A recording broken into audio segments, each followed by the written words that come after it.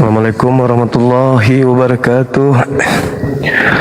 Alhamdulillah, puji syukur senantiasa kita ucapkan kepada Allah Subhanahu wa taala dikarenakan nikmat iman, nikmat Islam yang kita miliki hari ini.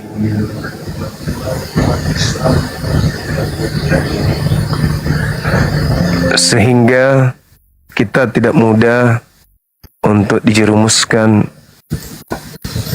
oleh musuh-musuh kita sendiri, yaitu iblis, yang menginginkan kita jauh dari menyembah pencipta langit dan bumi, mengarahkan kita malah mengikuti keinginannya untuk menyembah kepada makhluk.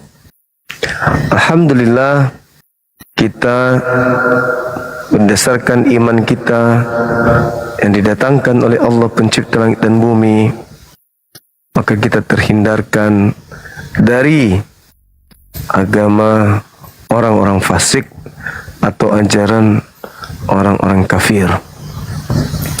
Salam serta taslim kepada junjungan kita baginda Rasulullah Muhammad SAW. Beliau yang telah mengajarkan kita apa tujuan kita hidup di bumi ini,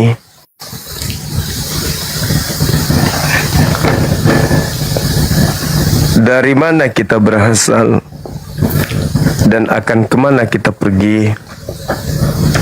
Beliau yang mengajarkan kita melalui dinul Islam. Beliau meninggalkan Al-Quran dan juga As-Sunnah.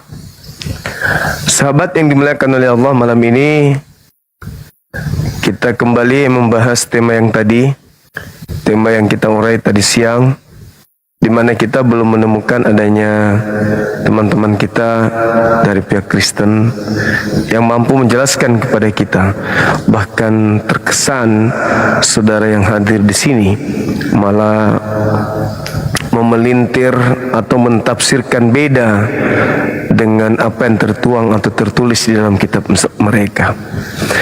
Nah, malam ini kembali kita mengajak mereka, Tuhan Elohim membuat kemudian apa yang mereka salib, orang-orang kafir salib, orang yang tidak beriman kepada Nabi Isa, untuk dijadikan sebagai sembahan atau Tuhan bagi mereka.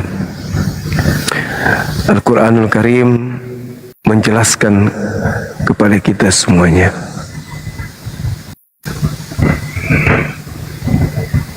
Apa ini? Apa ini? Приветики. Hello. Apa ini? Мама. Посмотри, сколько я натапала. Ты натапала 1,6. Он сейчас выйдет, блядь. Goodbye. Apa itu?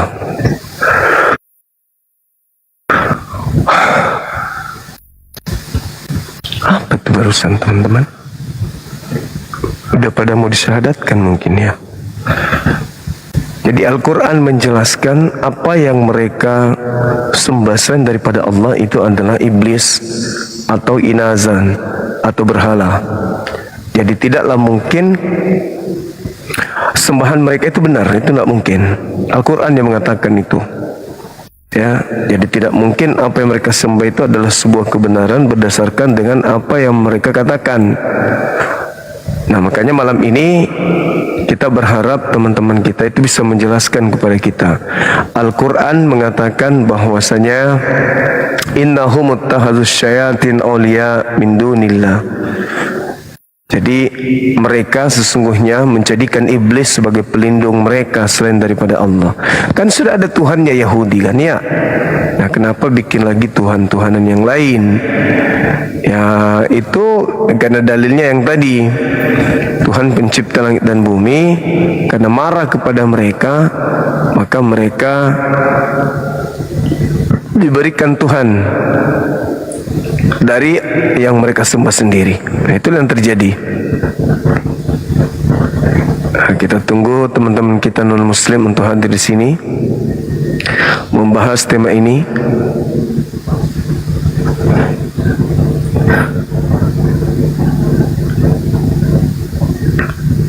tema yang begitu menarik ya untuk supaya dipahami oleh mereka teman-teman kita.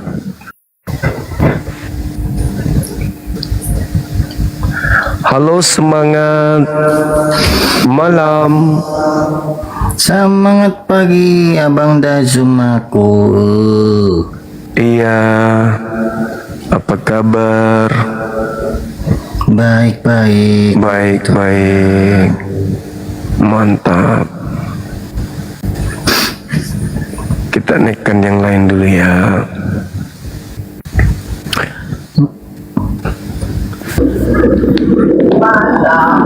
Semangat malam. Assalamualaikum Gurunda, selamat malam. Ya, semangat malam. Dari mana ini? Aku dari tadi di sini. Katolik, Protestan. Mana oten, naikkan oten Gurunda. Anda sendiri apa agamanya? Aku Kenapa suaranya kayak habis sambil ngunyah sendal jepit, Bang? Jangan-jangan mabuk lagi. Halo, Saudara Soeharto. Waalaikumsalam Bang Zuma, selamat malam, selamat berjumpa kembali. Di sini saya sebagai Muslim, cuman mengomentari aja dengan Bang Zuma. Ya. Alhamdulillah perjuangannya untuk memperjuangkan agama kita dengan baik dan benar. Alhamdulillah, Bang. kasih. Alhamdulillah, Bang. Terima kasih banyak, Masya Allah. Ya, tema kita terkait dengan Tuhan, membuat Tuhan baru, kan gitu. Tuhan membuat Tuhan, kan gitu ya. Tuhan membuat Tuhan. Iya. Ya. Di dalam Alkitab ya, memang merujuknya seperti itu ya Bang Zuma ya. Iya. Tetapi sebenarnya itu di dalam Alkitab kan ada 3 ya Bang ya. Ada 3, Bapa, Putra, dan Roh Kudus. Ketiganya itu satu. Satu dalam arti kita itu tidak menyembah ketiganya, tapi dalam kesatuannya itu ada hakikat. Seperti itu.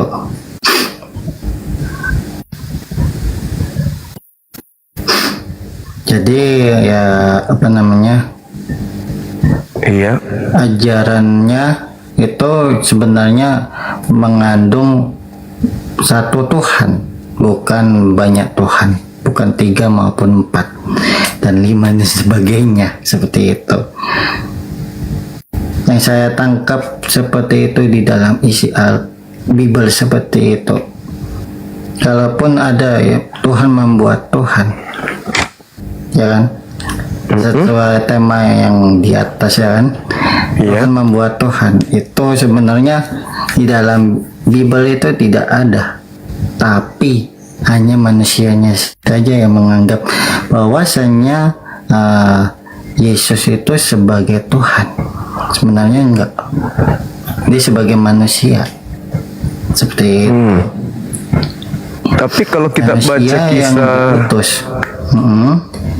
kalau kita baca kisah Rasul 2 di 36, di situ dikatakan maka semua orang Israel harus tahu dengan pasti Ya, bahwa betul. Yod-Heh-Vav-He telah membuat Yesus yang kau salibkan itu menjadi Tuhan. Tuhan, iya. Nah, berarti dia menjadi Tuhan bagi yang menyalib. Ya, betul. Bagi yang menyalibkannya seperti itu. Nah, itu dia. Yang- Berarti ini kan Tuhan baru. Iya, kayaknya itu banyak orang yang tidak tidak mengetahui siapa sih Yesus itu. Dia itu berasal dari mana gitu. Kita dalam Alkitab jelas bahwasanya dia itu sebagai utusan, sebagai manusia yang berinkarnasi seperti itu. seperti di dalam Alkitab ya, dalam Yohanes 10 ayat 14, dia kan berinkarnasi menjadi manusia seperti itu, bagi orang yang percaya. Iya, maksud saya, berarti Yesus ini sudah diakui bahwa dia adalah Tuhan baru kan? Ya, bagi orang yang percaya. Bagi yang nggak percaya akan Yesus ya enggak gitu.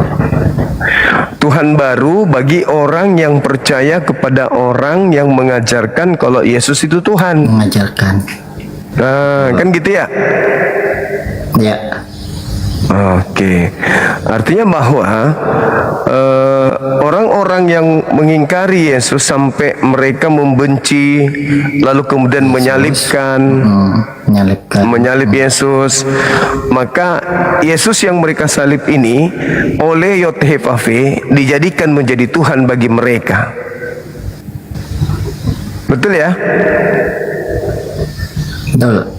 Nah, mereka tidak ingin sendiri menuhankan Yesus yang mereka salibkan ini, maka mereka mengajarkan sampai ke Indonesia ajarannya agar banyak orang yang menjadikan Yesus itu sebagai Tuhan.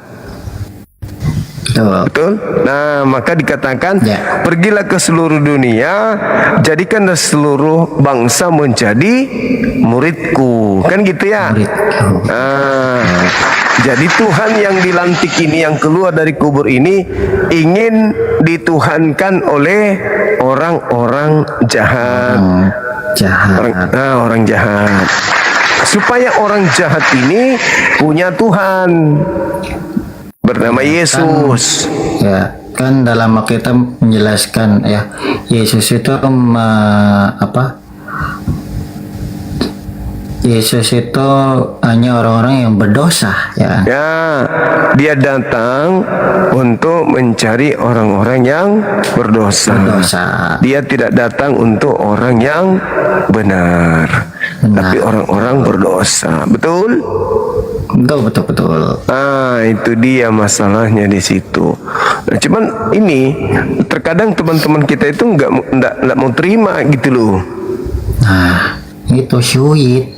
Nah, sulit. Gitu saudara. Ini saya perkenalkan dulu teman-teman. Beliau teman kita ini adalah lulusan S2 teologi menurut pengakuan beliau. Dan dulu pernah saya Islamkan beliau, tetapi kembali murtad kembali karena beliau merasa nyaman di kekristenan, gitu ya. Ya, begitu teman-teman sekalian. Pernah dulu kita syahadatkan pendeta agung ini, tapi kembali lagi dalam pangkuan Kristus. Oh, thank you, brother. I am dance.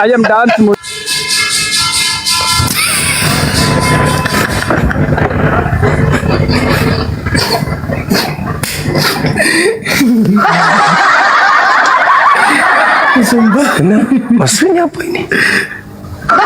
Ini manusia kan? Ini video atau apa ini? Ya, buat konten itu kayaknya. Tapi kenapa di sini gitu loh? Kenapa bikin kontennya di sini?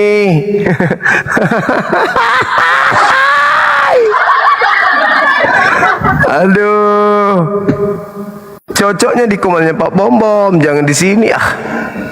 Pak Bom aja joget supaya dia badannya turun.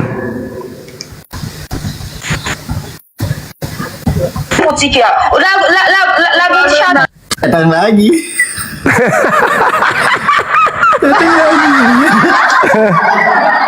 Apa orang itu? Dia cuma mau joget. Mau joget dia. Mau pamer dia itu. Dia mau pamer kok dia bisa joget kayak Amir Khan.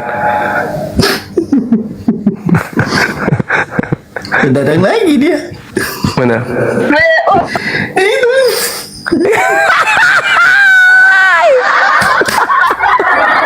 Iya, kayaknya tangannya lebih panjang dari kakinya deh.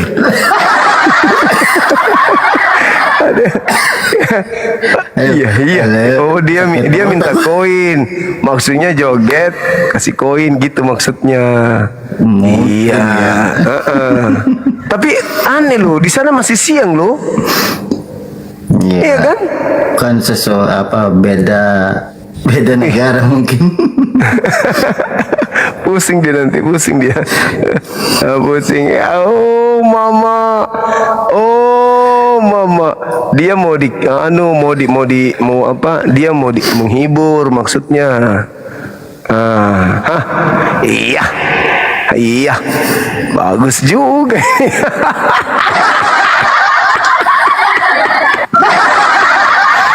Aduh, gimana ini? Pohon ketapang berjoget. Aduh, kodo. Ya, kasih dulu koin baru kita turunkan. Kasihan dia cari duit ini. Cari nafkah dia. Iya. Apa enggak encok pinggangnya ini? Hah? Pinggangnya ke kiri terus loh. Oh. Oh, dia spesial joget. Iya. Oh my god, senang kali dia. Tapi saya takut dia kesini terus nanti. Udah turunin, Pot. Nanti lama-lama dijadikan langganan di sini. Ya Allah. Capek dia joget, kasihan pinggangnya patah nanti. Jangan lagi dinaikkan host moderator. Biarkan aja dia. Encok lagi. Encok nanti dia. Si Bang Zuma yang aku sayangkan ya. Thank you barakatuh, Bang Zuma. Waalaikumsalam warahmatullahi wabarakatuh. Aku mau nanya nih Bang Zuma. Iya, dari mana Bang?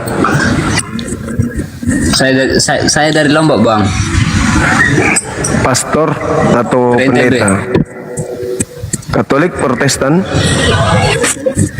Islam. Oh, alhamdulillah, masya Allah. Iya. Islam Bang. Keren. Soalnya memang ya kayak gini lah Bang Zuma ya. Setiap aku lihat live-nya Abang itu, ceramahnya Abang itu apa itu di dalam hati itu selalu ada gitu loh. Selalu ada gitu loh. Maksudnya gimana itu? Maksudnya dalam istilah perkataan Abang itu ya menyentuh lah gitu, menyentuh gitu. Oh, syukur alhamdulillah. Iya. Karena apa Bang ya? Aku kan orangnya gimana ya, ampur adul gitu loh Bang ya, ampur adul gitu juga, ampur adul gitu. Tapi kalau selalu melihat ceramah Abang itu ya selalu tersentuh, apalagi kalau masalah perdebatan gitu loh Bang ya. Iya. Perdebatannya kayak gimana gitu kan. Tapi cuma satu aja Bang yang aku mau bertanya ini Bang ya. Memang aku udah capek Bang, udah capek betul aku Bang. Apa itu bertanya? Melawan hawa nafsu ini kayak gimana sih Bang? Iya, betul. Iya harus takut sama Allah. Nggak bisa tidak, cuman itu solusinya. Karena nafsu itu kalau diturutin aspal pun bisa ditelan kan gitu. Memang betul Bang. Betul yang Abang bilang itu.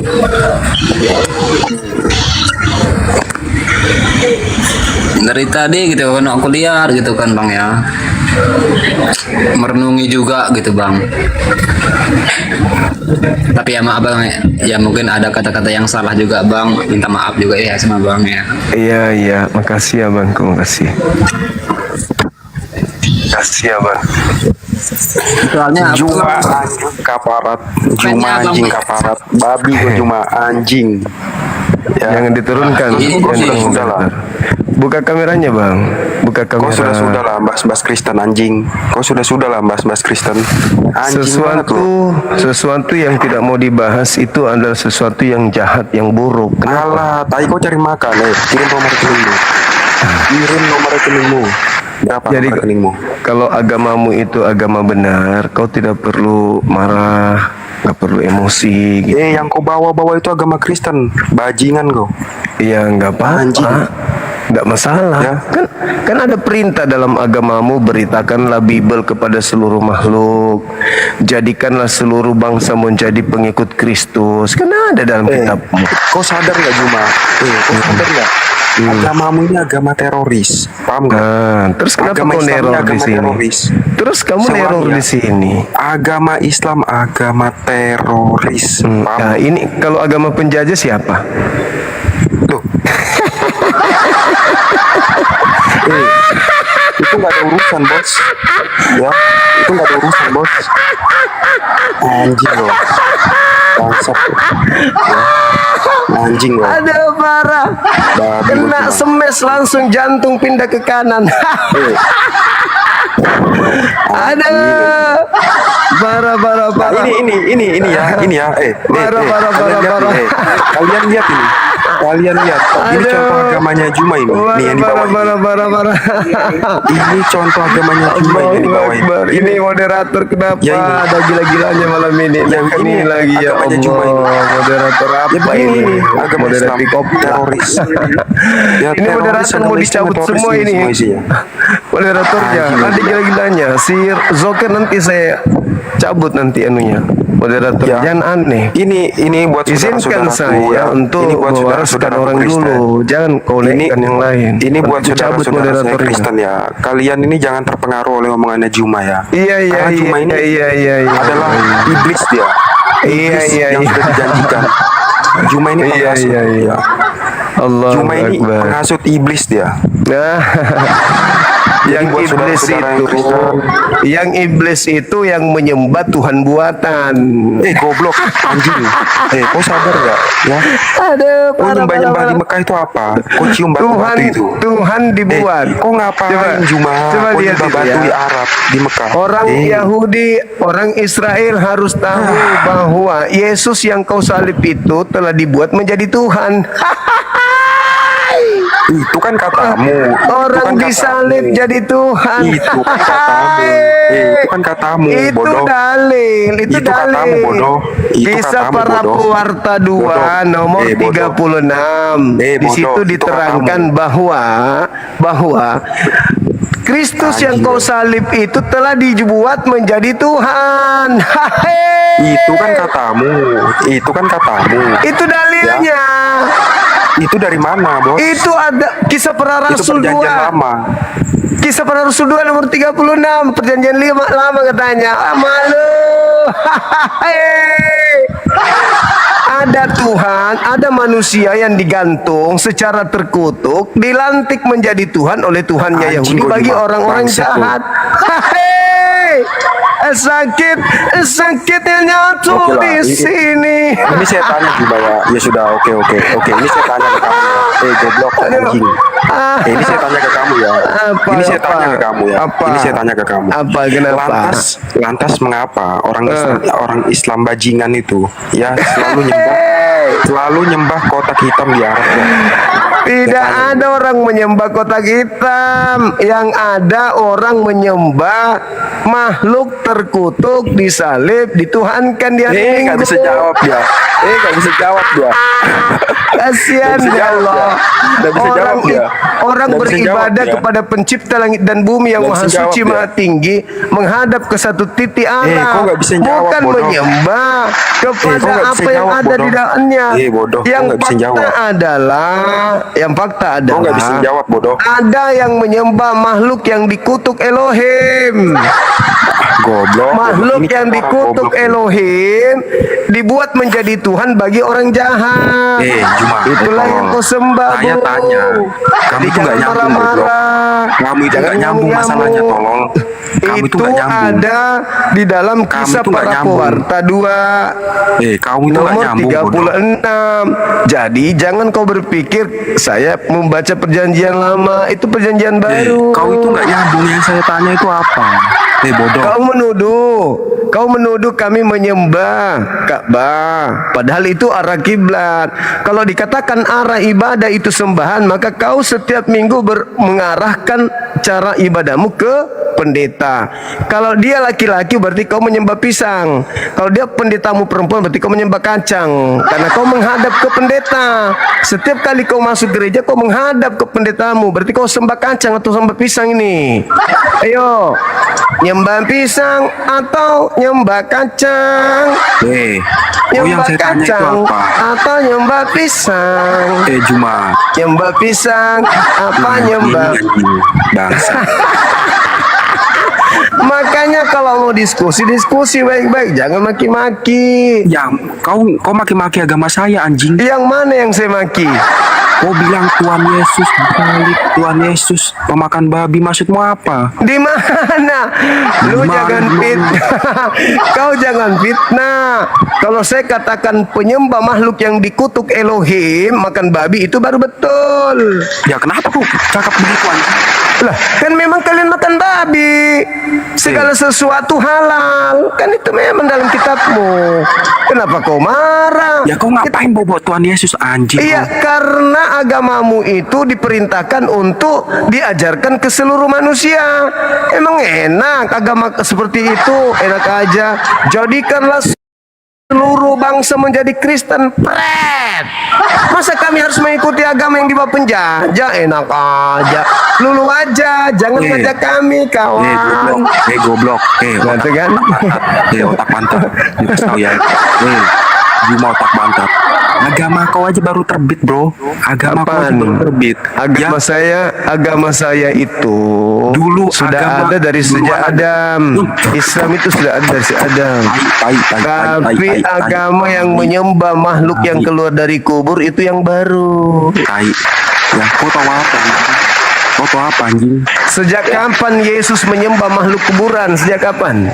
Yesus tidak pernah menyembah makhluk kuburan. Maria ibu Yesus, Maria ibunya Yesus tidak pernah menyembah makhluk yang keluar dari kubur. Paham kau? Anjing.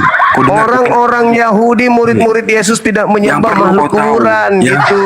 Yang perlu kau tahu ya. Agamamu itu agama baru. Kami punya agama sudah lama. Malu kau Juma. Malu kau Juma. Adonai Malu kau Juma. Adonai Ahad. Malu kau Juma. Malu kau Juma. Yesus menyembah kepada hakikat yang maha suci, Bung. Bukan menyembah kepada makhluk yang dikutuk. Galatia 3 nomor 13. Kristus telah menebus Kristen yang ada di Ankara Turki dari kutuk hukum Taurat dengan jalan menjadi kutuk, karena Kristen sebab ada tertulis, terkutuklah orang yang mati di atas tiang salib. Tuh, kau pahami dulu ya. terkutuklah orang yang digantung. Tuhan Yesus turun ke bumi itu untuk apa? Kau pahami dulu itu. Untuk menjadi Tuhannya orang jahat. Anjing. Mulutmu, anjing. Ya itu fakta. Fakta bangsat kau, anjing. Kisah para Rasul 2:36. Baca itu. Kau pahami dulu Tuhan Lukas Yesus 5 nomor 32. Yesus datang untuk orang jahat. Kau baca jangan sepotong-sepotong, anjing. Kau baca, coba kau baca. Coba kau yang baca. Menurut saya, anjing. Makanya. Bangsat kau. Kau nyebut saya anjing itu artinya bahwa kau lagi ngiler mau makan aku ya. Memang kau binatang. Kau kan pemakan anjing. Kau sebut saya anjing berarti kau rasanya mau makan aku juga. Ya ajaran kamu itu. Lah agama mau makan anjing. Kamu kalau habis makan anjing baumu bau anjing nggak? Mulutmu yang bau anjing, goblok. Masker. Buset kau. Anjing kau. Kalau habis makan babi mulutmu bau babi nggak? Kau paham Juma ya? Selagi kau dengar ini, anjing. Selagi kau masih bawa agama saya, saya tandai kamu sampai kapanpun. Saya tandai kau, paham kau. Kau kalau habis makan babi mulutmu bau apa? Bau apa? Ya nggak ada bau, goblok banget ini orang anjing. Kau kebanyakan minum kucing onta. Kau itu kebanyakan minum kucing onta. Semoga Tuhan Yesus mengampunimu Jumat. Masalah generasi Yesus yang malam berdoa kepada Tuhanku. Ngapain kau anggap Yesus Tuhan? Yesus itu dilantik. Yesus itu dilantik menjadi Tuhan hanya untuk orang-orang kafir. Ya, Kisah kau para yang kafir. Rasul, Ya, kau Kisah kafir para itu. Rasul 2 nomor 36. Seluruh Israel harus tahu bahwa Tuhan Elohim telah membuat Yesus yang kau salibkan itu menjadi Tuhan. Yeay! Udah, kau ngarang sudah. Ya, udah kau ngarang. Kau ngarang itu sudah. Pantasan aja kau makan babi, ternyata kau kelompok orang jahat yang diberikan Tuhan yang kedua. Tuhan Yesus, anjing ini orang. Aduh. Ini buat saudara-saudara ya, buat Aduh, parah. Kristen. Parah, Ini parah, jangan parah. percaya mana Juma ini. Tidak perlu kau iblis. percaya.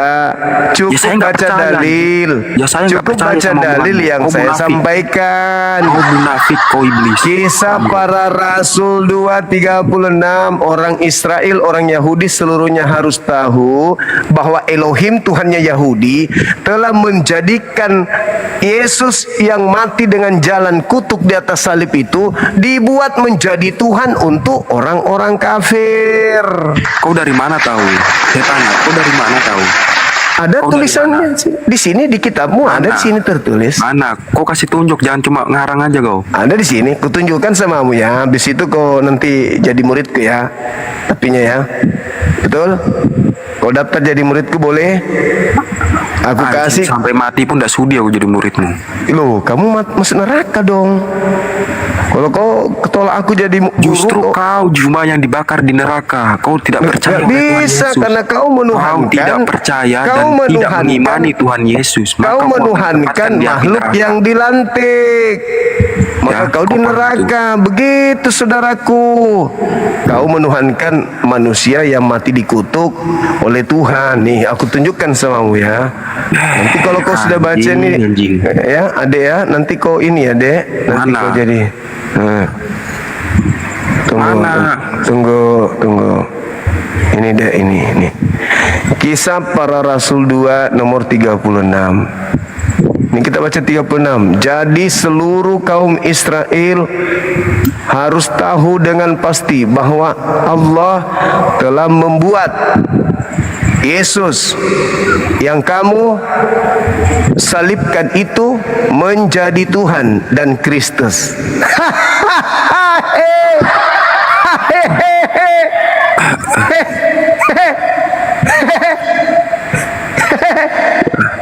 Gimana? Gimana dek? Kamu jadi muridku? Aku kasih nomor HP ku, kamu jadi murid. Aku ajari kau Bible dengan benar, tidak seperti di gereja, di doktrin, di dogma. Sama aku kau belajar dalil. Oke. Nah, gitu dong. Gimana? Ya. Oke, Asyhadu, saya akui lah. asyhadu. Masa kau menyembah Tuhan yang dilantik? Pertama kamu ganteng, kamu masih muda, ya toh, lumayan pintar. Masa mau dibodoh-bodohi nyembah Tuhan yang dilantik? Sementara Tuhan yang dilantik itu diberikan untuk disembah bagi yang menyalib Yesus. Masa kamu tega? Hidup lu habis di bumi percuma menyembah makhluk yang dilantik jadi Tuhan. Hah? Bersyukur ada Bang Suma yang meluruskan. Kalian kan cuma di doktrin, dogma di gereja. Pendeta hanya kasih ayat-ayat kasih persembahan obat kuping. Tapi kalian tidak dikasih waktu untuk bertanya tentang iman kalian. Gitu. Ya, sekarang saya ya oke Juma oke. Itu dong. Santai. Mau jadi murid? Menurut di agamamu, Tuhan Ya. Yesus itu siapa? Tuhan Yesus itu kalau kita lihat dalam Al-Quran surah Al-Araf ayat 27 ayat 30, pencipta langit dan bumi sama seperti tadi di kisah para rasul itu. Pencipta langit dan bumi menjadikan iblis sebagai Tuhan bagi orang-orang kafir disebabkan karena mereka tidak beriman. Buktinya Apakah orang yang menyalib Yesus itu adalah orang yang beriman? Tidak kan? Nah itu dia. Makanya Tuhan Yahudi membuat Yesus yang mereka salib itu menjadi Tuhan mereka. Silakan aja kau tuhankan itu sampai mau mati.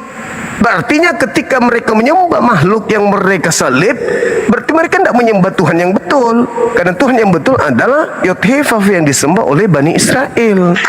Itulah yang Al-Quran katakan. Makanya ketika Nabi Isa ingin disalibkan oleh orang-orang kafir, Nabi Isa diselamatkan. Nah, yang mereka salib penggantinya. Siapa penggantinya? Oke, terus yang disalib siapa? Nah, itulah yang dikatakan oleh Paulus. Kristus telah menebus kita dari kutuk hukum Taurat dengan jalan menjadi kutuk karena kita. Sebab ada tertulis, terkutuklah orang yang digantung di atas tiang salib. Masakan Yesus yang terkutuk? Orang Yesus itu manusia suci. Dia terkemuka di dunia dan di akhirat tidak pernah sedikit pun tersentuh dosa. Kok bisa dia terkutuk?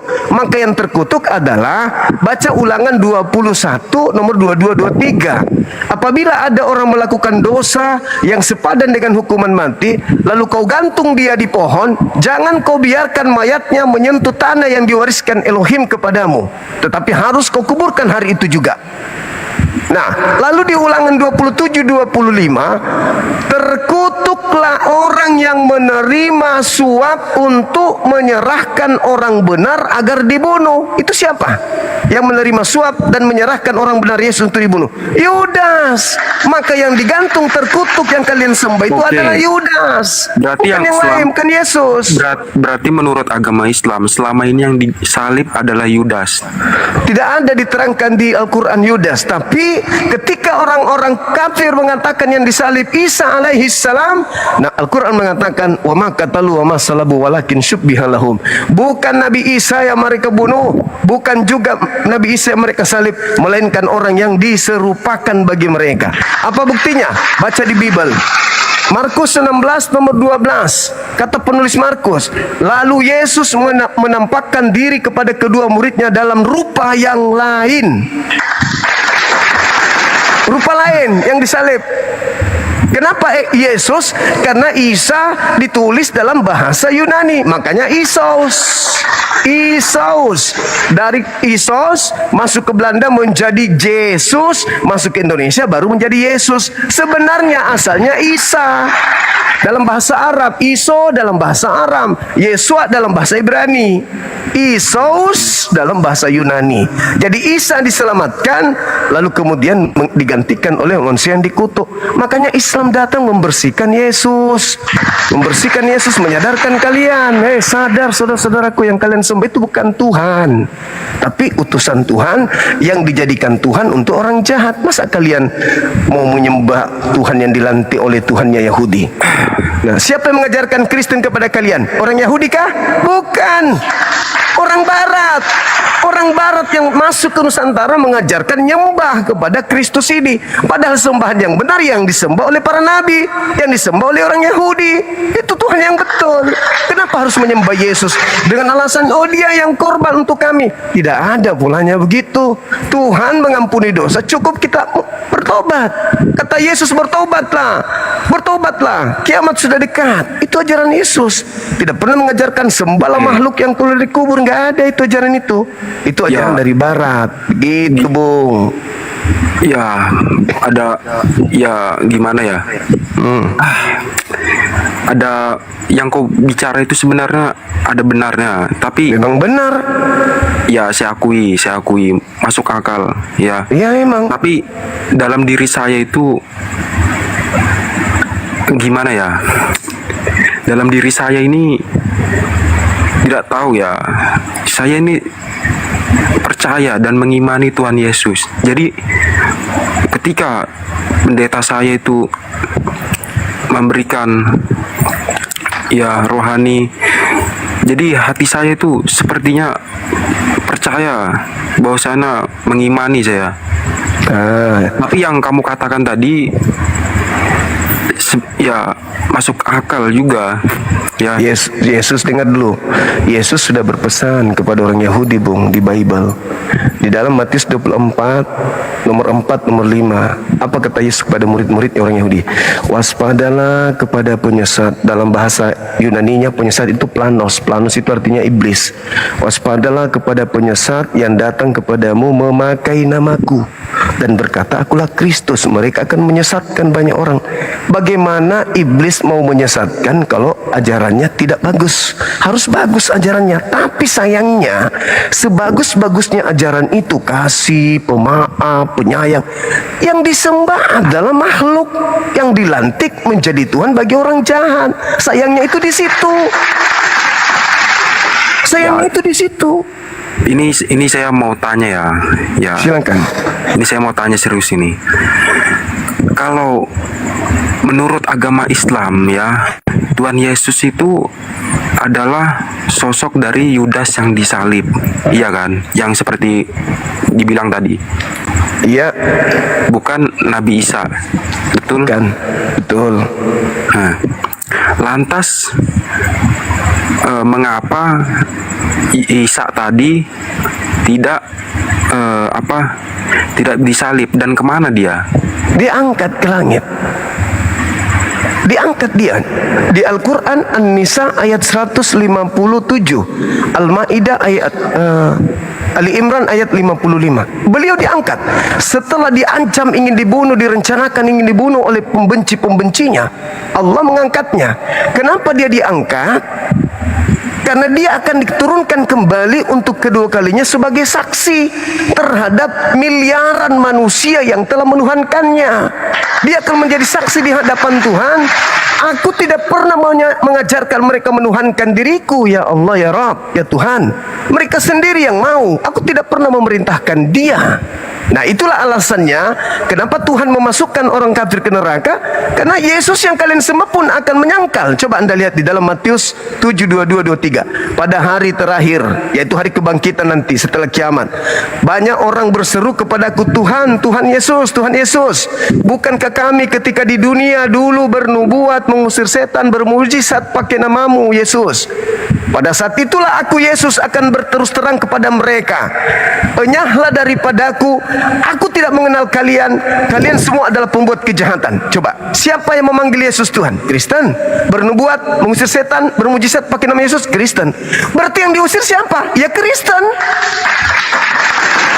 Oke, mana lagi? Al-Quran juga mengatakan begitu. Wa idza husyiran nasu kanu lahum a'da wa kanu bi ibadatihim kafirin. Pada hari terakhir nanti ketika seluruh manusia dikumpulkan, apa yang mereka sembah selain daripada aku, Allah, akan menjadi musuh mereka. Misalnya Kristen menyembah Yesus, akan menjadi musuh Yesus.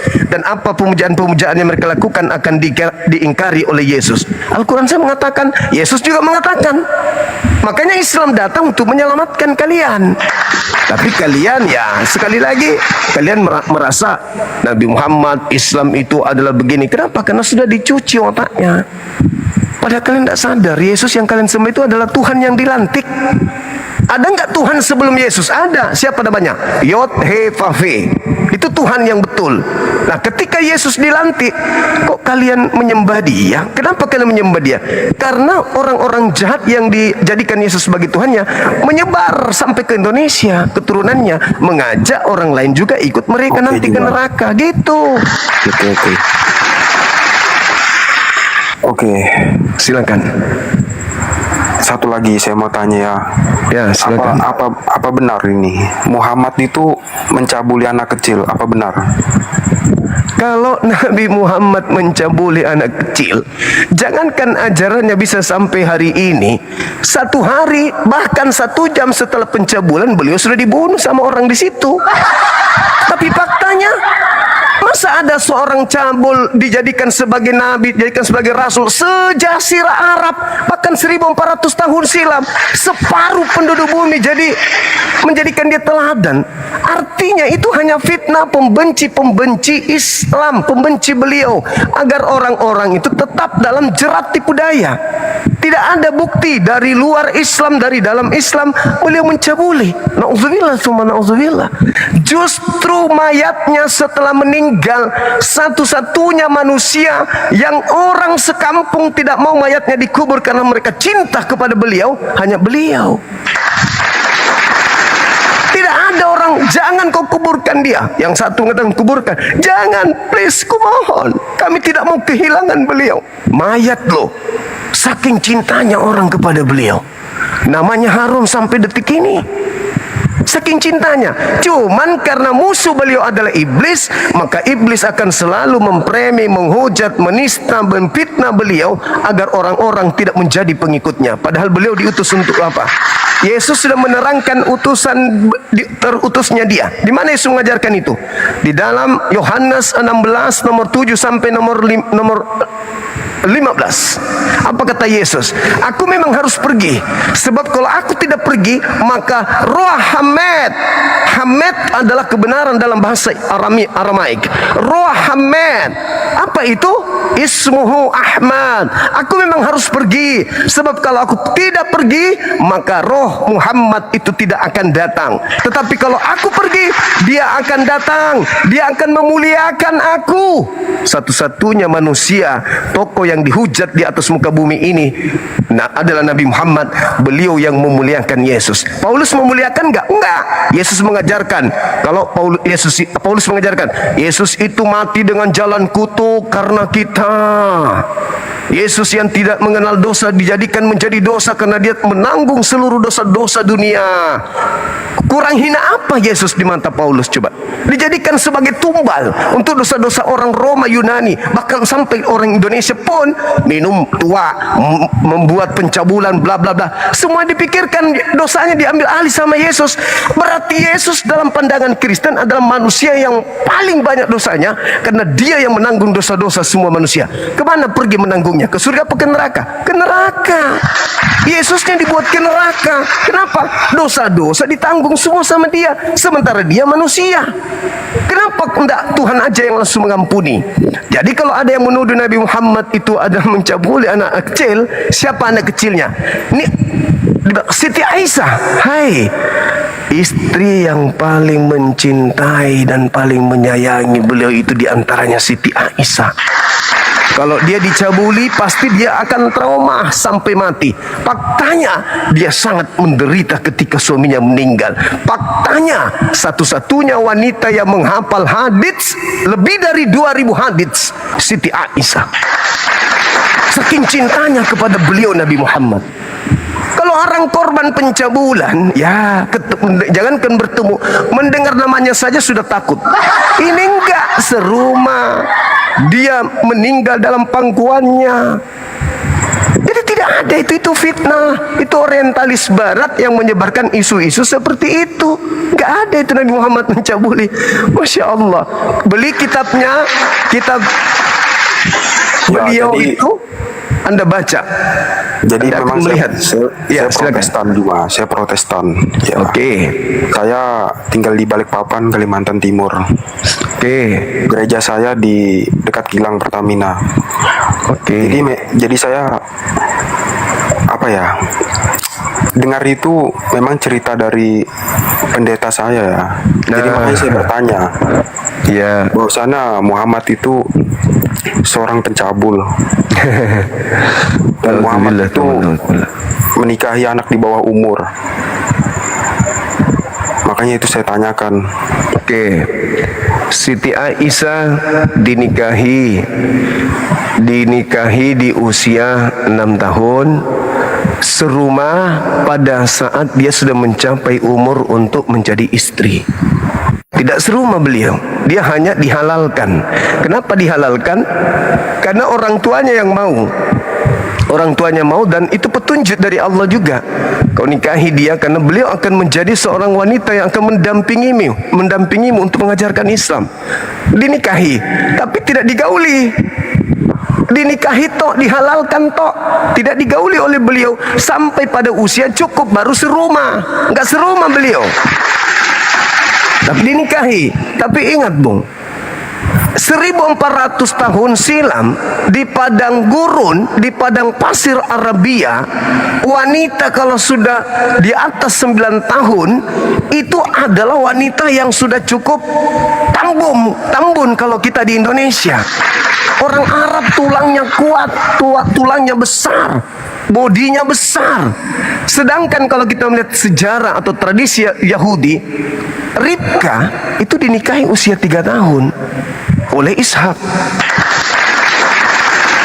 Dan orang-orang Yahudi boleh kok menikahi usia 3 tahun. Orang Yahudi sampai hari ini itu tradisi Judaism. Boleh. Tidak ada larangan. Apa dasar pijakannya? Anda baca kitab Bilangan 13 nomor 17, 18 dan seterusnya. Di situ boleh menikahi anak kecil, mengambil anak kecil, yang penting dia masih perawan. Rampasan perang yang masih perawan, meski usia 1 tahun, 2 tahun, 3 tahun, kalau dia masih perawan, ambil dia untukmu. Itu dalil. Makanya di Bible, perjanjian lama, perjanjian baru, Anda baca, tanya pendeta Anda, ada nggak batasan usia perempuan untuk dikawini? Nggak ada. Nggak ada. Tanya pendeta, ada nggak bang? Pendeta ini bang semua bilang batasan usia anak-anak wanita untuk dikawini itu berapa tahun di Bible? Nggak akan ada jawabannya itu. Itu nggak ada. Begitu saudara. Jadi bahaya memang kalau kita mendengarkan Islam dari luar. Kita harus belajar dari kitabnya langsung. Nah, sama seperti saya belajar Ini, Bible. Saya bisa nggak menghubungi siapa ya? Saya ingin banyak yang ingin saya tanyakan lah. Teman kita Saya ada di mau sana. Di Kalimantan Saya mau boleh. coba. Ya. Gimana? Boleh DM saya, nanti saya arahkan ke orang yang ada di sana di Kalimantan, gitu bang. Saya mau DM coba saya aja. cari tahu lah. Siapa yang bisa saya hubungi? Ya DM saya, nanti saya arahkan ke teman kita yang daerah sana, atau yang lewat sosmed juga bisa. Gitu. Ya sebenarnya saya tadi memang agak emosi ya, karena hati saya ini sudah betul-betul mengimani Tuhan Yesus. Jadi ketika ada orang yang membawa Tuhan Yesus, jadi saya agak terpancing emosi. Tapi ketika kamu menjelaskan tadi, saya ngerasa ada sedikit yang mengganjal menurut saya ya. Nggak tahu kenapa saya kayak ngerasa ada mengganjal. Nanti saya coba hubungi lewat DM. Oke. Siap. Ya, saya yang bisa hubungi. Banyak yang mau saya tanyakan. Baik, silakan bang, silakan. Saya minta maaf kalau ada kata-kata saya yang kurang berkenan. Oke. Ya. Oke lah. Kasih ya. Oke, makasih sebelumnya. Kasih. Siap. Nanti saya DM. Oke, saya tunggu. Nanti saya balas DM-nya. Oke, Bung, makasih ya. Makasih. Maafkan juga kalau saya ada kata-kata yang kurang berkenan, karena saya hanya membela iman saya, membela akidah saya, dan saya sebagai orang yang sedikit lagi usia 70 tahun dikatain bahasa-bahasa jorok di depan umum seperti ini kan juga ya, biar bagaimanapun ya kan, tua-tua begini kan masih merasa ganteng juga kan, jadi kan masa dipanggil babi gitu kan gak enak gitu bang. Gak apa-apa itu, silakan aja. Hidayah datangnya dari mana saja, dengan cara apapun. Kalau hidayah itu sudah datang, tidak ada kekuatan yang mampu untuk menghalangi, kan gitu.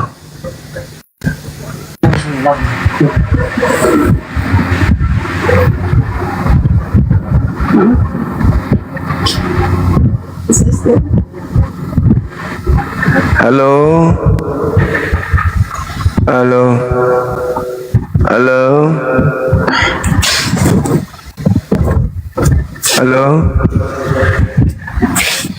Kenapa nangis, Dek? Kenapa? Suaminya selingkuh. Sama siapa? Alex. Sejak kapan? Oh, suaminya selingkuh dengan Alex. Ya kalau itu aku nggak tahu lah obatnya apa. Kasih aja racun tikus. Jangan sedihnya di sini.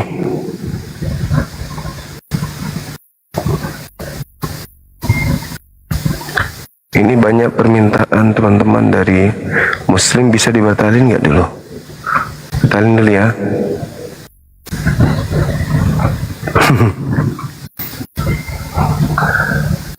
Kita itu Islam, memang ya gitulah polanya, menyampaikan kebenaran ya dengan retorika, metode yang kita pakai kan gitu.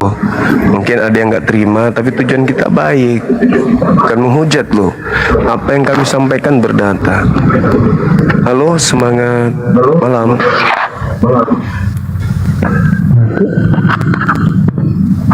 Halo. Halo. Halo. Halo. Mentang-mentang yang tadi jadi kalem, situ naik kalem-kalemkan diri juga. Padahal kan bisa jawab, bilang aja halo loha atau apa gitu. Waalaikumsalam warahmatullahi wabarakatuh. Halo, semangat Isya. Halo Bang Asong. Bang Asong. Asong.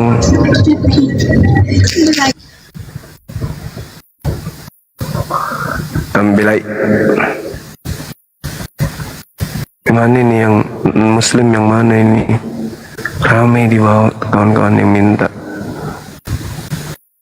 Coba diperiksa teman-teman permintaannya. Ramai kali Muslim yang minta. Bisa ya?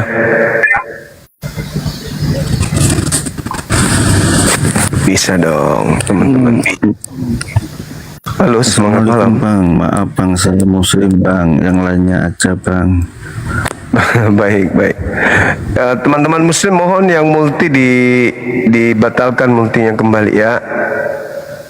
Boleh ya? Dibatalin ya teman-teman. Assalamualaikum.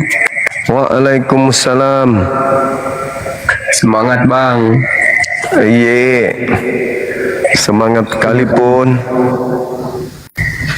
Banget semangatnya. Terima kasih.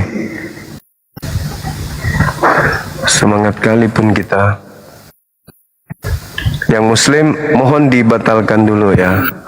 Mohon ya teman-teman, biar kita bisa memilah mana ini, mana kontennya. Halo, semangat malam. Malam bang. Halo.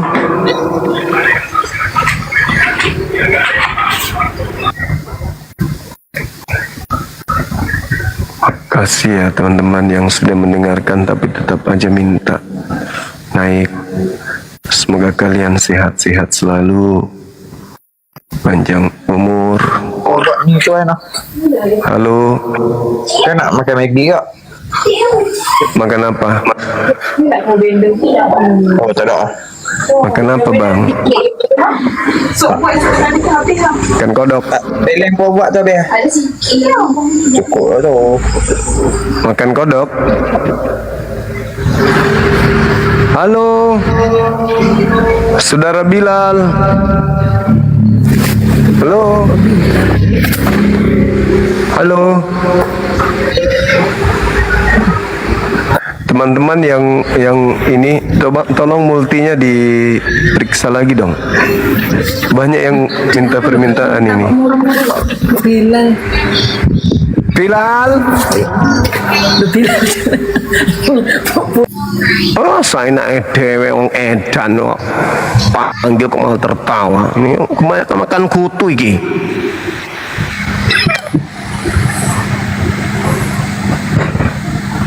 Apa lu pikir orang Jawa nggak bisa nobok?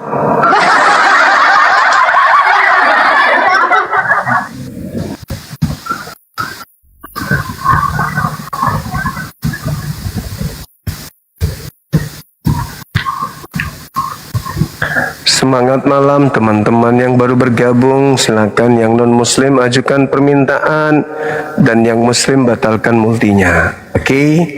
Jangan sampean pikir kami orang Jawa ini gak bisa marah lu. Kami juga orang Jawa ini bisa nyabet. Nyabet pakai silet. jangan kesabaran kami itu dimanfaatkan. Oh, kami sabar itu bukan berarti kami nggak bisa marah. Meskipun kami orang Jawa itu baik-baik semua, tapi kami juga bisa marah. Semangat malam. Halo. Halo. Semangat malam. Semangat malam. Semangat malam.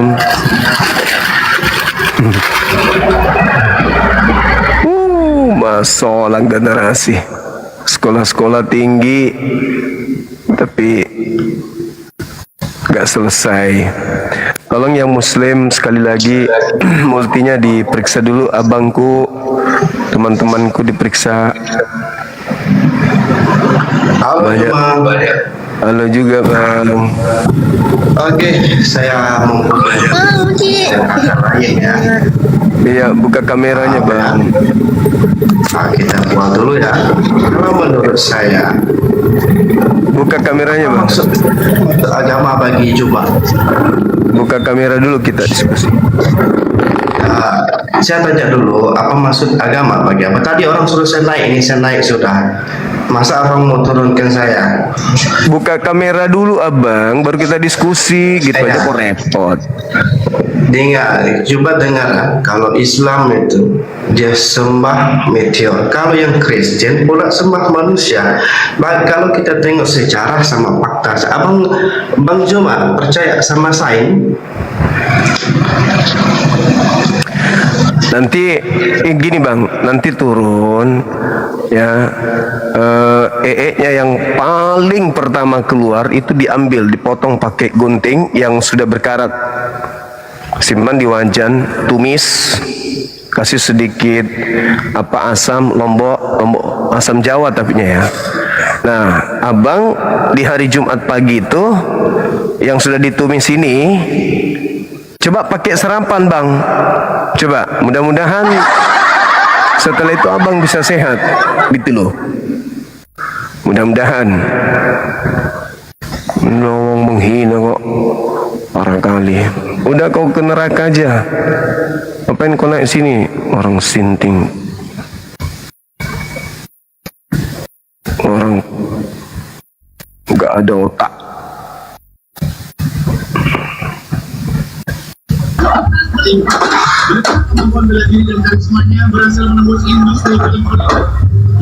Halo, semangat malam.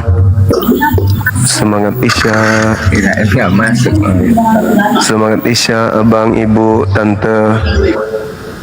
Halo. Halo. Waalaikumsalam Bang Juma. Iya, iya juga. Mana bang?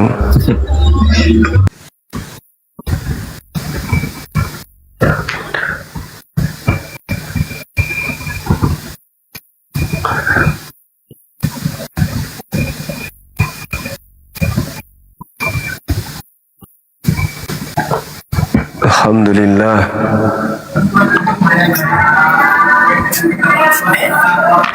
Halo. Semangat Isya. Halo. Diperiksa.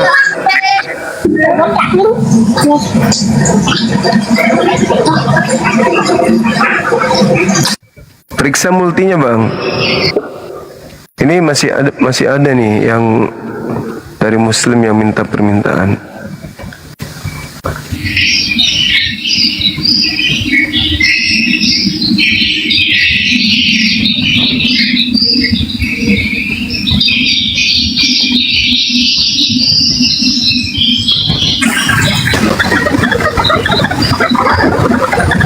Semangat Isya teman-teman. Halo. Malam. Malam juga. Katolik Protestan. Halo. Dari Katolik bang. Malam juga. Protestan apa Katolik? Saya Muslim. Semangat terus ya Bang Zuma ya, semangat terus. Oke, makasih. Thank you, brother. Halo, saudara Wawon. Wawon.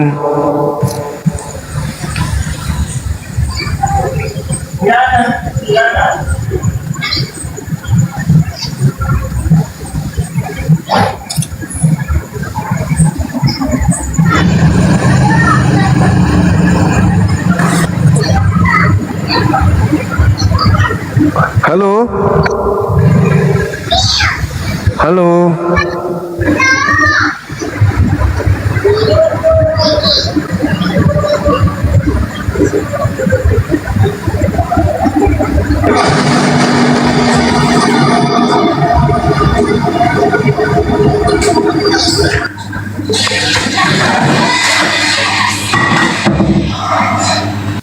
Semangat malam. Semangat malam.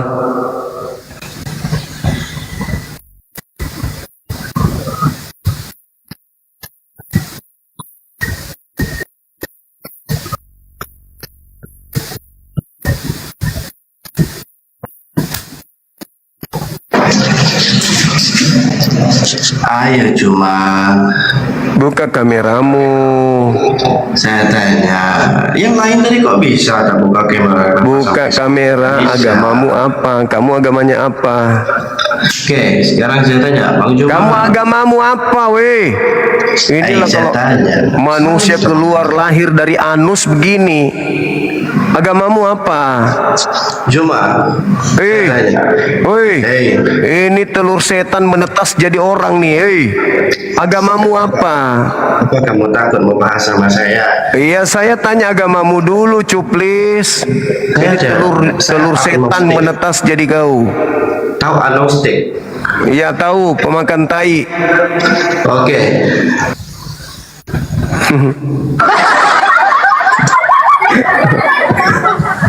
Kasar kali mulutmu kau tadi. Kau naik-naik kau tuduh mati senyembah batu meteor. Dasar bajingan.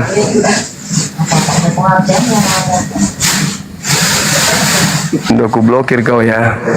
Kau mati sana. Ini akibat daripada telur jin menetas jadi orang. Kaulah itu. Enak kau diblokir. Kau naik sini langsung ngomong Islam nyembah batu meteor, dapatlah kau blokir. Kau menghujat sini, ku robek mulutmu nanti lama-lama.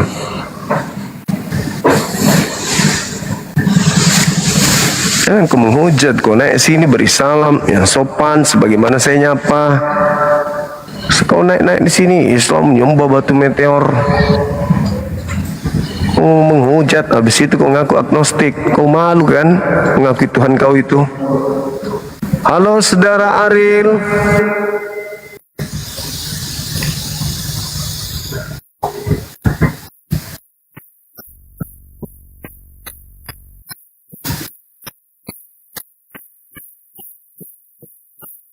Satu, Anda telah mengirim 0 koin ke aktor lain, kirim. Anda terhubung. Anda telah mengirim 0 koin, kirim hadiah untuk bergabung lebih cepat. Satu. Tidak tertarik, kirim. Anda telah mengirim 0 koin ke aktor lain, dapat memprioritaskan permintaan dari Anda dan pengguna lain yang mengirim total lebih, kirim. Tidak tertarik. Kirim. Halo, semangat malam. Halo. Semangat malam. Halo. Malam abang. Halo. Sahabat Rin, selamat bergabung. Halo Papa Muda.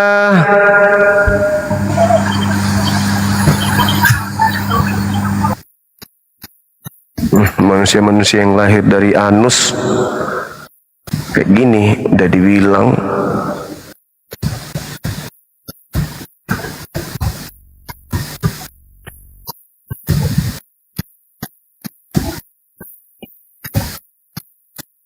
Minta permintaan udah dibilang jangan minta permintaan, periksa multinya mana tahu ada naik di sana kan. Nah, ada oten kelamaan mereka nunggu karena kita utamakan Anda semua. Begitu sudah pergi baru kalian turun, kan kelamaan itu namanya. Salah tekan ya udah, makanya diminta periksa dulu apakah ada permintaan atau gimana gitu kan ya. Gitu teman-teman.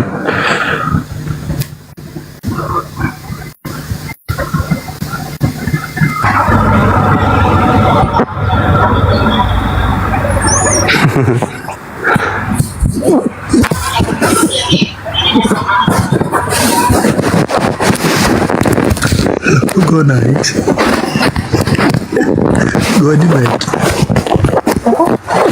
memang semua gue dinaikin, dinaikin namanya.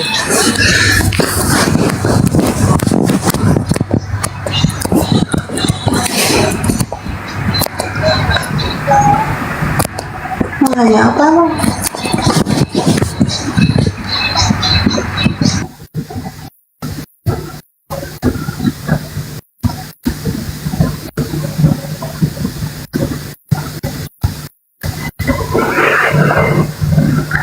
Dinaikin ya karena minta, makanya dinaikin.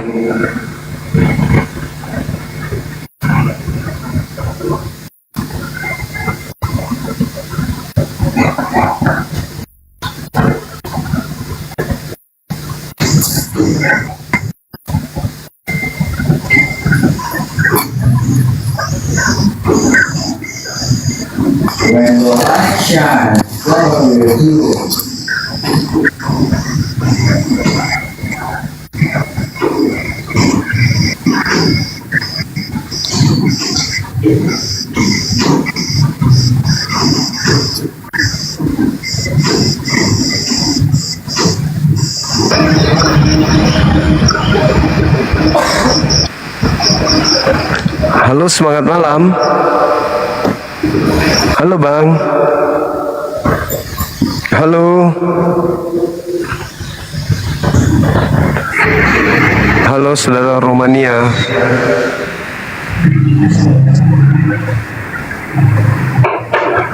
Halo saudara Apu. Apu.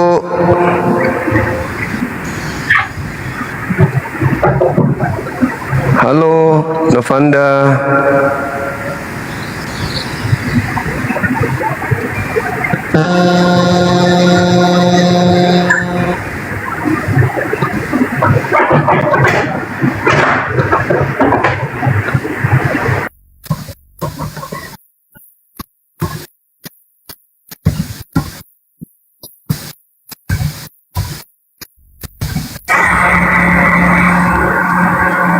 Semangat malam. Halo. Halo, semangat malam. Halo. Apa? Aku fansmu. Makasih.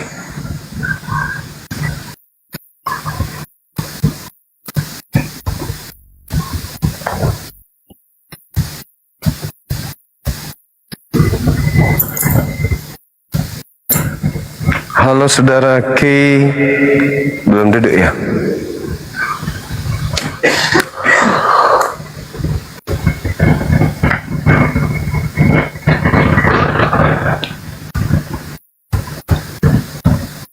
Halo.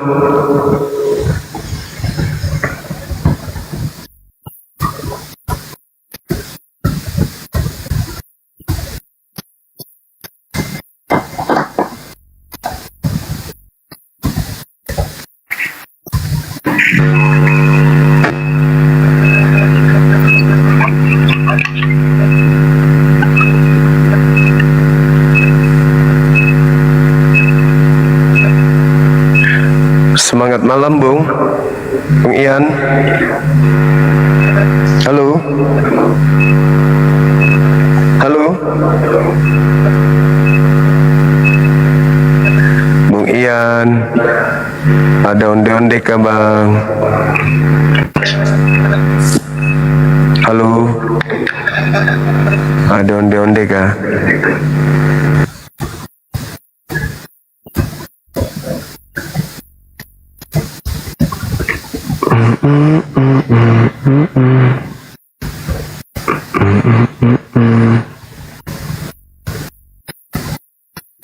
Kita cari dulu pendetanya, oh ya.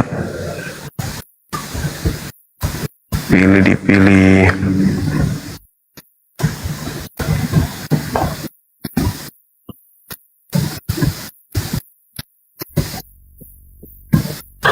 Sabar teman-teman, kita tunggu, bakal ada datang pastinya teman-teman kita yang non muslim yang mau menjelaskan tentang iman mereka ini terkait dengan tema kan ya. Makanya yang muslim tahan dulu, jangan naik gitu. Aku baru dia. Coba main aja dulu langsung. Kamu udah, aduh.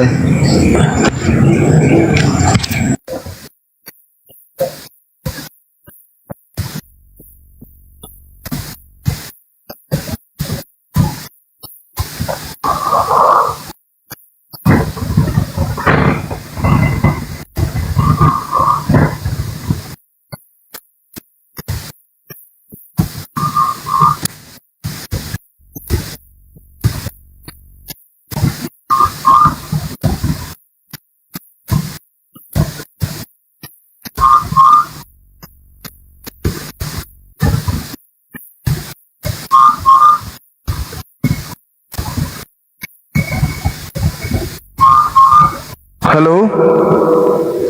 Halo? Jaringan saya ya? Kok nggak terbaca dia?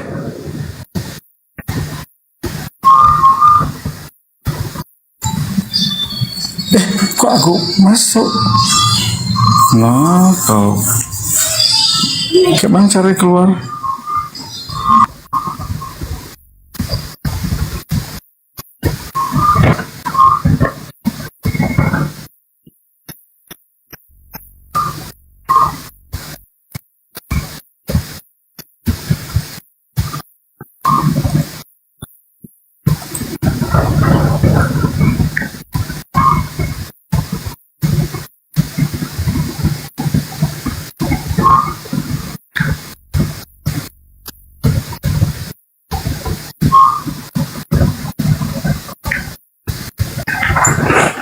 Kita tunggu ya teman-teman. Undangan kita sudah share ke teman-teman, mudah-mudahan bisa hadir malam ini untuk membahas tema kita ini ya. Duduk yang anteng, bikin kopi, jangan lupa bahagia.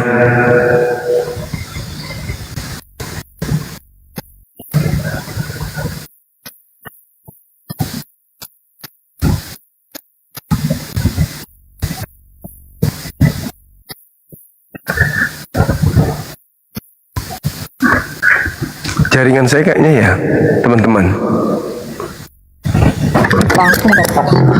Halo, semangat malam. Apa ini? Halo, Ya udah dia. semangat malam. Halo, malam Ibu.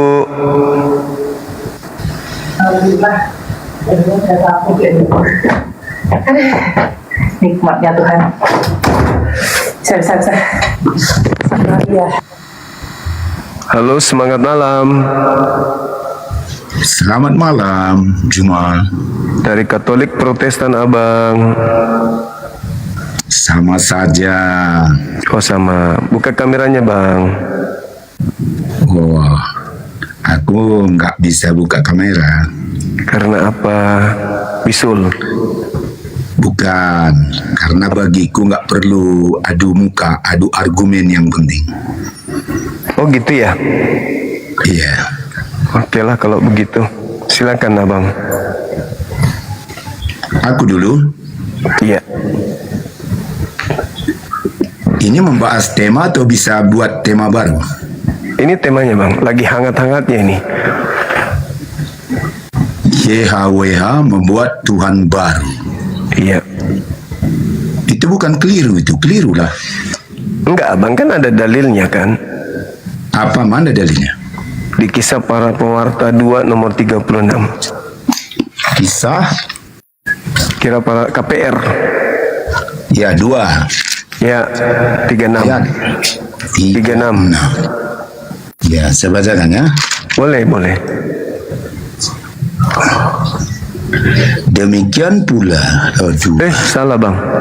236 ya, 236. Jadi seluruh kaum Israel harus tahu dengan pasti bahwa Allah telah membuat Yesus yang kamu salibkan itu menjadi Tuhan dan Kristus. Nah tuh. Ada kan? Apa masalah dengan itu? Tuhannya Yahudi membuat Tuhannya Kristen. Itu artinya, tahu kau? Itu artinya bahwasanya Yesus itulah benar-benar Tuhan. Itu yang dilantik. Iya, artinya Yesus adalah betul juga. Berarti jadi apa masalah dengan? Masalahnya kan sudah ada Tuhan. Berarti Yesus adalah Tuhan baru. Betul, karena dia berkata aku dan Bapa adalah satu. Pada saat Yesus mengajar, Yesus semua cakupan ajarannya itu sebagai rasul, sebagai utusan. Mana kalau dia berkembang, aku tunjukkan ayatnya. Silakan Anda baca Yohanes 17:8. Kan begitu. Jangan kamu yang bertanya, kamu yang menjawab. Karena saya kalau tahu dalil. Tanya, saya yang jawab. Ya udah, silakan. Nah, ini Yohanes 14 ayat 7 dan 8. Silakan. Ketika sekiranya kamu mengenal aku, pasti kamu juga mengenal Bapakku. Sekarang ini kamu mengenal dia dan kamu telah melihat dia. Tapi likus kepadanya, Tuhan, tunjukkanlah Bapa itu kepada kami, itu sudah cukup bagi kami. Kata Yesus kepadanya, telah sekian lama aku bersama-sama kamu Filipus, termasuk kau juga. Namun engkau tidak mengenal aku. Barang siapa telah melihat aku, ia telah melihat Bapa. Bagaimana engkau berkata tunjukkan Bapa itu kepada kami? Oke, saya jawab. Jadi Yesus mengatakan dalam Yohanes 12 di data nomor 44. Apa kata Yesus? Barang siapa yang percaya kepada aku, dia tidak percaya kepada aku, tetapi percaya kepada dia yang mengutus aku. Nomor 45-nya. Di situ dia mengatakan bahwasanya barang siapa melihat aku, ia telah melihat dia yang mengutus aku. Artinya dia yang mengutus aku itu tidak akan pernah bisa kau lihat. Jadi cukup kau lihat aku aja. Kenapa? Karena ucapanku adalah ucapan dia, pekerjaanku adalah pekerjaan dia. Itu maksudnya. Jadi kamu itu sudah lama sama aku, kok masih mau ditunjukkan Bapak? Bapak itu tidak bisa dilihat. Mana ayatnya dia berkata seperti itu? Yohanes 5 nomor 37. Gitu. Ini ayat yang kubacakan tadi, mana ayatnya seperti yang narasinya? Yohanes 5 nomor 37. Tadi kan kubacakan sama kau Yohanes 14 ayat 7 8. Yohanes 5 nomor 37. Bapak yang mengutus aku tidak pernah kau lihat. Tapi mari ku tunjukkan dia membantah semua. Tidak pernah kau lihat. Dengar dulu. Tahu itu. Dengar dulu. Yohanes 16 ayat 25. Perhatikan ya. Dengar dulu. Jangan cuma Anda mau didengar. Dengar dulu. Yohanes 5:37. Kan ada dia mengatakan betul. Sekarang pertanyaannya, makanya aku bantah dengan ayat ini. Bapak tidak pernah kau lihat. Tidak pernah kau dengar. Jadi yang dilihat ini siapa yang sedang ngomong? Bapak atau bukan? Karena dia berkata siapa melihat aku kan lihat Bapak. Ajarannya yang dimaksud. Enggak ada di situ dia bilang ajarannya. Yohanes 12 siapa melihat aku melihat Bapa. Berarti bohong pengakuannya kalau begitu. Yohanes 5:37 berarti Yesus bohong. Bahwa tidak ada yang melihat Bapa. Karena satu-satunya, karena ada ayat berkata berbahagialah orang yang suci hatinya, mereka akan melihat Allah. Dengar dulu, Yesus mengatakan, kau tidak pernah melihat Bapa. Berarti Yesus ini siapa? Ya bukan Bapa. Berarti dia jelaskan dengan nyata. Macam mana kau itu? Bapak tidak pernah engkau lihat. Bapak tidak pernah kau Jelas lihat. dia katakan siapa melihat aku. Itu ajarannya tuyul. Karena bilang? Pilatus minta Siapa Bapak bilang? itu ditunjukkan. Makanya dia mengatakan, Bagaimana kau berkata tunjukkan Bapak itu kepada iya, aku? tidak bisa Bapak itu ditunjukkan karena Bapak bukan makhluk. Ketawa lagi Kau dia. baca juga. Makanya ini dia jawab penjelasannya. Yohanes 16 ayat 25. Semuanya ini kukatakan kepadamu dengan kiasan. Akan tiba saatnya aku tidak lagi berkata-kata kepadamu dengan kiasan, tetapi terus terang memberitakan Bapa kepadamu. Ya. Jelas kan? Sekarang kamu lihat dalilnya. Kesaksian dia apa? Yohanes 5 nomor 36 itu kesaksiannya. Ada kesaksianku. Dibantah dengan ayat Tunggu ini. dulu. Masa kesaksian Yesus kau bantah dengan dalilnya sendiri? Yesus yang bersaksi.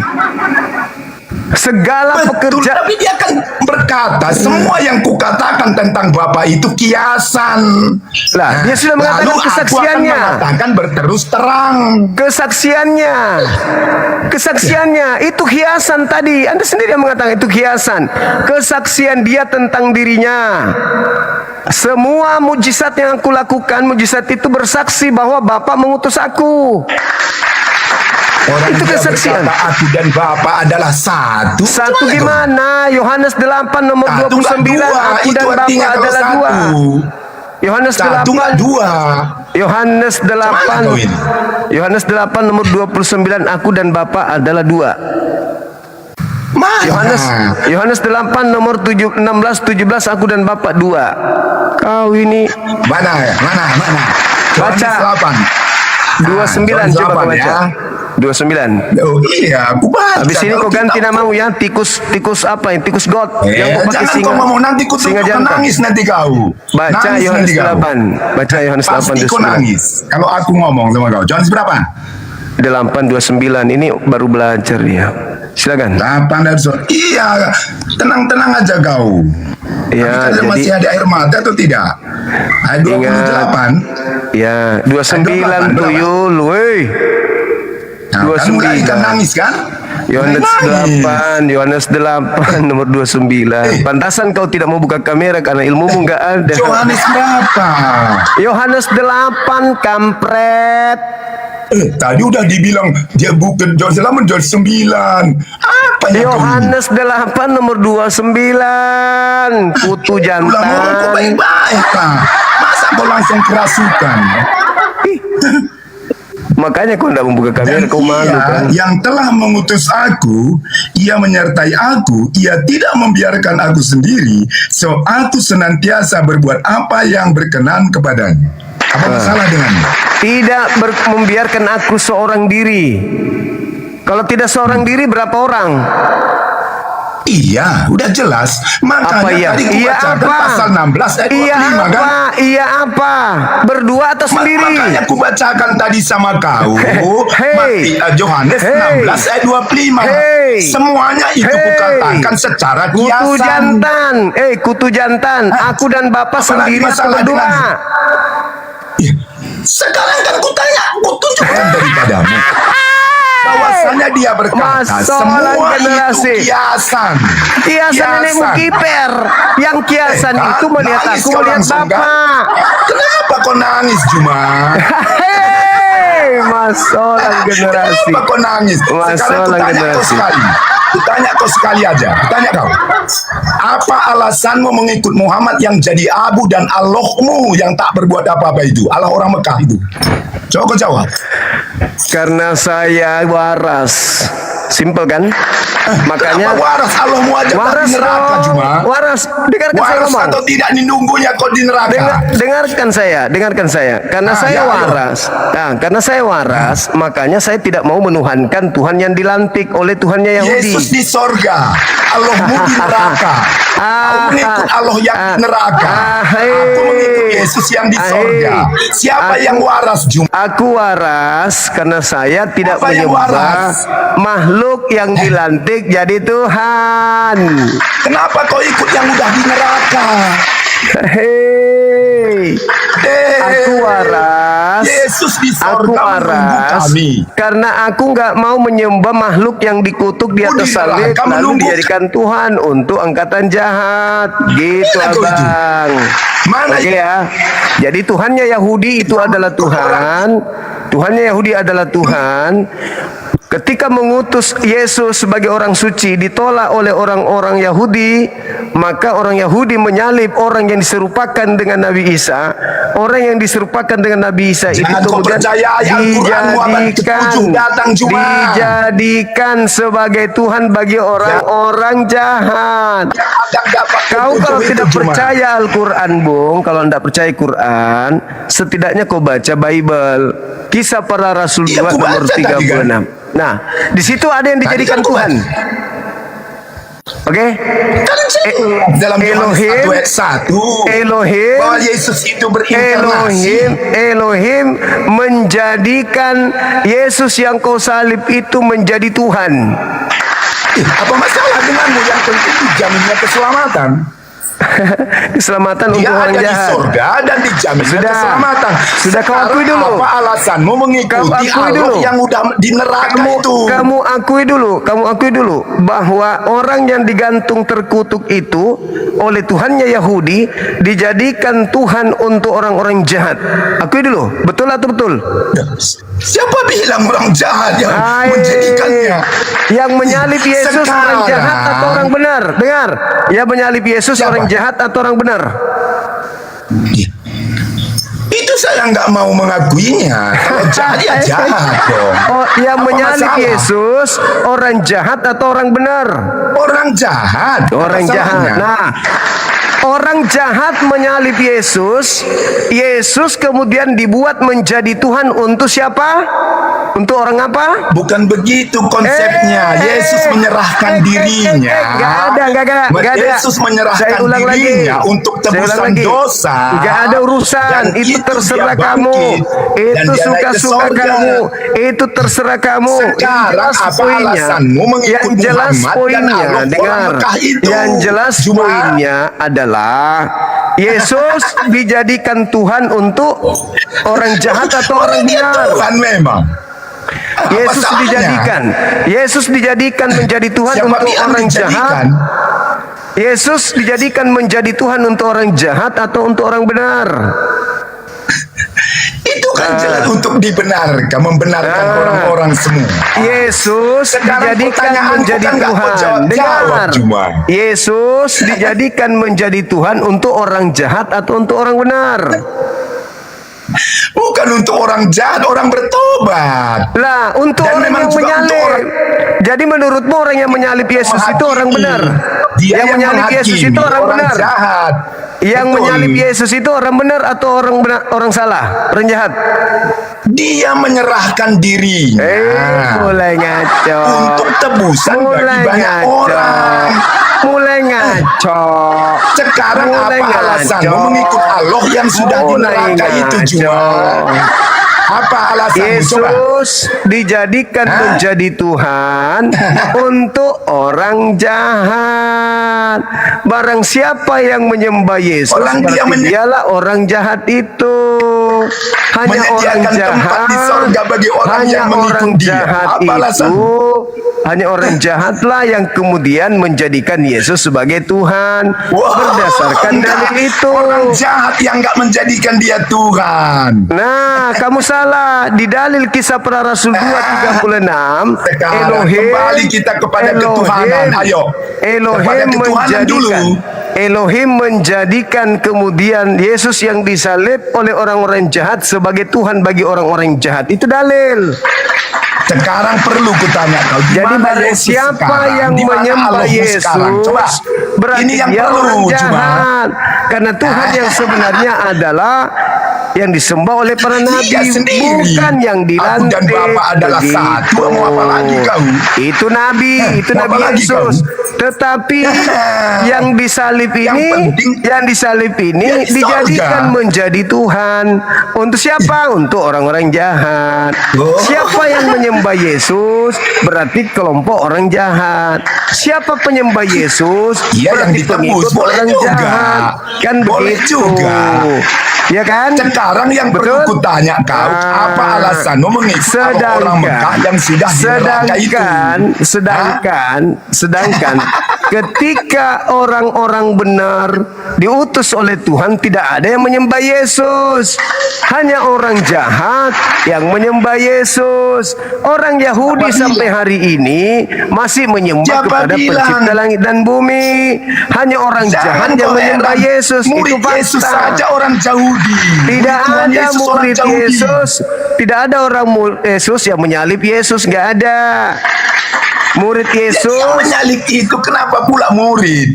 Nah, makanya Yesus hanya Tuhan Apa bagi masalah orang denganmu? jahat. Yesusnya hanya Apa Tuhan masalah bagi denganmu? orang jahat. Itu dalil. Siapa bilang? Lah itu dalilnya. Siapa bilang? Yesus yang Mana kau dalil? salibkan. Kau di situ siapa? Mana dalilnya yang kau bilang itu? Kisah Para Rasul 2:36. Semua orang Israel harus tahu bahwa Yesus yang kalian, sekalian di situ siapa? Iya, itu menunjukkan Yesus itu asli Tuhan. Iya. Itu artinya. Sekarang tadi ku tanya kau, kalau kau dia jawab. Tuhan, kalau dia Tuhan asli, kenapa dia dibuat? Dibuat. Itu artinya. Dibuat. Karena Allah itu kan berkuasa. Dia dibuat. Yesus yang kau siapa salibkan bilang? itu telah Itu dibuat. artinya udah sah. Iya, betul. Yesus sah sebagai apa sebagai masalahnya? Tuhan orang jahat. Apa masalahmu kalau dia menjamin Yesus, masalahnya Yesus adalah Dia Tuhan ada di yang sorga. dilantik. Tuhan yang dilantik Dia untuk ada di orang-orang sorga. jahat. Dia menjamin keselamatan. Orang-orang jahat ini dijadikan Tuhan oleh mereka sembahan bernama Yesus. Di mana yang mereka sembah itu adalah orang yang mati dikutuk. Yang terkutuk itu kan Allahmu. Karena udah di neraka. Mana kau itu? Itu fakta, itu real. Itu fakta, itu real. Tuhannya Yahudi membuat orang yang mati dikutuk itu menjadi Tuhan bagi Sepakat orang kita. jahat. Itu fakta. Yang terkutuk itu di fakta, itu fakta. Yang terkutuk itu di Itu fakta, yang jangan udah kau di sakit neraka. hati, jangan kau sakit hati, itu fakta. Jadi ketika Anda mengatakan diri Anda penyembah Yesus, berarti Anda itu adalah angkatan jahat. Karena Yesus Tuhan hanya bagi orang jahat. Yesus itu Tuhan bagi orang jahat. Sedangkan orang yang benar itu Tuhannya adalah Elohim Yod-He Vav-He. Asik. Apa menyembah Allah orang Mekah? Kau kenapa menyembah? Asik.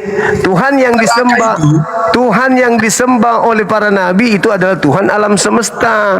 Kalau dia Tuhan alam semesta berarti termasuk Mekah, termasuk Tuhan bagi Indonesia, termasuk Tuhan bagi negeri Malaysia, Tuhan negeri manapun. Kenapa? Karena Tuhan itu adalah Tuhan pencipta alam semesta. Begitu abang. Sedangkan Anda Tuhannya adalah Tuhan bagi orang jahat. Gitu. Tuhan Anda adalah Tuhan bagi orang jahat. Tuhan Anda Tuhan yang dilantik oleh Tuhan. Jadi Tuhan yang benar. Tuhan yang benar. Tuhan yang benar membuat iblis menjadi Tuhannya orang-orang jahat. Begitu. Tuhan yang benar menjadikan manusia yang mati dikutuk itu sebagai Tuhan orang jahat. Wah. Yesus berkata, Oh mama Tuhan yang benar membuat manusia yang dikutuk Tuhan di atas salib menjadi Tuhan bagi orang jahat.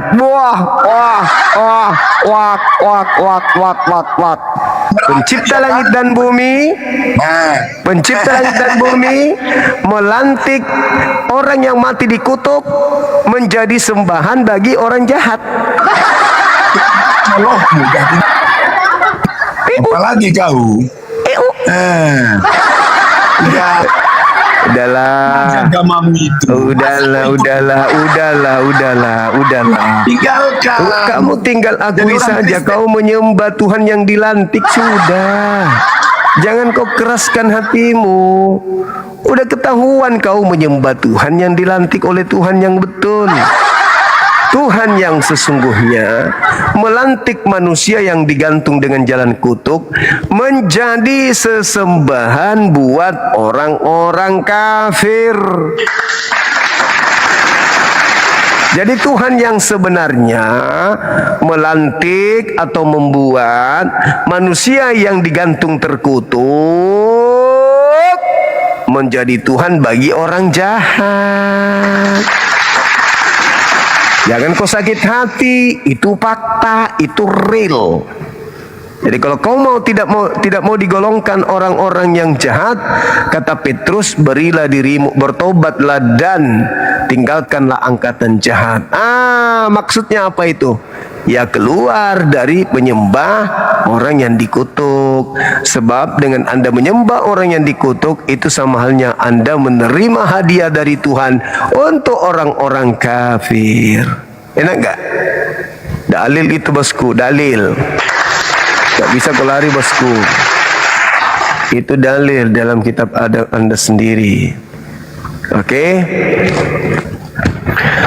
Sakitnya tuh di sini terbukti nyembah makhluk yang dijadikan Tuhan, alatnya Yahudi. Shalalalala. Halo, semangat malam. Halo. Halo. Hey.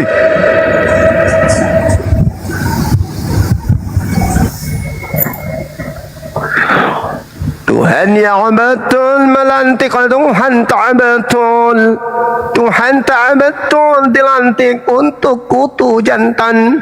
Kutu jantan minta naik lagi tapi tak ada ilmu. Kutu. Halo, semangat malam tante. Muslim. Ada yang bisa dijelaskan? Silakan menjelaskan kalau ada yang mau dijelaskan abangku.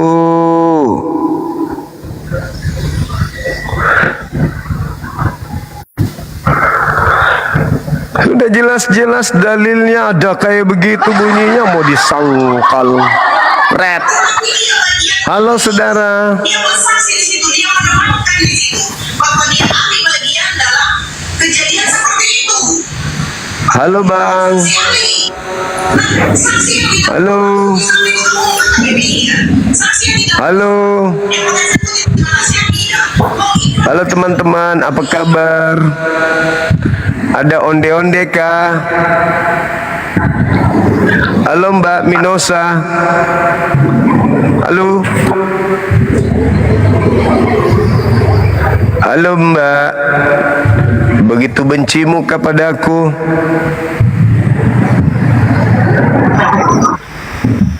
Halo. Halo. Halo Mbak Randy.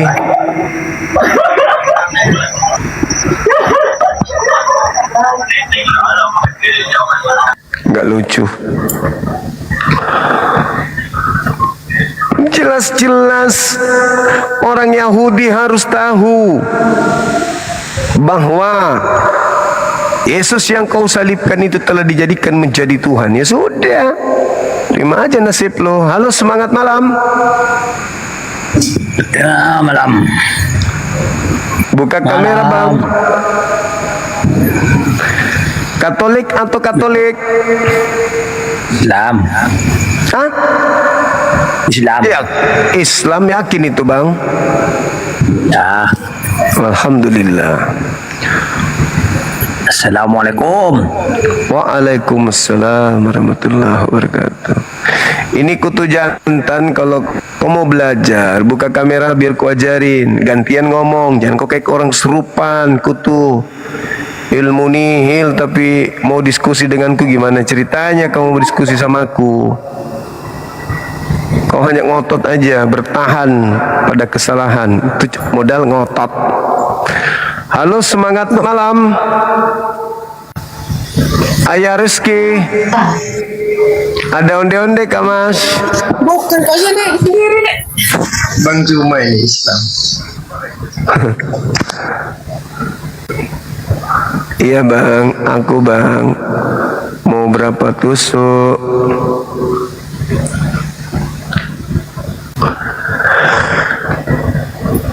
Jangan ngotot abangku. Kalau mau belajar itu belajar. Anda mau bertanya tentang Islam, buka kamera. Sederhana kok itu. Kalau dikatakan kaki Allah atau kekuatan Allah di neraka, kan Allah bukan makhluk. Allah bukan makhluk. Angin kena api, angin tidak panas.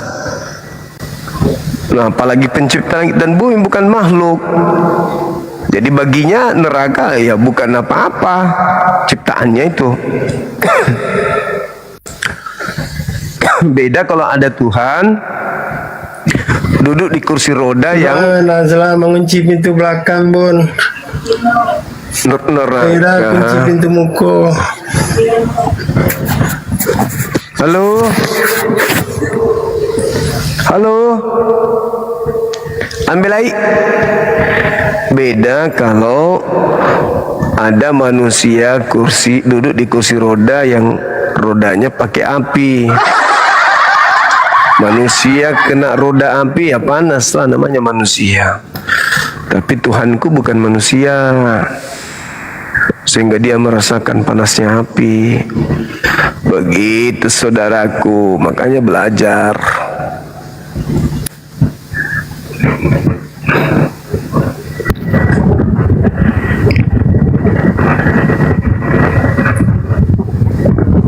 Halo, semangat malam teman-teman, semangat malam. Halo, semangat Isya abang. Halo.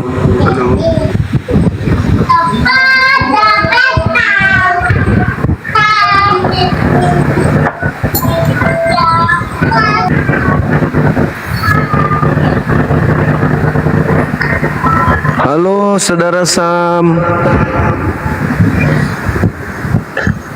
Halo bang.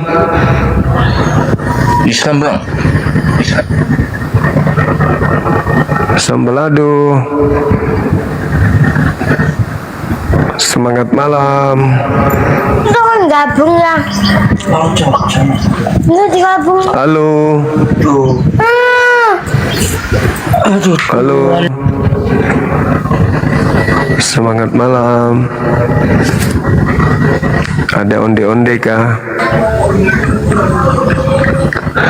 Malam juga sayang katanya. Halo, semangat malam, kebenaran sejati. Malam saudara. Katolik Protestan. Protes bos. Protes bos. Buka kameranya bos. Nah, kan ganteng kalau gini. Iya. Silakan bang, bernarasi silakan.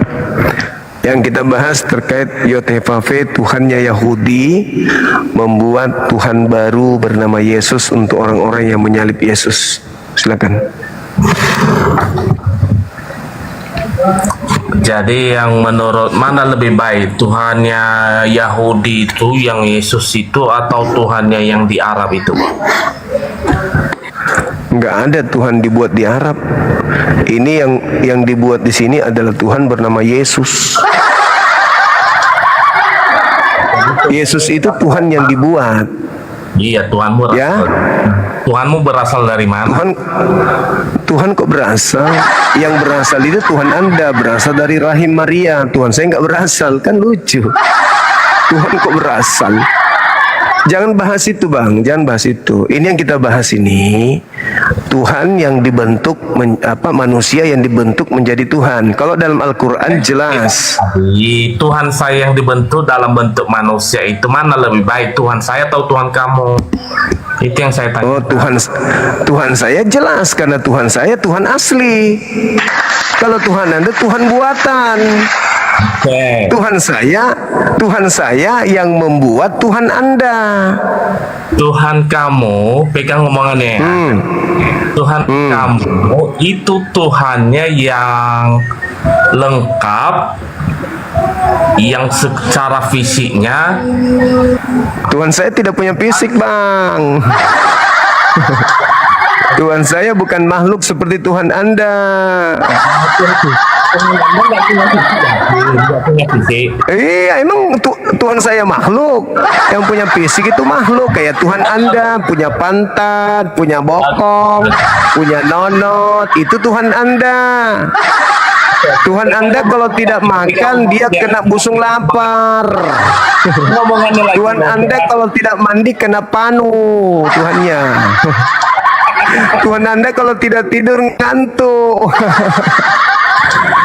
Jadi kita tidak bahas itu bang. Yang kita bahas di sini adalah Yesus yang disalib ini dilantik menjadi Tuhan untuk orang yang menyalibnya. Belum selesai. Kisah Para Rasul 2 nomor 36 gitu.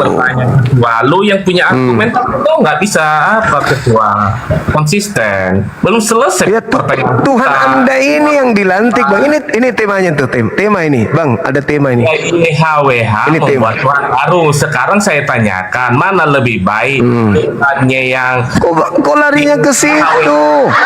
Bukan masalah lebih baik atau tidak lebih baik. Yang kita bahas di sini Tuhan lantikan bang. Tuhan yang dilantik. Tuhan Anda itu adalah manusia yang dilantik menjadi Tuhan. Begitu dodol. Memang itu. Tuhanmu itu dilantik. Tuhanmu itu adalah manusia yang dikutuk, dilantik menjadi Tuhan bagi orang-orang jahat. Dalilnya Kisah Para Rasul 2 nomor 36. Kamu nggak mau tahu kan? Karena kau orang jahat. Gitu loh. Jadi seluruh orang Israel harus tahu Yesus yang kau salibkan itu telah dibuat menjadi Tuhan untuk penyalibnya. Begitu bang. Begitu bang. Jadi orang yang digantung terkutuk itu dilantik menjadi Tuhan bagi orang jahat. Begitu. Belum sadar juga. Masih mau menyembunyikan identitas Tuhan kau itu dengan bertanya-tanya. Penasaran saya Tuhannya saya dengan Tuhan kamu mana lebih hebat. Itu makanya saya tanyakan. Tuhanmu digantung terkutuk kok masih bertanya. Tuhanmu digantung terkutuk. Kok masih bertanya mana lebih hebat? Kan lucu kau ini.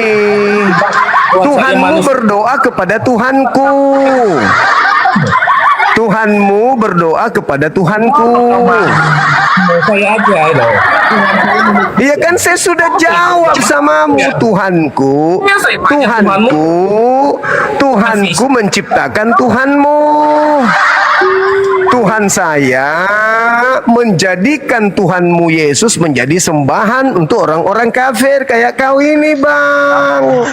Kayaknya kamu ini. Begitu abangku. Kamu ini.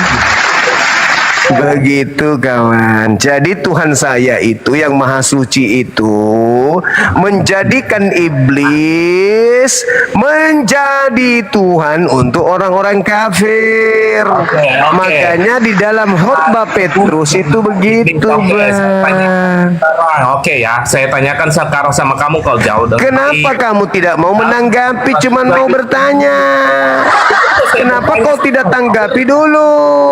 Tuhanmu yang mati terkutuk itu, Bang, tanggapi dulu bahwa Tuhan kami menjadikan Kristus yang digantung terkutuk itu menjadi Tuhan untuk kamu. Kenapa kau nggak nanggapi? Kenapa kau tidak tanggapi itu? Ada apa? Hah? Kenapa kau nggak nanggapi Tuhan kau yang dilantik itu? Kenapa? Kenapa kau nggak nanggapin Tuhanmu yang dilantik oleh Tuhannya Yahudi? Kenapa kau nggak bahas itu? Kenapa kau malu? Nggak malu saya. Ya udah, kau jawab. Apakah Tuhan yang dilantik itu adalah Tuhan yang benar? Kau ngomong sendiri, ngomong sendiri. Malu kamu. Kau cuma mau bertanya. Ini yang kita bahas ini Tuhan yang dilantik oleh Tuhan. Ya udah, mana saya tanyakan. Oke. Sekarang saya tanyakan mana lebih hebat. Loh, kau jelaskan dulu. Apa masalahnya dengan Tuhan baru? Saya tanyakan sekarang karena punya Tuhan baru. Sekarang saya tanyakan. Kau sudah akui kan? Kau sudah akui. Dengar dulu. Akui dulu bahwa Tuhanmu itu adalah Tuhan yang dilantik. Betul? Siapa pula yang dilantik? Dari mana kau dapat kalimat itu? Kisah Para Pewarta 2 nomor 36. Makanya kau baca, tuyul. Kau baca, tuyul, kampret. Nah, saya bacakan samamu. Dengar. Pakai hidungmu mendengar. Kalau telingamu rusak gara-gara babi. Nih, dengar ya. Babi enak, bos. Iya, makanya kau menyembah makhluk. Itu mantap, bos. Makanya Yesus makan babi enggak? Bos. Yesus makan babi enggak? Yesus makan babi enggak? Yesus makan babi enggak? Yesus makan babi enggak? Hah? Yesus makan babi enggak? Belum pernah saya tengok Yesus makan babi, bos. Makanya kau bukan pengikutnya, kampret.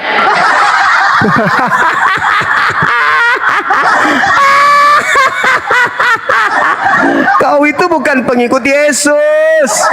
Di dalam Yohanes 10 nomor 27 Yesus berkata begini, aku mengenal pengikutku, pengikutku mengenal aku, mereka mengikuti aku. Kalau aku makan babi, pengikutku makan babi. Kalau aku tidak makan babi, pengikutku tidak makan babi. Berarti kau makan babi, berarti kau pengikut setan yang dilantik menjadi Tuhan baru. Begitu, Cak Ayu. Paham sudah kau, nak? Gara-gara kau menyembah Tuhan yang dilantik, yaitu manusia yang mati digantung terkutuk, kau tuhankan. Gara-gara itu kau error. Yesus tidak makan babi, kau makan babi. Berarti kau ikut setan, karena setan itu mau manusia makan semua makanan. Yesus bersunat, kau tidak bersunat. Kenapa bisa seperti itu? Karena kau menyembah bukan Tuhan, tetapi makhluk kuburan yang kau sembah. Manrasa yang gotai. Ayo, kau akui enggak? Kau sadari enggak? Kalau yang kau sembah itu adalah makhluk yang keluar dari kuburan. Kau akui enggak? Kau akui enggak? Kau menyembah makhluk yang keluar dari kuburan. Kau akui enggak? Makanya kau error. Karena kau menyembah makhluk kuburan. Gitu. Mati-matikan mikrofon. Kau sudah sadar enggak ini? Sadar enggak kalau kau menyembah makhluk kuburan? Sadar enggak? Makanya kamu tuh yang Kristen itu lebih sehat pikirannya daripada yang pengikutmu. Kenapa? Kalau sehat, kenapa menyembah makhluk kuburan? Kalau sehat, kenapa menyembah makhluk kuburan? Kenapa? Kalau sehat, kenapa makan semua binatang? Kalau sehat, kenapa minum semua minuman? Kalau sehat, kenapa laki sama laki dikawinkan di gereja? Sehat itu, sehat.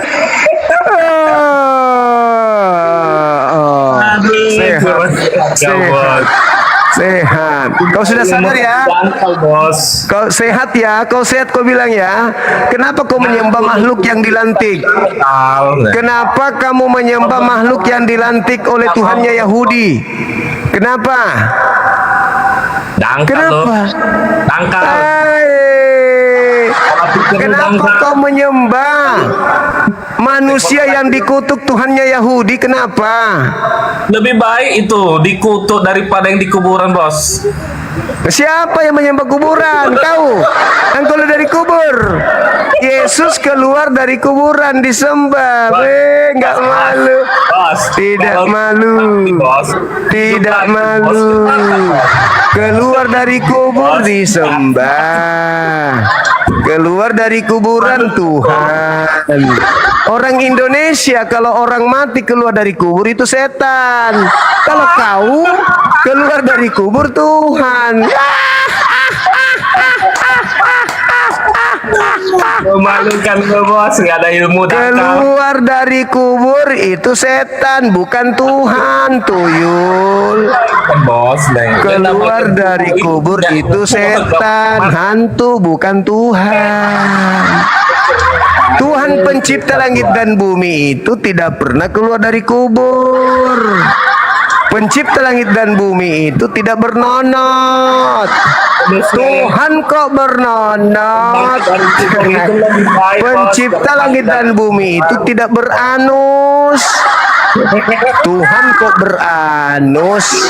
Kok Tuhan beranus? Kok Tuhan beranus? Berfisik nggak, Bos? Berfisik, Tuhan berfisik. Emang anaknya Maria. Tuhan berfisik. Tuhan berfisik. Yang berfisik itu, yang menggelantung di salib itu berfisik. Itu yang berfisik, yang digantung di salib. Ada tangannya dipaku, itu berfisik. Paham ya? Udah ya. Jadi kesimpulannya bagi kau itu penyembah makhluk yang dikutuk Tuhannya Yahudi di atas pohon. Dah titik, dah selesai. Itu dari tamu. Saya mengajak kau diskusi supaya kau waras, tapi ternyata kau lebih milih gila permanen. Ya sudah, bye bye. Derita lo. Derita lo. Kalau ada Tuhan nete, berarti ada Tuhan boker. Kalau ada yang nyembah Tuhan boker, berarti otaknya punder. Otaknya muter-muter kayak gasing. Otaknya rusak. Tuhan boker disembah. Orang Tuhannya dilantik disembah. Tuhan dilantik untuk orang kafir saja, tapi ia ikut nyembah juga. Tuhannya Yahudi melantik Tuhan baru untuk mereka yang tidak beriman. Lalu manusia cuplis karena malas nyembah Tuhan, terpaksa ikut-ikutan nyembah Tuhan lantikan. Halo, semangat malam. Semangat malam. Halo.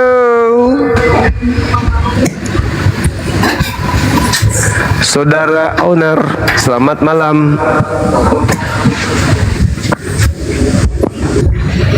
Malam, Bang. Gabung aja. Halo. Halo.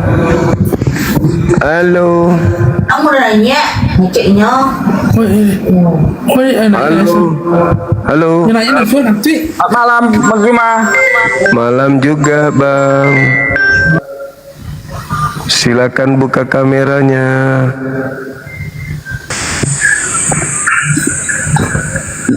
Sebentar ya. Oke. Boleh nggak pakai kamera? Buka kameranya abangku.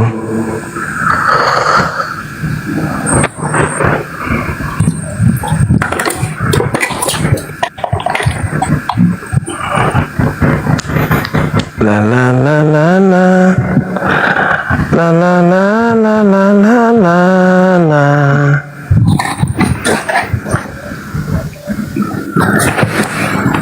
La la la la la la. Na na na na na.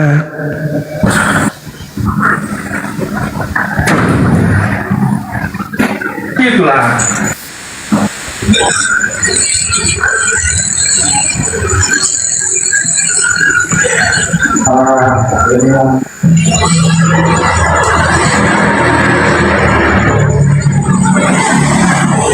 Halo, selamat beton. Selamat malam. Ya. Ya sebentar. Halo saudara beton, selamat malam. Beton.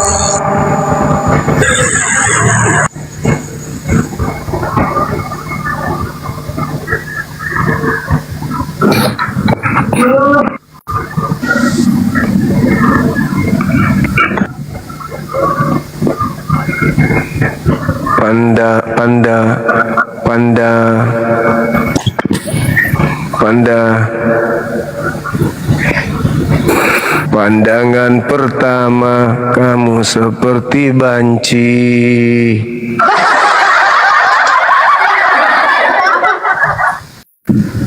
Ya, halo Bang, silakan bernarasi. YOTVP membuat Tuhan baru, silakan. Oh ya, baik.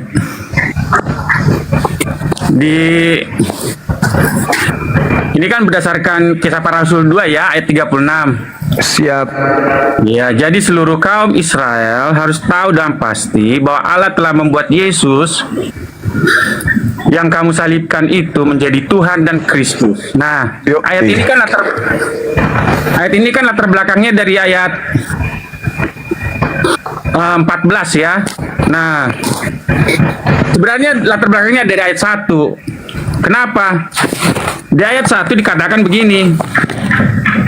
Ketika tiba hari Pentakosta, semua orang percaya berkumpul di satu tempat. Tiba-tiba turunlah dari langit suatu bunyi seperti tiupan angin keras yang memenuhi seluruh rumah di mana mereka duduk, dan tampaklah kepada mereka lidah-lidah seperti nyala api yang bertebaran dan hinggap pada mereka masing-masing. Maka penuhlah mereka dengan Roh Kudus. Lalu mereka mulai berkata-kata dalam bahasa-bahasa lain seperti yang diberikan oleh Roh itu kepada mereka untuk mengatakannya. Jadi tercurah Roh Kudus itu, itulah munculnya khotbah Petrus. Karena untuk menggambarkan alasan mengapa dicurahkannya Roh Kudus. Di ayat 14, saya langsung potongnya ke ayat 14. Maka bangkitlah Petrus berdiri dengan ke-11 rasul itu. Dan dengan suara nyaring ia berkata kepada mereka, "Hai kamu orang Yahudi dan kamu semua yang tinggal di Yerusalem, ketahuilah dan camkanlah perkataanku ini," katanya ya. Terus saya lompat di ayat 16. Tetapi itulah yang difirmankan Allah dan perantara Nabi Yoel akan terjadi pada hari-hari terakhir. Demikianlah firman Tuhan Allah, bahwa aku akan mencurahkan rohku ke atas semua manusia, maka anak-anakmu laki-laki dan perempuan akan bernubuat, dan teruna-terunamu akan mendapat penglihatan, dan orang-orangmu yang tua akan mendapat mimpi. Nah, juga ke atas hamba-hambaku laki-laki dan perempuan akan kucurahkan rohku pada hari-hari itu, dan mereka akan bernubuat. Nah, jadi dengan jatuhnya dengan tercurahnya Roh Kudus ke atas umat-umat Kristen pada di Yerusalem, maka dia mengatakan begini di ayat selanjutnya. Di ayat 23, dia yang diserahkan Allah menurut maksud dan rencananya telah kamu salibkan dan kamu bunuh oleh tangan bangsa-bangsa durhaka. Tetapi Allah membangkitkan dia dengan melepaskan dia dari sengsara maut, karena tidak mungkin ia tetap berada dalam kuasa maut. Sebab Daud berkata tentang dia, aku senantiasa memandang kepada Tuhan, karena ia berdiri sebelah kananku, aku tidak goyah. Kemudian di ayat selanjutnya, di ayat 27, sebab engkau tidak menyerahkan aku kepada dunia orang mati dan tidak membiarkan orang kudusmu melihat kebinasaan. Terus saya potong langsung ke ayat 36. Ke ayat 36 ya. Oh, dia ke ayat 32 dulu. Yesus inilah yang dibangkitkan Allah, dan tentang hal itu kami semua adalah saksi. Dan sesudah ia ditinggikan oleh kanan Allah dan menerima Roh Kudus yang janjikan itu, maka dicurahkannya apa yang kamu lihat dan dengar di sini. Sebab bukan Daud yang naik ke sorga, malahan Daud sendiri berkata, Tuhan telah berfirman kepada Tuanku, duduklah di sebelah kananku sampai kubuat musuh-musuhmu menjadi tumpuan kaki-kakimu. Jadi seluruh kaum Israel harus tahu dengan pasti bahwa Allah telah membuat Yesus yang kamu salibkan itu menjadi Tuhan dan Kristus. Nah, ayat ini mengalaskannya itu berdasarkan Yesaya 53 ya, Yesaya 53 ya, saya bacakan Yesaya 53. Yesaya 53, Yesaya 52 ya, Yesaya 52. Yesaya 52 ayat 13. Sesungguhnya hambaku akan berhasil. Ia akan ditinggikan, disanjung dan dimuliakan, seperti banyak orang tertegun melihat. Jadi selanjutnya selanjutnya dipasang ke ayat 53, bunyinya dia akan menderita, kemudian dan seterusnya. Dia akan ditikam, dia akan diperhitungkan sebagai orang kena tulah atau kena kutuk dan seterusnya. Nah, Yesaya 52 ini berbunyi begini, Bang Zuma. Sebelum Yesus mencapai ia akan ditinggikan dan disanjung dan dimuliakan, dia harus menjadi hamba yang menderita dulu. Baru setelah itu dia menjadi apa? Kristus yang diurapi. Itulah yang memenuhi nubuatan Yesus yang mengatakan mulai sekarang dalam Yohanes ya, dalam Matius 26 ayat 64. Jawab Yesus, engkau telah mengatakannya, akan tetapi aku berkata kepadamu, mulai sekarang kamu akan melihat Anak Manusia duduk di sebelah kanan yang Maha Kuasa dan datang di atas awan-awan di langit. Jadi inilah gambaran yang diberikan oleh Petrus, bahwa setelah Yesus mati di kayu salib, dia akan naik di sebelah kanan Bapa dan menjadi raja dan menjadi Tuhan dan Mesias yang diurapi. Itu jawaban saya. Oke, Bung, kalau kamu saudara lihat itu kan ada dua keterangan. Yang pertama keterangan Lukas bercerita tentang Pantekosta. Pantekosta itu kan terjadi 49 hari setelah kebangkitan makhluk ini dari kubur, baru disebut Pantekosta. Lalu kemudian Lukas mengutip khotbah Petrus tuh. Nah, kita lihat di data nomor 33-nya di Kisah Para Rasul itu. Di situ Yesus ditinggikan oleh tangan kanan Elohim, bukan ditinggikan oleh orang Roma. Orang Roma itu bukan tangan kanannya Elohim. Kalau tangan kanannya Elohim itu yang meninggikan berarti malaikat. Berarti dia langsung diangkat ke langit. Dia bukan di atas salib. Kalau di atas salib itu Anda boleh baca di dalam Yohanes 8 nomor 28. Nah, itu baru dia ditinggikan di atas salib. Sedangkan kalau kita berbicara di Yohanes 8:28 itu kita sedang berbicara tentang pernyataan Yesus, setelah kau meninggikan anak manusia, barulah kau tahu bahwa akulah dia. Dia siapa? Dia Mesias yang kalian tunggu-tunggu. Tetapi yang kau salib setelah kau ditinggikan, kau tinggikan dia, kau yang meninggikan anak manusia itu. Artinya bukan aku, karena kalau aku yang meninggikan aku adalah malaikat, tangan kanan Elohim. Jadi yang ditinggikan oleh manusia adalah yang disalib, yang ditinggikan oleh malaikat adalah Yesus anak Maria. Jadi dua oknum yang berbeda. Satu ditinggikan manusia, satu ditinggikan oleh malaikat, tangan kanan Elohim.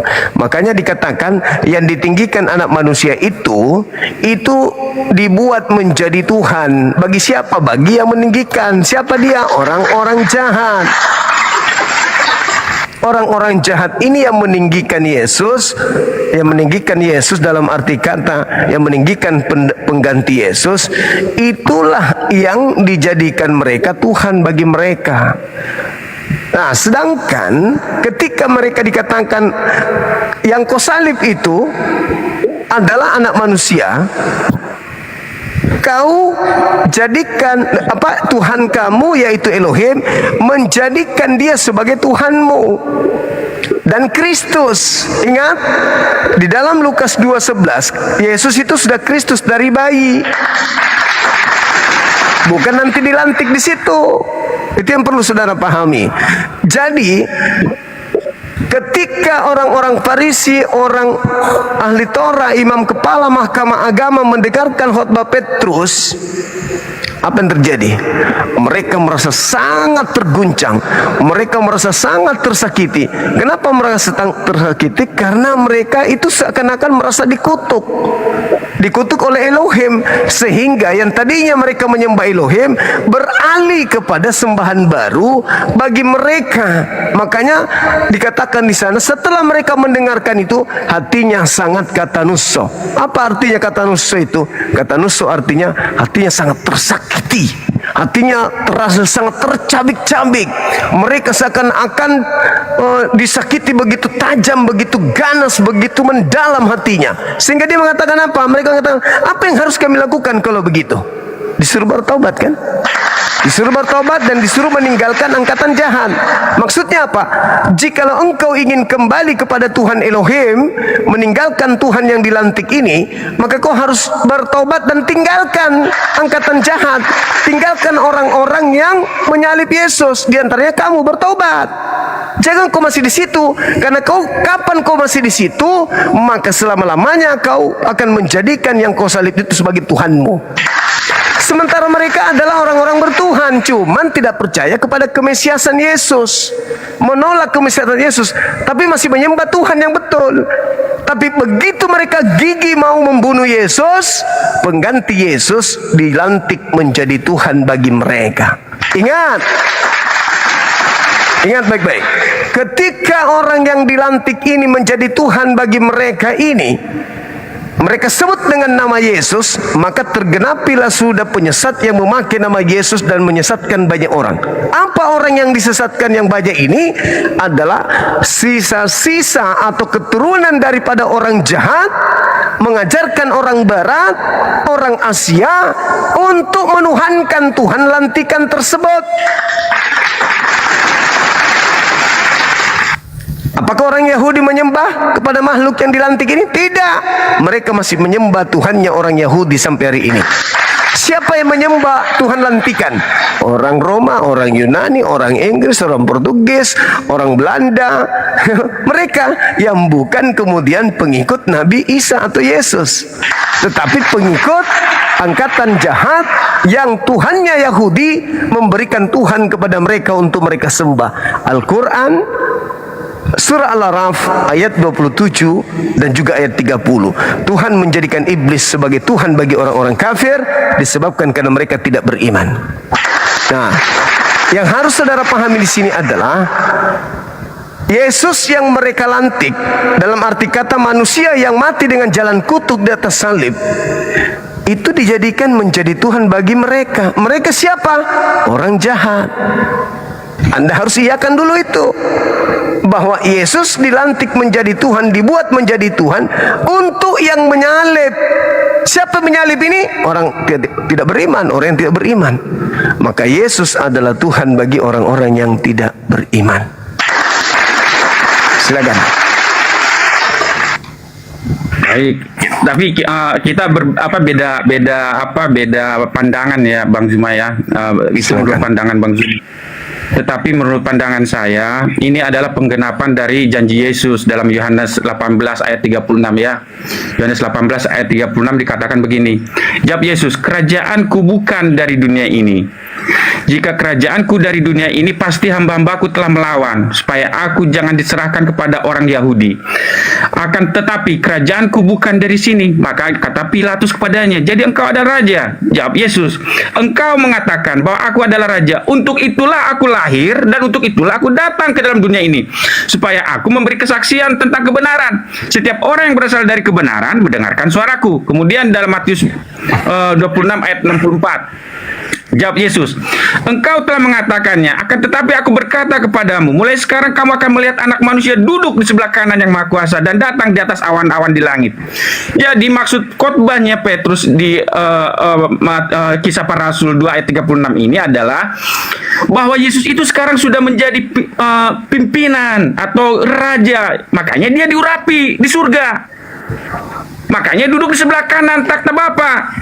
Setelah mengadakan apa? Setelah, kalau kata Ibrani 1 ayat 3 sampai 4, ia adalah cahaya kemuliaan Allah dan gambar wujud Allah, dan menopang segala yang ada dengan firman yang penuh kekuasaan. Dan setelah ia selesai mengadakan penyucian dosa, ia duduk di sebelah kanan Yang Maha Besar di tempat yang tinggi, jauh lebih tinggi daripada malaikat-malaikat, sama seperti nama yang dikaruniakan kepadanya jauh lebih indah daripada nama mereka. Nah, atas dasar inilah Yesus mengatakan, "Kerajaanku itu bukan dari dunia, tetapi di surga." Nah, inilah yang membuat orang Yahudi menolak Yesus. Menurut orang Yahudi, Yesus itu harusnya diurapi sebagai raja di dunia, membawa kerajaan Israel menjadi superpower, membawa kerajaan Israel sebagai pemimpin superpower dunia yang membuat kedamaian di muka bumi. Tetapi Yesus katakan, "Tidak, aku itu raja di surga." Makanya dalam Matius 28 dikatakan begini. Matius 28 ayat 19. Karena itu, ayat 18, Yesus mendekati mereka dan berkata, "Kepadaku telah diberikan segala kuasa di sorga dan di bumi." Inilah makna daripada khotbah Petrus, bahwa Yesus sudah dijadikan Tuhan dan Kyrios dan Mesias Kristus. Karena itu, pergilah, jadikanlah semua bangsa muridku dan baptislah mereka dalam nama Bapa dan Anak dan Roh Kudus, dan ajarlah mereka melakukan segala sesuatu yang telah kuperintahkan kepadamu, dan ketahuilah aku menyertai kamu senantiasa sampai kepada akhir zaman. Nah, jadi kerajaan Kristus inilah, karena dia sudah menjadi raja, makanya Kisah Para Rasul 2 ayat 1 tadi diterangkan, setelah Yesus menjadi raja di surga, dia memperlengkapi umatnya dengan Roh Kudus, bukan dengan pedang, tapi dengan Roh Kudus. Untuk apa? Untuk mengajar. Makanya Paulus mengatakan, "Lengkapilah, kamu adalah prajurit Tuhan. Karena itu pakailah pedang roh, yaitu firman." Makanya Roh Kudus itu adalah perlengkapan bagi umat Allah sebagai prajurit, sebagai laskar Kristus. Itu jawaban saya. Terima kasih Bang Zuma. Oke, baik. Jadi ketika dikatakan pergilah ke seluruh dunia, jadikanlah seluruh bangsa menjadi muridku, orang Yahudi nggak ada yang pergi. Ya, betul. Boleh saya jelaskan? Ya, tunggu. Boleh saya potong? Tunggu, sabar. Orang Yahudi tidak ada pergi. Murid-murid Yesus tidak ada yang pergi. Kenapa? Karena perintah itu hanya datang dari yang dilantik menjadi Tuhan bagi orang jahat. Itu dulu. Maka orang jahat inilah yang pergi ke seluruh dunia melakukan perintah makhluk tersebut yang dilantik menjadi Tuhan untuk orang-orang jahat. Apa pembuktiannya? Yesus sekiranya dia yang memerintahkan pengikutnya ke seluruh bangsa, maka Yesus pernah mengajarkan untuk ibadah minggu, menyembah dirinya, makan babi, Natalan, tidak bersunat. Kalau sekiranya yang memerintahkan pergi ke seluruh dunia itu adalah dia. Karena di situ di data 20-nya, ajarlah mereka melakukan segala sesuatu yang telah, berarti sudah pernah Yesus ajarkan. Sayangnya Yesus tidak pernah mengajarkan agama Kristen, agama Katolik, Protestan, Advent, Mesianik atau apapun itu. Berarti yang memerintahkan seluruh bangsa menjadi muridnya, pengikutnya bukan Yesus anak Maria. Tetapi siapa yang menginginkan manusia yang diberikan Tuhan tadi kepada siapa? Orang jahat. Siapa yang dilantik menjadi Tuhan? Iblis. Karena hanya iblis yang mau menyamai Tuhan. Oleh karena itulah kamu tidak mau beriman kepada Yesusku, kau tidak mau percaya kepada Yesusku, kau malah berusaha membunuhnya. Oke, silakan aja, silakan. Tapi aku jadikan pengganti Yesusku sebagai Tuhanmu. Kau sembahlah itu sampai kiamat datang. Kau tuhankanlah dia sampai kiamat datang, biar kau masuk ke neraka bersama-sama dengan Tuhan kau itu yang bernama Yesus. Makanya Yesus dilantik menjadi Tuhan untuk orang jahat. Intinya di situ, karena orang jahat ini akan menyesatkan orang lain, maka pengikut-pengikut orang jahat ini akan mencari dasar-dasar, alat-alat, alibi-alibi, alasan-alasan, ilmu-ilmu untuk mereka gunakan sebagai senjata mengikutkan orang-orang lain sama seperti mereka menyembah kepada makhluk yang dilantik kepada orang jahat. Intinya itu di situ. Orang benar siapa sembahannya? Elohim, Tuhannya Abraham, Yismail, Ishak, Yakub, Musa, Yesus. Orang jahat siapa Tuhannya? Yesus. Apa dasarnya? Yang tadi dasarnya. Makanya dibaca runut dalilnya. Apa reaksi orang-orang Farisi, orang-orang imam kepala mahkamah agama ahli Taurat?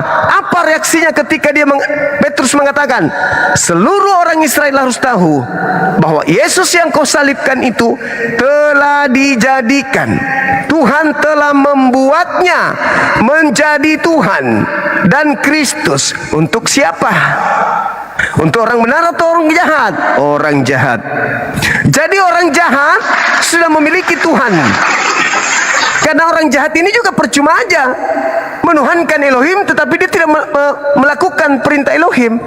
Matius 23 nomor 1. Nomor 2, orang Farisi ahli Taurat duduk di kursi Musa.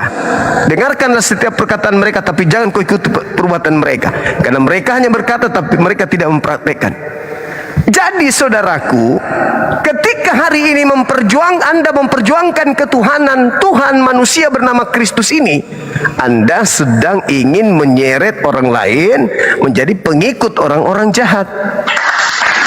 Karena hanya orang jahatlah sang Tuhan memberikan Tuhan-Tuhanan kepada mereka. Orang yang benar sembahannya hanya Elohim. Yesus sendiri mengatakan, hidup kekal engkau boleh peroleh dengan cara apa? Mengenal satu-satunya Tuhan. Dia, bukan yang dilantik untuk orang jahat yang kau tuhankan. Kalau Anda ikut-ikutan menyembah kepada Tuhan yang dilantik oleh Tuhannya Yahudi, berarti Anda menjadi pengikut orang jahat. Makanya Yesus bertemu nanti orang-orang jahat ini yang memanggil Yesus Tuhan. Tuhan yang asli tidak pernah dilantik menjadi Tuhan, tapi Tuhan yang palsu dilantik menjadi Tuhan. Maka ketika Tuhan palsu mati dalam kepalsuannya, ke neraka karena kepalsuannya, si penyembah Yesus palsu ini kehilangan sembahan, sehingga dia datang kepada Yesus asli. Wahai Yesus, ya paman, bukankah dulu kami bernubuat mengusir setan berbunyi apa kita mau? Oi, sorry lade, aku tidak mengenal kau. Kau semua pembuat kejahatan, enyahlah daripadaku. Loh, jadi yang selama ini kami sembah siapa? Yang kau sembah selama ini adalah penggantiku, yang memakai namaku, yang berpura-pura jadi aku, yang diserupakan denganku, yang dilantik Tuhanku menjadi Tuhan agar kau puas durhaka kepada Tuhanku. Maka kau menyembah Yesus yang adalah palsu. Maaf, aku tidak mengenal kalian. Itu fakta, itu real. Begitu sempurna runutan data-data di dalam Bible Anda. Tapi kalau kalau hari ini Anda mengatakan Yesaya 52, Yohanes 8, Yohanes 10, Yohanes Yohana, Markus Matius, silakan aja. Anda sedang bercumbu dengan maut. Anda sedang bercumbu dengan neraka. Anda mempermainkan diri Anda untuk digadaikan ke neraka. Kenapa?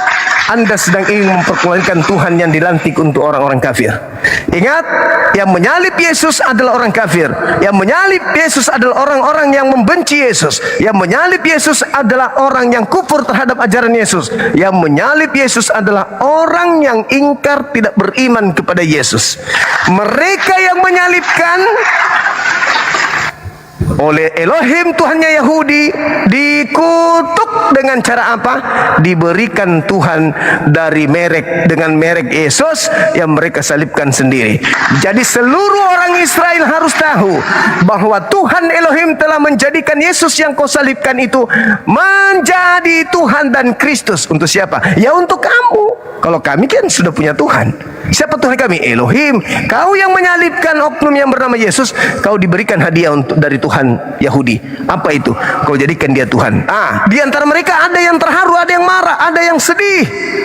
Loh, kenapa bisa begini? Kami ingin, kalau kau mau sembuh, kata Petrus, berilah dirimu bertobat dan tinggalkan angkatan jahat ini. Orang-orang yang menyalib Yesus oleh Petrus, bertobatlah kau, tinggalkanlah kelompokmu yang telah ingkar kepada Yesus, yang telah menyalib orang tersebut, tinggalkan. Tapi orang Kristen hari ini malah menggiring orang-orang untuk masuk kepada kelompok itu, untuk menyembah kepada Tuhan lantikan Tuhannya Yahudi. Mau sampai kapan kalian baru sadar? Mau sampai kapan? Al-Quran saya mengatakan sangat jelas. Al-Quran surah Al-A'raf, karena mereka tidak beriman kepada Nabi Isa alaihissalam, maka Allah pencipta langit dan bumi menjadikan iblis sebagai Tuhan-Tuhan mereka. Al-Quran mengatakan dengan sangat jelas. Kami umat Islam memahami itu. Kenapa? Karena Islam datang belakangan untuk menyelamatkan orang-orang yang salah jalan. Al-Quran mengatakan sesungguhnya setan dan para pengikutnya melihat engkau dari tempat yang engkau tidak melihatnya. Iblis melihatmu tetapi kau tidak melihatnya. Inna ja'alna syayatin awliya lilladzina la yu'minun. Pencipta langit dan bumi Tuhannya Yahudi telah menjadikan iblis sebagai penolong, sebagai Tuhan bagi orang-orang yang tidak beriman. Saya minta Anda menguraikan kepada siapa Petrus berbicara bahwa Yesus yang mereka salibkan itu dilantik untuk menjadi Tuhan. Dilantik untuk menjadi Tuhan bagi siapa? Bagi seluruh dunia atau bagi orang yang menyalib Yesus, orang-orang yang kafir terhadap Yesus? Silakan.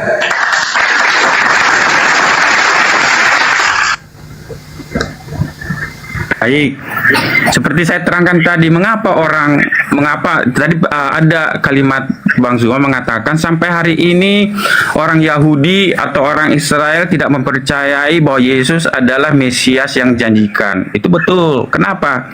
Karena mereka percaya kepada menafsirkan kitab Yesaya ini dengan dalam beberapa bagian. Saya ambil contoh. 1 Raja-Raja 9 ayat 5, maka aku akan meneguhkan takhta kerajaanmu atas Israel untuk selama-lamanya, seperti yang telah kujanjikan kepada Daud ayahmu, dan berkata, keturunanmu takkan terputus dari takhta kerajaan Israel. Nah, bagi orang Yahudi, kalimat ini adalah bahwa kejayaan Raja Daud itu akan dipulihkan di dunia ini. Tetapi bagi Yesus, seperti yang dikatakan oleh Lukas, ya, seperti kata Lukas 1 ayat 32, dia seperti yang dinubuatkan oleh malaikat, ia akan menjadi besar dan akan disebut anak Allah yang Maha Tinggi, dan Tuhan Allah akan mengaruniakan kepadanya takhta Daud bapa leluhurnya. Nah, bagi orang Yahudi, takhta Daud itu ditegakkan di dunia ini, di Yerusalem ini, di Yerusalem, di tanah Israel sekarang. Tetapi bagi Yesus tidak. Kerajaanku bukan dari dunia ini. Itulah makanya Petrus mengatakan ketika Yesus naik ke sorga, kemudian duduk di sebelah kanan takhta Allah Bapa, dialah yang menjadi Mesias yang diurapi. Mesias artinya diurapi, dan menjadi Kyrio, menjadi Tuhan. Nah, bagi apa? Bagi seluruh dunia. Mengapa itu mencakup seluruh dunia? Karena dia mengutip, karena dia khotbahnya Petrus mengatakannya seperti begini di khotbah Pentakostanya, di Kisah Para Rasul 2 tadi. ketika terjadi kecurahan Roh Kudus di ayat 2. Tiba-tiba turunlah dari langit suatu bunyi seperti tiupan angin keras yang memenuhi seluruh rumah di mana mereka duduk. Dan tampaklah kepada mereka lidah-lidah seperti nyala api yang bertebaran dan hinggap pada mereka masing-masing. Maka penuhlah mereka dengan Roh Kudus, lalu mereka mulai berkata-kata dalam bahasa-bahasa lain seperti yang diberikan oleh Roh itu kepada mereka untuk mengatakannya. Nah, ayat 6. Waktu itu di Yerusalem diam orang-orang Yahudi yang saleh dari segala bangsa di bawah kolong langit. Kemudian turunlah bunyi itu, berkerumunlah orang banyak. Mereka bingung karena mereka masing-masing mendengar rasul-rasul itu dan berkata dalam bahasa mereka masing-masing. Mereka semua tercengang-cengang dan heran dan berkata, bukankah mereka semua yang berkata-kata itu orang Galilea? Bagaimana mungkin kita masing-masing mendengar mereka berkata-kata dalam bahasa kita sendiri, yaitu bahasa yang kita pakai di negeri asal kita. Kita orang Partia, Media, Elam, penduduk Mesopotamia, Yudea, Kapadokia, Pontus dan Asia, Frigia dan Pamfilia, Mesir dan daerah-daerah Libya yang berdekatan dengan Kirene, pendatang-pendatang dari Roma, baik orang Yahudi maupun penganut agama Yahudi, orang Kreta dan orang Arab. Kita mendengar mereka berkata-kata dalam bahasa kita sendiri tentang perbuatan-perbuatan besar yang dilakukan Allah. Nah, inilah. Jadi ketika mereka berkata-kata, tetapi datang Roh Kudus itu diterjemahkan sesuai dengan bahasa asal mereka yang dari Arab. Walaupun 11 murid Yesus ini berkata-kata dalam bahasa Yudea, tetapi mereka orang dari Arab, dari Pamfilia, dari Irak, dari Persia, dari Media, dari Elam, semuanya memahami. Kenapa? Karena diterjemahkan oleh Roh Kudus. Roh Kudus itu menerjemahkan setiap kata-kata yang dikeluarkan oleh apa? Murid-murid Yesus itu. Itulah makanya Yesus katakan di ayat 1. Di ayat 1 dikatakan begini. Di ayat 7. Pasal 1 ayat 7. Tetapi kamu akan menerima kuasa kalau Roh Kudus turun ke atas kamu, dan kamu akan menjadi saksiku di Yerusalem dan seluruh Yudea dan Samaria dan sampai ke ujung bumi. Itulah makanya Roh Kudus itu membawa murid-murid Yesus terpencar keluar semua mengabarkan Injil. Ada yang sampai ke Roma, ada yang sampai ke Turki, ada yang sampai ke Persia, Iran, ada yang sampai ke Irak. Bahkan itu. Jadi kerajaan Kristus itu, karena Yesus mengatakan kerajaanku bukan dari dunia ini, kerjaanku adalah berasal dari surga. Nah, dia artinya menjadikan alam semesta ini adalah kerajaannya. Makanya Yesus katakan, kepadaku telah diberikan kuasa di bumi dan di sorga. Jadi kerajaannya itu bukan hanya mencakup di bumi saja, tetapi mencakup bumi dan di surga. Itu jawaban saya. Jadi mengapa orang Yahudi menolak Yesus sebagai Mesias? Karena mereka berpikir bahwa Mesias itu harus menjadikan Israel sebagai superpower yang membawa kedamaian di dunia. Tetapi Yesus menolak definisi tersebut. Dia mengatakan, kerajaanku bukan berasal dari dunia ini, tetapi kerajaanku berasal dari surga. Makanya ketika Yesus naik ke sorga, kemudian turun Roh Kudus, Petrus langsung mengkhotbahkan bahwa kecurahan Roh Kudus itu tandanya bahwa Yesus telah diurapi di surga, menjadi raja di dunia dan di surga. Itu jawaban saya. Oke. Jadi, Bung, yang terpenting pesan saya udah nyampe dulu. Yesus dijadikan Tuhan untuk orang jahat. Itu dulu. Yang kedua yang perlu saudara pahami dalam kerangka berpikir sebagai seorang kristologi, Yesus harus Anda dudukkan secara historis ketika dia sebagai guru dan muridnya sebagai audiens pada saat itu, sebagai orang yang mendengar kala Yesus mengajar. Yang pertama, Yesus mengatakan bahwa ketika dia ingin ditangkap di Lukas 22, 53, 52, 53, datanglah orang-orang algojo ingin menangkap Yesus, dan Yesus berkata apa? Sangkamu aku ini penyamun, penjahat, sampai kau datang membawa pentungan dan pedang, padahal engkau selalu melihat aku mengajar di bait suci, tapi kau tidak menangkap aku. Tetapi, catat kalimat terakhir, tetapi saatmu sudah tiba dan saatnya kuasa kegelapan. Satu. Satu ya, satu. Yang kedua, Yesus mengatakan di dalam Yohanes 12:31, saatnya dunia dihakimi. Saatnya dunia dihakimi. Dunia, bukan hanya Yerusalem. Saatnya dunia dihakimi dan saatnya kuasa dunia, penguasa dunia akan datang dan dilemparkan keluar. Dua, saatnya dunia dihakimi dan saatnya juga sekarang juga penguasa dunia yaitu iblis akan dilemparkan keluar. Saatnya, itu yang kedua. Yang ketiga, Yesus berpesan kepada muridnya, waspadalah kepada penyesat yang datang kepadamu memakai namaku dan berkata akulah Kristus, akulah Yesus, dan berkata akulah Kristus.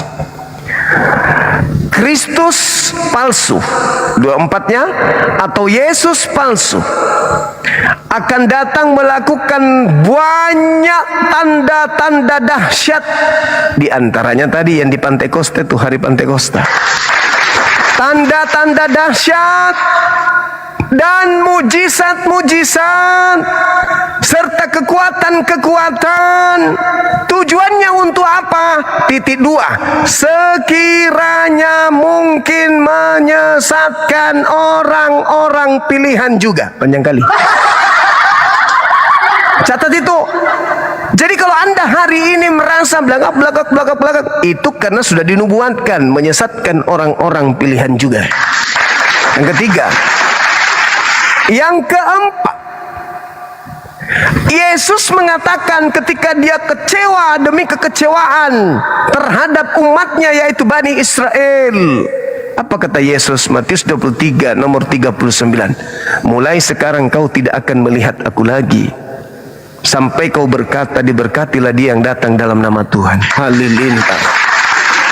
Jadi selama dia terangkat ke langit,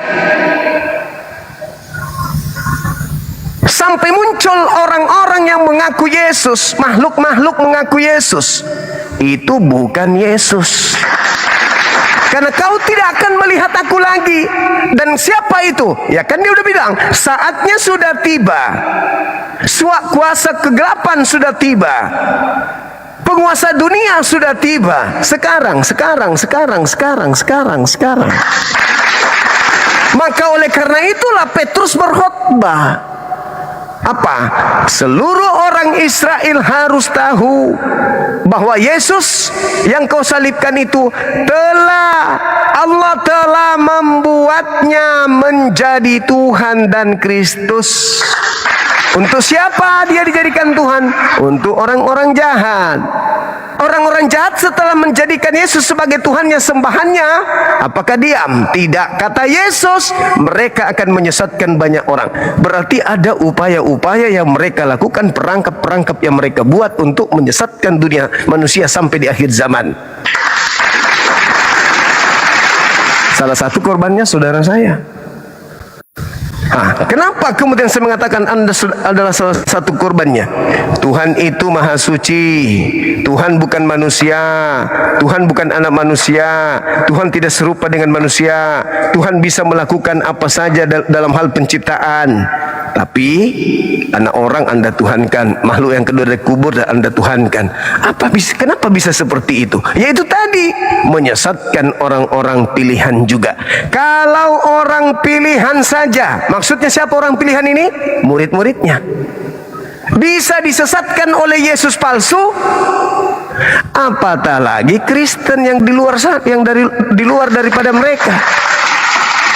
Mereka dari nenek moyangnya suka makan babi, tidak bersunat. Begitu datang ajaran dari barat, ya terima karena pas.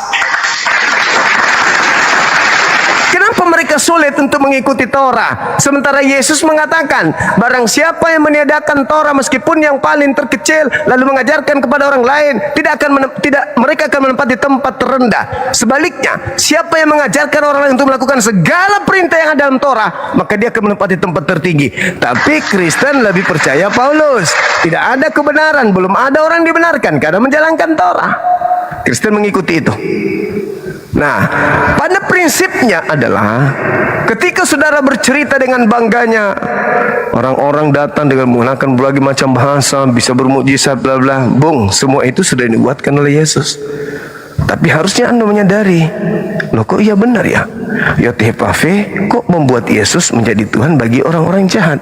Sekarang ketika saya berkata murid-murid Yesus diperintahkan kemudian ke seluruh dunia untuk mengajarkan tentang kekristenan, murid-muridnya mengajarkan dirinya Tuhan bla bla bla dan seterusnya, murid yang mana yang sampai ke Indonesia?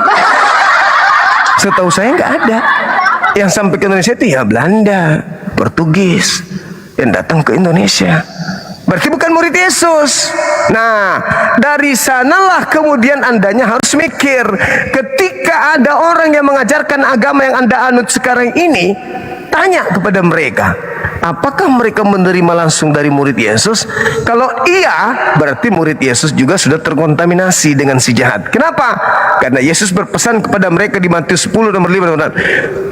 Yesus berpesan kepada ke-12 muridnya agar jangan ke bangsa lain, melainkan pergi kepada domba-domba yang sesat dari umat Israel. Kalau hari ini ada yang mengatakan murid Yesus pergi ke bangsa lain, berarti tergenapi bahwa penyesat yang bernama Yesus Kristus itu akan menyesatkan orang-orang pilihan juga, murid-murid pilihan. Lalu apa tolak ukurnya? Kembali kepada poin utama. Apa itu? Orang Yahudi sudah punya Tuhan namanya Elohim. Elohim karena marah kepada pembenci anaknya yaitu Yesus, maka Elohim menjadikan pengganti anaknya itu sebagai sembahan bagi mereka orang-orang jahat. Jelas?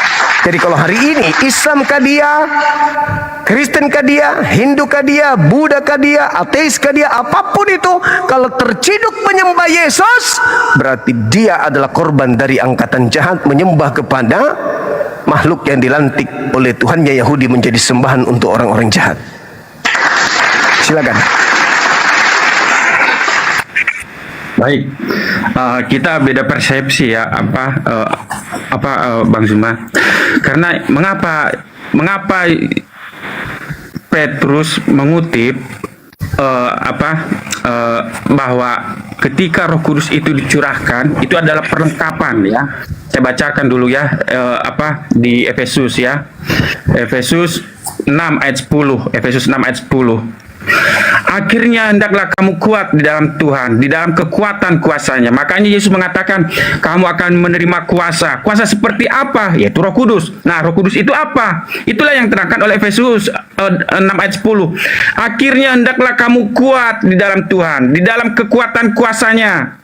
Kenakanlah seluruh perlengkapan senjata Allah, karena Yesus adalah Raja. Maka umat-umatnya pun diperlengkapi dengan perlengkapan senjata Allah, supaya kamu dapat bertahan melawan tipu muslihat iblis. Karena perjuangan kita bukanlah melawan darah dan daging, tetapi melawan pemerintah-pemerintah, melawan penguasa-penguasa, melawan penghulu-penghulu dunia yang gelap ini, melawan roh-roh jahat di udara. Sebab itu, ambillah seluruh perlengkapan senjata Allah, supaya kamu dapat mengadakan perlawanan pada hari yang jahat itu, dan tetap berdiri sesudah kamu menyelesaikan segala itu. Jadi, berdiri tegaplah, berikat pinggangkan kebenaran. Nah, akulah jalan dan hidup dan kebenaran. Di dalam Yohanes 14 ayat 6, kemudian dilanjutkan dalam 16-17, aku akan mengutus roh kebenaran. Jadi berdirilah tegap, berikat pinggangkan kebenaran, berbaju jirahkan keadilan, kakimu berkasutkan kerelaan untuk memberitakan Injil damai sejahtera. Dalam segala keadaan pergunakanlah perisai iman, sebab dalam perisai itu kamu akan dapat memadamkan semua panah api dari si jahat. Dan terimalah ketopong keselamatan dan pedang roh, yaitu firman Allah. Jadi seperti Bang Zuma tanyakan tadi, kalau gitu bagaimana dengan orang Indonesia zaman waktu kecurahan Roh Kudus? Apa sampai ke sini? Kita tidak tahu apa sampai atau tidak. Tetapi saya yakin itu sudah sampai. Kenapa? Apa buktinya? Begini buktinya. Kenapa keyakinan saya ada? Dulu opung saya, leluhur orang Batak itu berhari Sabat, ya, berhari Sabat. Jadi mereka berbakti pada hari Sabat, agama suku Batak ya. Jadi saya berpikir, asosiasi pikiran saya begini, berarti dulu nenek moyang kami sudah menerima kebenaran Sabat, hanya akhirnya mengalami sinkretisme dengan lama-lama menjadi luntur begitu. Jadi kalau saya yakin itulah kecurahan Roh Kudus itu. Itulah makanya sampai ke seluruh bumi, ke seluruh dunia. Itulah gunanya apa? Kekuatan Roh Kudus itu. Nah, itu satu. Yang berikutnya, dalam mengapa Yesus menjadi raja, itu ada penggenapan dari Yesaya 9 ayat 6 sampai 7. Inilah yang ditolak oleh apa? Orang Yahudi. Bahwa Mesias itu Yesaya 9 ayat 6 sampai 7 itu digenapi kepada Hizkia atau Asa, ya, raja, karena waktu Yesaya itu kemakmuran bangsa Israel tercapai di zaman Hizkia, ya. Yesaya 9 ayat 6. Sebab seorang anak telah lahir untuk kita, seorang putra telah diberikan untuk kita, lambang pemerintahan ada di atas bahunya, dan namanya disebut orang penasehat ajaib, Allah yang perkasa, Bapa yang kekal, Raja damai. Karena dia adalah Raja damai, makanya dia menjadi raja di surga. Yesus katakan, kerajaanku bukan di dunia ini, tetapi kerajaanku di surga. Ayat 7. Besar kekuasaannya dan damai sejahtera tidak akan berkesudahan di atas takhta Daud dan di dalam kerajaannya. Karena ia mendasarkan dan mengokohkannya dan keadilan dan kebenaran, dan dari sekarang sampai selama-lamanya. Kecemburuan Tuhan semesta alam akan melakukan hal ini. Itu, ya. Itu jadi itu alasannya. Berikutnya, mengenai penguasa dunia penghakiman. Nah, baik. Ibrani 2 ayat 14 sampai 18, tapi saya ambil dulu Yohanes 12 yang Bang Zuma kutip. Jawab Yesus, suara itu telah terdengar bukan, Yohanes 12 ayat 30. Jawab Yesus, suara itu telah terdengar bukan oleh karena aku, melainkan oleh karena kamu. Sekarang berlangsung penghakiman atas dunia ini. Sekarang juga penguasa dunia ini akan dilemparkan keluar. Dan aku, apabila aku ditinggikan dari dunia, aku akan menarik semua orang datang kepadaku. Jadi kalau Yesus ditinggikan dalam setiap perkataan dan perbuatan, akan menarik orang. Kenapa? Ibrani 2 ayat 14 sampai 18 mengatakan begini. Karena anak-anak itu adalah anak-anak dari darah dan daging, maka ia juga menjadi sama dengan mereka dan mendapat bagian dalam keadaan mereka, supaya oleh kematiannya ia memusnahkan dia, yaitu iblis yang berkuasa atas maut. Makanya Yohanes tadi mengatakan, sekarang berlangsung penghakiman atas dunia ini. Sekarang juga penguasa dunia ini akan dilemparkan keluar. Kenapa dilemparkan keluar? Karena Ibrani 2 ayat 14 mengatakan, supaya oleh kematiannya ia memusnahkan dia, yaitu iblis yang berkuasa atas maut. Kemudian dilanjutkan ayat 15. Dan supaya dengan jalan demikian ia membebaskan mereka yang seumur hidupnya berada dalam perhambaan oleh karena takutnya kepada maut. Jadi sebenarnya Yesus menjadi raja itu bukan melepaskan kita dari perbudakan penjajahan ekonomi atau apapun itu namanya, penjajahan politik, penjajahan tirani, imperium, kerajaan atau apa. Tetapi di sini dikatakan, di Ibrani 2 dikatakan apa? Supaya dengan jalan kematian Kristus mereka yang seumur hidupnya berada dalam perhambaan oleh karena takutnya kepada maut. Jadi sebenarnya yang kita takuti itu bukan penderitaan ekonomi, bukan penderitaan penindasan, tapi penderitaan terhadap kematian. Itulah makanya Yesus mau rela mati di kayu salib.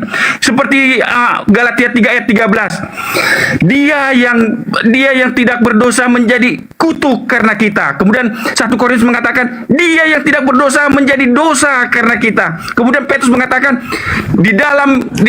dia yang salibkan dalam tubuhnya, dia menanggung dosa dan oleh bilur-bilurnya kamu sembuh. Jadi tujuan Yesus melenceng dari pengharapan orang Yahudi bahwa menjadikan kerajaan Yahudi, bangsa Yahudi menjadi imperium superpower. Tetapi bukan itu maksudnya Yesus. Tetapi maksudnya Yesus adalah Ibrani 2 ayat 15. Dan supaya dengan jalan demikian ia membebaskan mereka yang seumur hidupnya berada dalam perhambaan oleh karena takutnya kepada maut. Sebab sesungguhnya bukan malaikat-malaikat yang ia kasihani, tetapi keturunan Abraham yang ia kasihani. Itulah sebabnya maka dalam segala hal ia harus samakan dengan saudara-saudaranya, supaya ia menjadi imam besar yang menaruh belas kasihan dan yang setia kepada kepada Allah untuk mendamaikan dosa seluruh bangsa. Sebab oleh karena ia sendiri telah menderita karena pencobaan, maka ia dapat menolong mereka yang cobai. Jadi gunanya pencurahan Roh Kudus itu adalah memperlengkapi umat-umatnya Tuhan.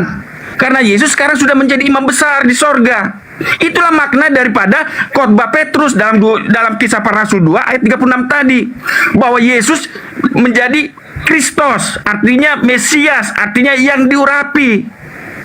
Mengapa dia diurapi? Karena dia sudah menjadi imam besar di surga. Makanya dicurahkan Roh Kudus itu. Supaya apa? Di surga dia menjadi imam besar, kita di dunia ini menjadi apa? Bangsa yang imamat. Engkaulah bangsa yang imamat, ya. Umat, sebentar saya cari ayatnya. Imamat yang rajani, ya.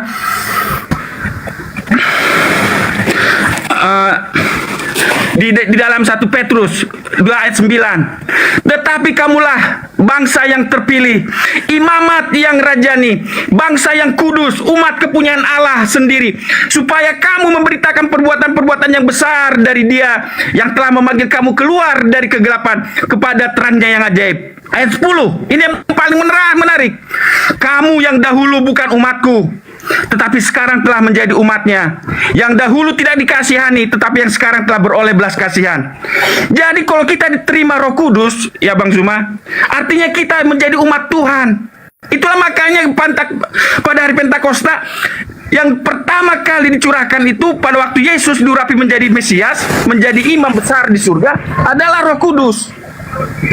Makanya kenapa harus Roh Kudus? Supaya kamulah bangsa yang terpilih, imamat yang rajani, bangsa yang kudus, umat kepunyaan Allah sendiri. Jadi bukti kita kepunyaan Allah adalah Roh Kudus itu. Itulah makanya Kisah Para Rasul 2 itu. Supaya apa? Supaya kamu memberitakan perbuatan-perbuatan yang besar dari Dia yang telah memanggil kamu keluar dari kegelapan kepada terangnya yang ajaib. Jadi itu, jadi Yesus menjadi raja bukan menjadi superior di dunia ini, tetapi menjadi kerajaan di dunia dan di surga. Itu jawaban saya. Terima kasih Bang Zuma. Oke saudaraku, mantap sekali, mantap sekali. Ya, jadi susunan bahasa yang kamu gunakan itu bagus untuk jadi seorang pengkhotbah di gereja. Tapi bukan untuk orang-orang yang belajar. Kenapa? Kalau kita melihat dari Lukas 1 ya, Lukas 1 nomor 33. Di situ diterangkan bahwa Yesus ini akan menjadi raja atas kaum keturunan Yakub sampai selama-lamanya, dan kerajaannya tidak akan berkesudahan. Dia hanya raja bagi keturunan Yakub. Dan itu pun, ya kalau Anda mengatakan kerajaannya bukan dari sini tapi dari langit, itu betul. Sama seperti saya, negara saya bukan dari Malaysia tapi negara saya dari Indonesia. Tetapi bukan saya raja di sini, saya bukan raja, tapi kenegaraanku dari sini. Sama ketika dia mengatakan kerajaanku, maksudnya dia adalah penduduk dari suatu kerajaan, tapi dia bukan raja. Catat itu. Lalu sebagai orang yang disesatkan, saya mengatakan orang yang disesatkan. Kenapa? Karena Yesus dilantik menjadi Tuhan untuk orang yang tidak menerima Yesus. Yesus yang pengganti Yesus yang mati di atas tiang salib ini telah dijadikan menjadi Tuhan bagi orang jahat. Jadi pengikut orang jahat supaya nampak tidak jahat harus cocokologi. Ada dua sumbernya. Kitabnya orang Yahudi diambil, kemudian ungkapan-ungkapan penyesat-penyesat senior, yang lebih dulu dari dia, yaitu penulis-penulis Perjanjian Baru. Nah, kita lihat kesalahan fatal yang Anda ambil. Contoh, ketika korban daripada penyembah makhluk yang dijadikan Tuhan oleh Tuhannya Yahudi di Yesaya 9 nomor 6. Kalau Anda jeli melihat data itu, Bung, bukan hanya berfokus kepada data nomor 6-nya, tapi kuncinya ada di data nomor 3. Bahwa anak yang telah lahir itu akan melakukan sesuatu yang dahsyat bagi Yerusalem. Apa itu? Seperti apa yang dilakukan oleh Gedeon, Raja Yehuda. Apa yang dilakukan oleh Gedeon? Menyelamatkan kemudian bangsa Israel dari serangan penjajah Midian. Baca nomor 3-nya. Sebab kuk yang menekannya dan gandar yang ada di atas bahunya serta tongkat si penindas telah kau patahkan, sama seperti pada hari kekalahan Midian. Pertanyaannya, apakah Anda tahu bagaimana sejarah kekalahan Midian setelah dia ingin menaklukkan kemudian bangsa Israel? Gideon hancur lebur di tangan Gideon. Apakah Yesus bisa melakukan itu? Apakah Yesus bisa mengusir Romawi? No. Justru Yesus dieksekusi mati oleh Romawi. Berarti bukan dia yang telah lahir di Yesaya 9. Ini aja salah satu bukti kepatalan yang dilakukan oleh orang-orang yang menjadikan Yesus yang dilantik Tuhannya Yahudi sebagai Tuhan. Mereka akan melakukan propaganda, tipuan-tipuan, tata cara yang dilakukan oleh orang-orang Yahudi terlebih dahulu dengan tipu muslihat, kesaksian-kesaksian palsu, sama seperti yang dilakukan oleh pengikut-pengikut angkatan jahat akan melakukan kesaksian-kesaksian palsu. Seperti ketika Anda bersaksi Yesaya 9 itu adalah untuk Yesus. Saya uraikan kepada saudara. Kalau Anda melihat data 9 ini, Yesaya 9 nomor 6 yang saya katakan tadi, nomor 3-nya, di situs dikatakan sama seperti sebab kuk yang menekannya dan gandar yang ada di atas bahunya serta tongkat si penindas telah kau patahkan seperti pada hari kekalahan Midian. Anda lihat cerita yang ada di Hakim 6 nomor 1. Bagaimana Gideon menyelamatkan kemudian Yerusalem, orang-orang Israel, orang-orang yang hidup di bawah kerajaan Yehuda, menang atas Gideon. Bagaimana kemudian tentara pasukan Midian ini hancur lebur melalui tangan Raja Gideon.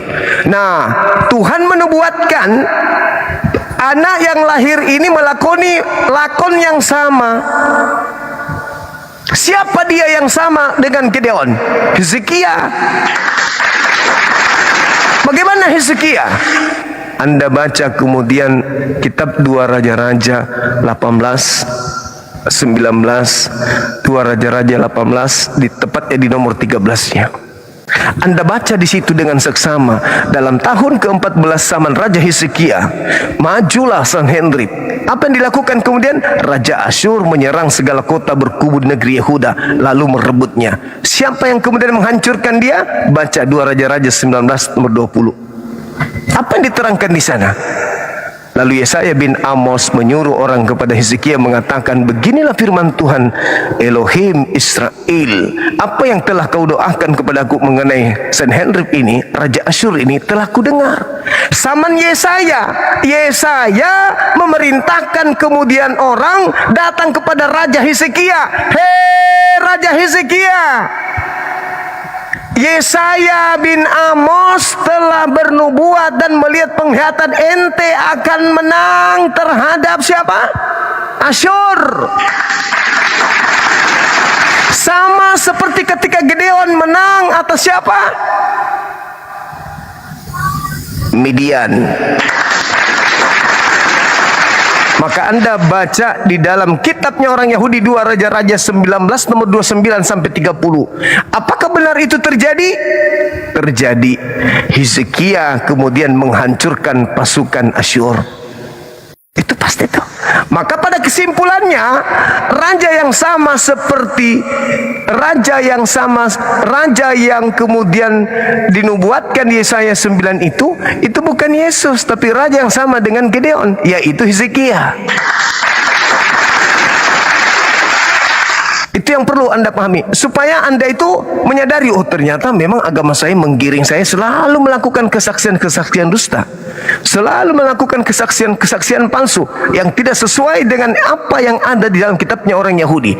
Saya simpulkan kepada saudara, Anda melihat kisah yang terjadi terhadap Gideon ketika kemudian dia menyelamatkan orang-orang Israel, orang-orang Yerusalem dari Midian. Apa yang dilakukan oleh Gideon? Gideon berhasil membunuh 120.000 pasukan daripada Midian. Catat itu. Maka kemudian Hizkia juga menghabiskan pasukan Asyur sebanyak 185.000. Yesus apa yang dilakukan? Maka yang disebut Raja Damai, Theos yang kekal, Eloa yang perkasa, itu adalah Hezekia, bukan Yesus. Dari sini saja sudah ketahuan bahwa penyembah makhluk yang dilantik Tuhannya Yahudi menjadi Tuhan keteteran mencari judul. Keteteran mencari judul. Kalian akan semakin habis dibuat oleh data-data yang kalian tunjuk sendiri. Jadi kalau hari ini Anda membuat, oh ini kan begini Bang Suma, ini kan begini Bang Suma, ini kan begini Bang Suma. Itu cara Anda, itu trik yang memang harus Anda lakoni dan Anda ajarkan kepada orang lain agar banyak menjadi pengikut. Wa ikhwanuhum yamudunahum fil ghayyi tsumma la yuksirun. Kalian harus membantu si iblis agar mendapatkan pasukan lebih banyak masuk ke neraka, menyesatkan banyak orang. Waspadalah agar kalian jangan disesatkan, sebab akan datang banyak orang memakai namaku dan berkata, akulah Kristus. Untuk apa bang Yesus? Untuk menyesatkan banyak orang. Sudah jelas-jelas Yesus adalah Tuhan yang dilantik, Tuhan yang dibuat untuk orang apa? Orang kafir. Karena yang menyalib Yesus adalah orang kafir. Yang menyalib Yesus adalah orang-orang yang tidak percaya Yesus, orang-orang yang membenci Elohim, orang-orang yang memusuhi Elohim. Ketika Elohim mengatakan, inilah anakku yang begitu besar kasih karunia Tuhan akan dunia ini, sehingga ia menganugerahkan anaknya yang tunggal. Barang siapa yang percaya kepada anaknya tidak binasa, melainkan memperoleh hidup yang kekal. Pertanyaannya muncul, apakah penyalib Yesus, orang Farisi, ahli Taurat, mahkamah agama, imam kepala adalah orang-orang yang percaya kepada Yesus? No. Berarti apa hukuman bagi mereka yang tidak percaya kepada Yesus? Binasa. Apa pembuktian binasanya? Tuhan memberikan yang mereka salib sebagai pengganti Yesus sebagai Tuhan mereka. Binasa enggak nanti orang-orang yang menuhankan itu? Binasa. Kenapa? Karena mereka menuhankan selain Elohim. Barang siapa yang percaya tidak binasa, melainkan memperoleh hidup yang kekal. Kalau tidak percaya, memperoleh mati yang kekal. Yang menyalib Yesus orang percaya kagak? Tidak percaya. Apa hukumannya? Kematian kekal. Bagaimana caranya? Dia dikasih sembahan baru supaya dia masuk ke neraka bersama dengan iblis. Sederhana kok itu, sederhana. Tapi kita hargai. Kita hargai. Kenapa? Iblis tidak akan mungkin tenang membiarkan anak keturunan Adam masuk ke surga. Enggak mungkin.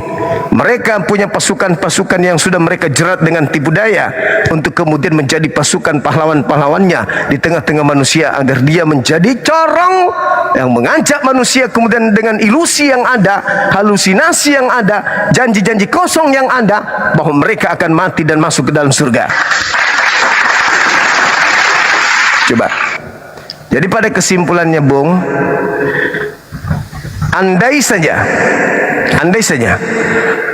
yang menyalibkan Yesus atau yang berbicara dengan Yesus pada saat itu, atau yang berbicara dengan Petrus pada saat Petrus berkhutbah adalah orang non-Yahudi, artinya orang-orang yang tidak memiliki sembahan atau ateis, maka wajar diberikan kemudian sembahan baru bernama Yesus. Tapi masalahnya bukan itu. Yang menyalib Yesus itu ahli Taurat, orang Farisi, terlibat mahkamah agama. Masalahnya bukan itu. Mereka sudah punya Tuhan yang mereka kenal dari nenek moyang mereka, yaitu Elohim. Tetapi karena kejadian mereka menyalib orang yang tidak bersalah ini, mereka kemudian dihukum dengan diberikan sembahan baru. Makanya apa yang terjadi? Hati mereka sangat tertusuk, sangat tersakiti, terhujani dengan kesakitan ketika dikatakan, Yesus yang kau salibkan itu oleh Elohim Tuhanmu menjadikan Tuhan untukmu, si Yesus. Mendengar itu mereka sangat tersakiti. Hati mereka sangat tersakiti dan tersengat sekali. Maka mereka datang kepada Petrus. Terus apa yang harus kami lakukan? Bertobat dan berilah dirimu diselamatkan dari angkatan jahat ini. Lah, kalau menyembah Yesus, Tuhan yang diberikan kepada mereka itu adalah jalan benar, kenapa harus bertobat? Kenapa harus meninggalkan? Setelah dikasih Tuhan bernama Yesus, kenapa harus meninggalkan Yesus lagi? Tinggal aja di situ. Kalau menuhankan Yesus adalah sebuah keselamatan, kenapa dia disuruh bertobat?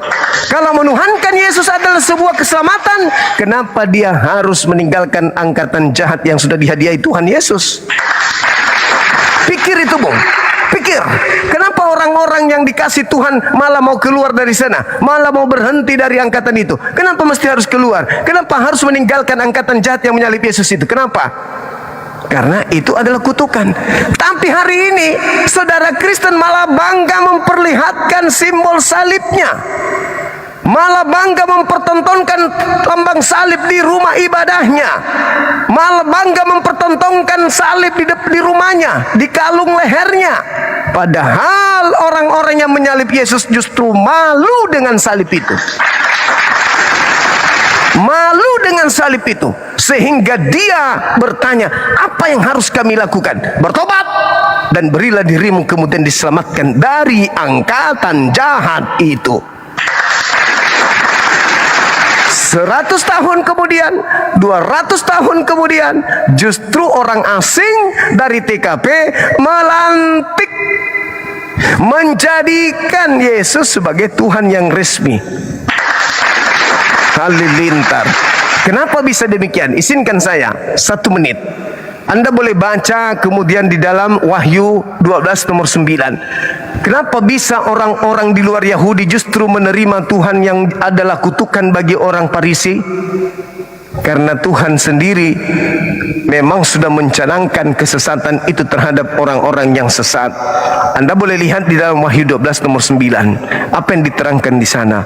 Dan naga besar itu, si ular tua itu yang disebut iblis atau Satan, yang telah menyesatkan seluruh wilayah Romawi, dilemparkan ke bumi, dilemparkan ke bawah bersama-sama dengan malaikat-malaikatnya. Itu iblis ular tua dilemparkan ke bagian Romawi. Itu dalil. Makanya dikatakan ekumene. Ekumene itu adalah persatuan gereja-gereja. Disitulah iblis ular tua itu dilemparkan. Itu fakta, itu real. Maka jangan heran kalau dari sanalah kemudian Roma mula-mula mencanangkan, mentuhankan Yesus yang adalah Tuhan lantikan, Tuhannya Yahudi untuk orang-orang sesat atau orang-orang kafir yang membenci Yesus. Baca itu, Bang. Ekumene adalah persatuan gereja-gereja yang ada kemudian di mana? Di kerajaan Romawi. Ekumene itu adalah kerajaan Romawi. Itu makanya adalah gereja ekumene atau persatuan ekumene atau ini ekumene. Ekumene itu kekaisaran Romawi atau wilayah Romawi yang dihuni kemudian oleh orang-orang Yunani dan Romawi. Ekumene adalah belahan bumi yang diisi oleh orang-orang Yunani dan orang Romawi. Disitulah iblis dilemparkan kemudian. Segera begitu, saudara. Masih ada lagi? Sedikit lagi ya, terakhir ya, Bang Zuma. Silakan. Betul yang Silakan. Ya. Betul yang dibilang Bang Zuma itu bahwa kenapa Yesaya 9 itu mengambil peristiwa penjajahan Midian dan Asyur itu sebagai kuk yang sangat berat. Saya baca dulu ya di ayat 2, 9 ayat 2. Bangsa yang berjalan dalam kegelapan telah melihat terang yang besar. Mereka yang diam di negeri kekelaman atasnya telah bersinar. Engkau sebab ayat 4 langsung ya saya bacakan ayat 4. Sebab kuk yang menekannya dan gandar yang di atas bahunya serta tongkat sepenindas telah kau patahkan seperti pada hari kekalahan di Midian. Mengapa Yesaya mengambil analogi penjajahan Midian, mengambil analogi penjajahan Asyur sebagai beban yang sangat menindas dalam Yesaya 9 ayat 4 ini. Gandar kuk yang menekan, gandar yang di atas bahunya, tongkat sepenindas. Jadi ada 3. Nah, telah kau patahkan. Nah, jadi mengapa itu memang seperti itulah dosa, Bang Zuma. Di mana ayatnya? Saya bacakan ayatnya mengenai betapa sadisnya dosa itu. Itulah yang mau dipatahkan oleh Yesus. Makanya Yesus bukan untuk membebaskan bangsa Israel dari penjajahan, tetapi dari dosa. Di mana ayatnya betapa jahatnya, betapa susahnya dosa. Mazmur 38 ayat 5. Ya, Mazmur 8 ayat 35. Saya bacakan ya, Mazmur 8 ayat 35. Sebentar Bang Zuma, handphone saya udah lelet. Mazmur berapa? Sebentar. Oke, sudah. Mazmur berapa? Sebentar. Mazmur 38 ayat 5. Alamak. Ya, Mazmur. Lanjut. Nah, betapa susahnya itu dosa, betapa menindasnya dosa. Ayat 4 dari 4 ya saya baca. Sebab kesalahanku telah menimpa kepalaku, semuanya seperti beban berat yang menjadi terlalu berat bagiku. Jadi dosa itu kesalahan itu menimpa kepala kita itu terlalu berat, seperti beban yang berat bagiku. Luka-luka berbau busuk bernanah oleh karena kebodohanku. Nah, jadi beban itu, luka-luka itu menggambarkan bagaimana dosa itu begitu menekan orang manusia berdosa. Kemudian Yesaya 1 ayat 4. Celakalah bangsa yang berdosa, kaum yang syarat dengan kesalahan, keturunan yang jahat-jahat, anak-anak yang berlaku buruk. Ya, kemudian dalam Mazmur 40 ayat 13. Mazmur 40, sebab malapetaka menyentak aku sampai tidak terbilang banyaknya. Aku terkejar oleh kesalahanku sehingga aku tidak sanggup melihatnya. Jumlahnya lebih banyak dari rambut di kepalaku sehingga hatiku hancur. Kemudian ratapan 1 ayat 14. Segala pelanggaranku merupakan kuk yang berat. Tangan Tuhanlah yang menjalinnya. Semuanya itu ditaruh di atas bahuku sehingga kekuatanku lumpuh. Nah, itulah makanya Yesus mengatakan dalam Matius 11 ayat 28 dikatakan begini. Marilah kepadaku semua yang letih lesu dan beban berat, aku akan memberikan kelegaan kepadamu. Pikulah kuk yang kupasang dan belajarlah padaku, karena aku lemah lembut dan rendah hati, dan jiwamu akan mendapat ketenangan. Sebab kuk yang kupasang itu enak dan bebanku pun ringan. Jadi ketika kita menerima Yesus sebagai Tuhan dan Juru Selamat, Dia akan mengambil kuk kita, yaitu dosa dan kesalahan kita, dan Dia akan memberikan kuknya yang ringan dan yang menyenangkan, ya. Nah, makanya Yesus datang ke dunia ini untuk melepaskan kita dari dosa, itu satu, ya. Kemudian yang kedua, seperti yang kata Ibrani tadi, ya. Seperti yang kata Ibrani tadi di dalam Ibrani 2 tadi. Itulah sebab ayat 15, 2 ayat 15. Ayat 14.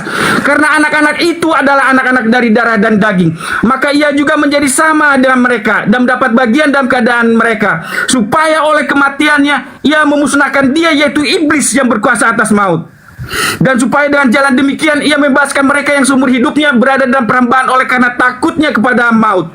Jadi Ibrani 2 ayat 15 menggambarkan bagaimana maut itu menindas kita, memperhamba kita. Makanya dibilang karena takutnya terhadap maut. Jadi manusia itu sebenarnya takut terhadap maut, bukan takut terhadap penjajahan yang lain-lain. Nah itu. Nah makanya dalam 1 Korintus 15 ayat 53 dikatakan begini. Itulah cara Yesus membebaskan kita.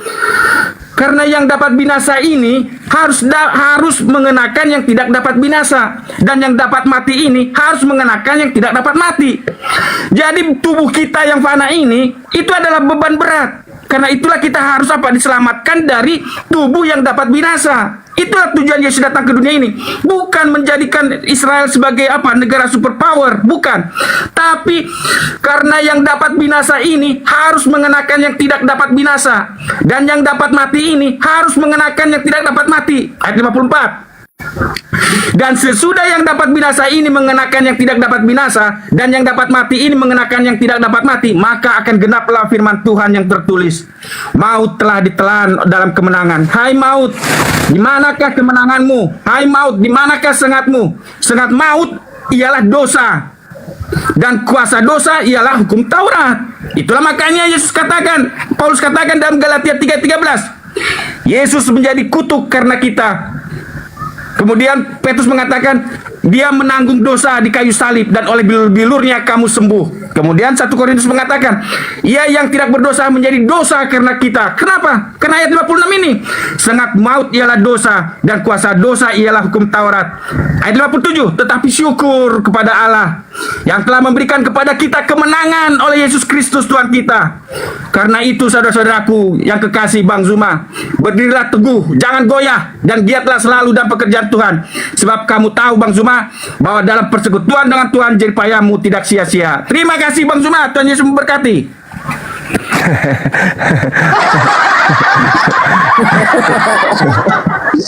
Oke, baik. Terima kasih Bang atas perjuangan saudara. Saya menghargai itulah kepercayaan, itulah keyakinan. Saya menghargai itu.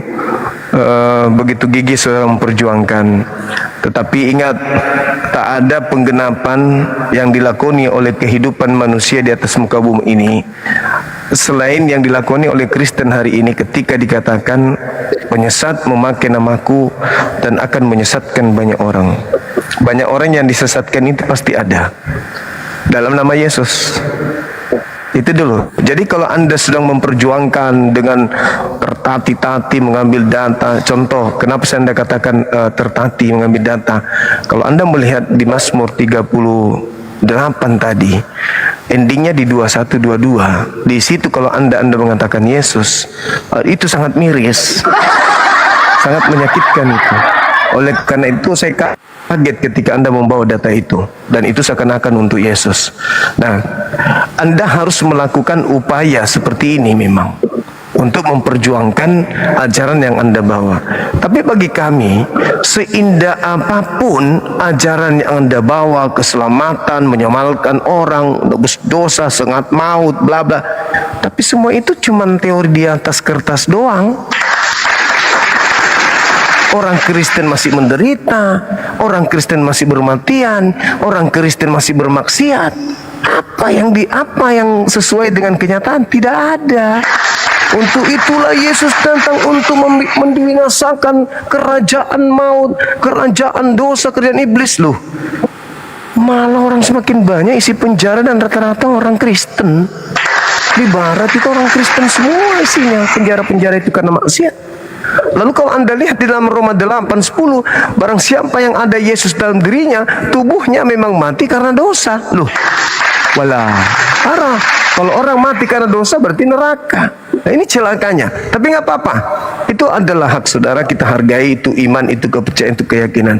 Namun sekali lagi, kalimat terakhir dari saya. Sehebat apapun kemudian ajaran yang Anda bawa, terlihat kasih, terlihat penyayang, terlihat menyelamatkan, tapi bagi kami, kalau ada manusia yang dilantik menjadi Tuhan, apalagi dia dilantik untuk orang-orang jahat, maka mending bagi kami itu untuk ateis daripada mempertuhankan Tuhan, lantikan Tuhan lain, dan Tuhan itu dihadiahkan kepada orang jahat. Mending jadi ateis. Itu bagi kami. Itu yang merupakan pembeda kita di sini. Karena saya tidak terlena, tidak terbuai oleh data-data dari yang disusun dari orang-orang yang Yesus tidak kenal, kemudian ditunjuk sama orang-orang yang tidak dikenal, tunjuk dalil ini, dalil Mazmur, dari Yeremia, dalil Yesaya, sementara Yesus sendiri yang datang di tengah-tengah kaumnya Bani Israel tidak pernah mengajarkan pola yang seperti Anda ajarkan hari ini. Yesus tetaplah seorang Yudaism yang taat, Tuhannya adalah Elohim, dia beribadah sebagaimana orang Yahudi, dan sedangkan orang-orang yang menuhankan Yesus yang dibuat menjadi Tuhan orang Yahudi, itu berbeda pola kehidupannya hari ini dengan orang Yahudi itu sendiri. Dengan kata lain, Kalau orang Farisi mahkamah agama menerima Tuhan yang dibuat menjadi Tuhan oleh Tuhannya, berarti mereka harus menanggung resiko memiliki dua Tuhan. Memiliki dua Tuhan itu tak ada jalannya untuk masuk ke surga. Karena Yesus mengatakan hidup kekal itu adalah mereka mengenal Engkau satu-satunya Tuhan. Yesus dikenal hanya sebagai utusan, tapi orang jahat mengenal Yesus juga sebagai Tuhan. Kenapa? Karena Tuhannya Yahudi yang berikan legalitas.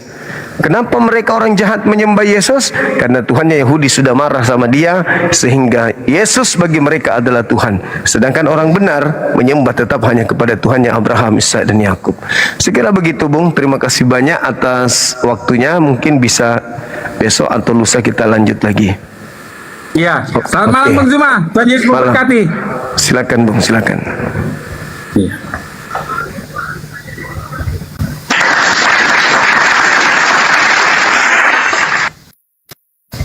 وَلَقَدْ زَرَعْنَا لِجَهَنَّمَ كَثِيرًا مِنَ الْجِنِّ وَالْإِنسِ لَهُمْ قُلُوبٌ لَا يَفْقَهُونَ بِهَا وَلَهُمْ أَعْيُنٌ لَا يُبْصِرُونَ بِهَا وَلَهُمْ آذَانٌ لَا يَسْمَعُونَ بِهَا أُولَئِكَ كَالْأَنْعَامِ بَلْ هُمْ أَضَلُّ Ulaika humul ghafilun. Mereka itulah orang-orang yang lengah. Mereka itu adalah orang-orang yang tergiur. Mereka itu orang-orang yang terlena oleh mimpi, tergiur oleh halusinasi, disebabkan karena mereka seperti hewan ternak, bahkan lebih hina dari hewan ternak. Mereka punya hati, mereka enggak gunakan. Mereka punya telinga, mereka enggak gunakan. Mereka punya mata, mereka enggak gunakan. Padahal sudah sangat jelas kita menguraikan, bahkan kitabnya sendiri ia baca. Namun bagi mereka itu hanyalah sebuah suara yang tidak mempunyai makna, melainkan hanya suara saja. Al-Quran menjelaskan bahwa seperti seorang penyeruh kepada orang-orang kafir, seibarat gembala menyeruh hewan ternak, di mana hewan ternaknya hanya mendengarkan suara tapi tidak mengerti apa yang dia dengarkan.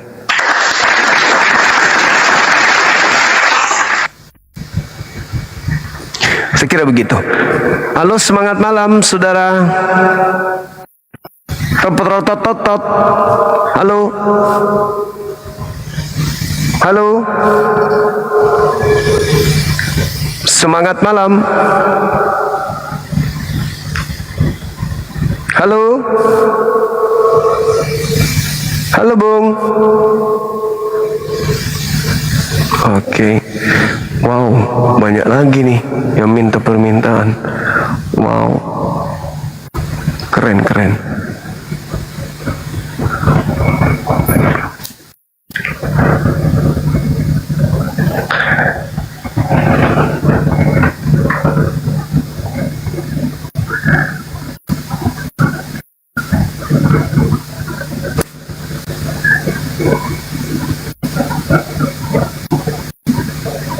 Oh, 2M kawan, 2M. Oh, keren. 2M yang nonton, Masya Allah. Yang posting, makasih banyak. Keren, kalian keren, syukran. Terima kasih. Halo, semangat subuh. Halo.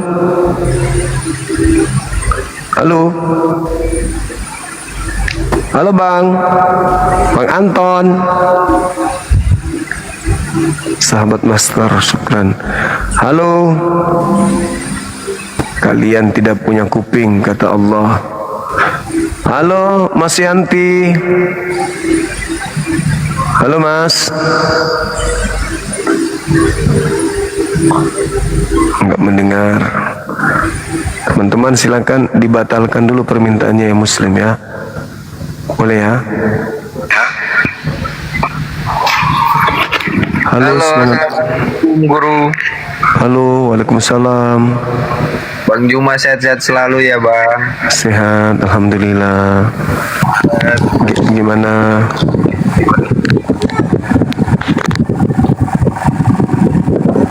Halo, Saudara Siregar. Halo Bang. Halo.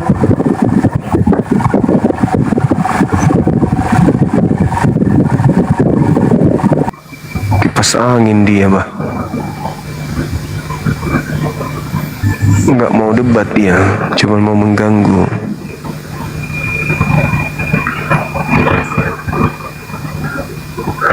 Ada penyembah Tuhan yang dilantik Tuhannya Yahudi, silakan naik.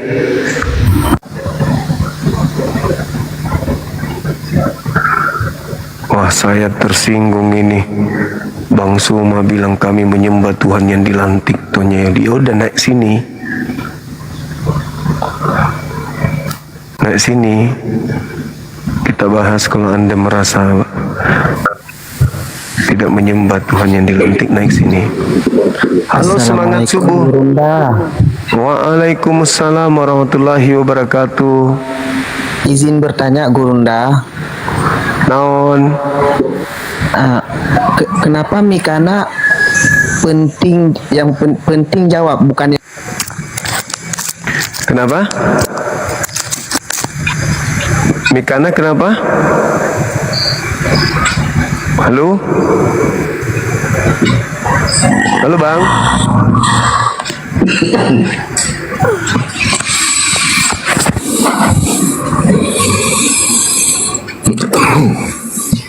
Halo, semangat subuh. Kodong. Tatin remi bapa ke sambil nyima itu. Ketiduran ke kurang bapa kah.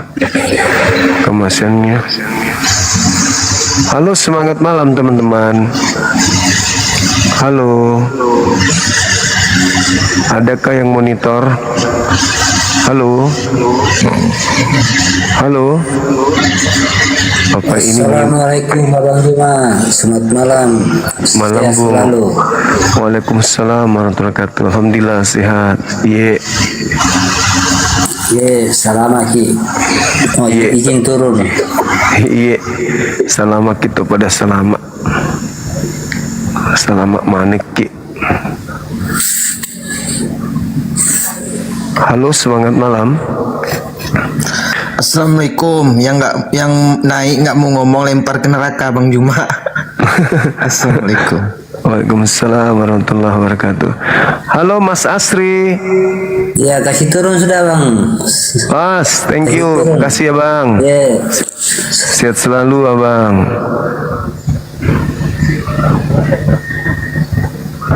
Ada lagi? Multinya tolong ditahan multinya Bang. Multi banyak Islam nih.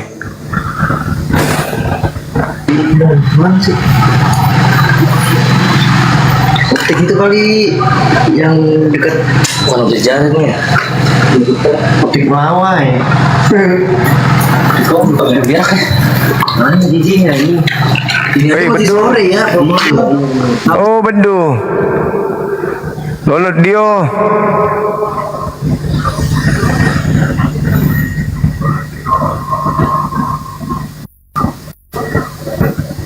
Banyak tapi Muslim, teman-teman. Oh, permintaan langsung penuh lagi.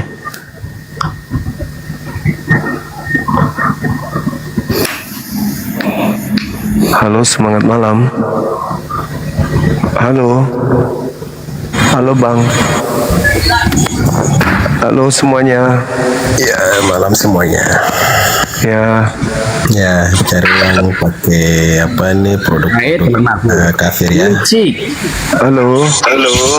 Naik kan Juma. Ya, bicara tentang kekafiran dan lain sebagainya, kalian tuh cari uang pakai produk-produk kafir ya, orang-orang kafir gitu sudah. Cukup sekian. Terima kasih. Iblis berkata di dalam Lukas dan Matius 4, apa kata Iblis? Barang siapa yang menyembah aku, maka segala segala kuasa dunia dan kemegahannya akan aku berikan kepadanya. Jadi kalau kau mengatakan bahwa kafir yang melakukan segala kemegahan ini, ya benarlah, tergenapilah itu. Barang siapa yang menuhankan aku, maka segala kuasa dunia akan aku berikan. Kalian merasa menguasai dunia? Cocoklah itu. Cocoklah itu. Silakan kalian bikin lagi temuan-temuan baru. Ya, sebagai pelengkap ibadah kami, silakan. Dalam ibadah kami butuh internet, kami butuh TikTok untuk menyampaikan kebenaran. Silakan kalian buatkan kami, nanti kami tinggal bayar. Habiskan waktumu untuk bikin temuan-temuan baru, biar nanti majikanmu yang bayar. Ya, jadi santai. Santai, temukan lagi yang lain. Sepatu terbang, kita pakai sepatu tinggal konop, langsung terbang, melayang di tengah-tengah jalan, sampai ke kantor. Buat itu, jangan tidur, jangan menyembah Tuhan yang benar, cukup menyembah Tuhan yang dibuat oleh Tuhannya Yahudi. Mimpi berselamat dengan Tuhan itu. Habiskan waktumu bikin teman-teman baru. Begitu sudah kalian temukan, kami tinggal upah kalian dengan harga mahal. Gitu. Jadi kami majikan, kalian pekerja, bikin TikTok, kami yang bayar, kami yang ini, bikin HP, kami tinggal pakai, kalian tinggal kasih duit, kami tinggal kasih duit ke kalian. Upah kalian udah dikasih di bumi. Ya, tolong ya, nanti bikin HP yang lebih mahal lagi, yang lebih bagus lagi. Nanti majikanmu bayar. Halo, semangat malam. Halo.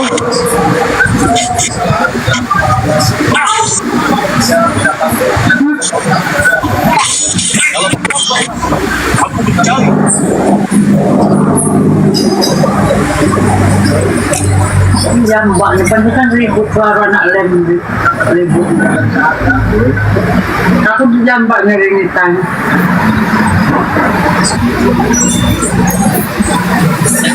Gue nggak mau dimasukin, tolong.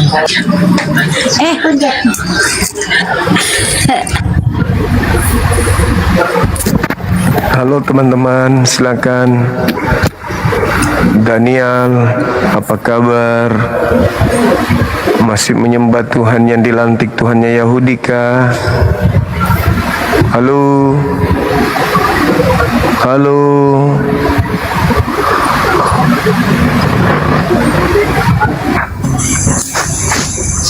Semangat malam. Halo Bang. Semangat malam Abang. Halo Tante. Tante Bedu. Apa kabar? Oke, kita minum dulu ya. Tahan dulu ya. Mohon air minum dulu.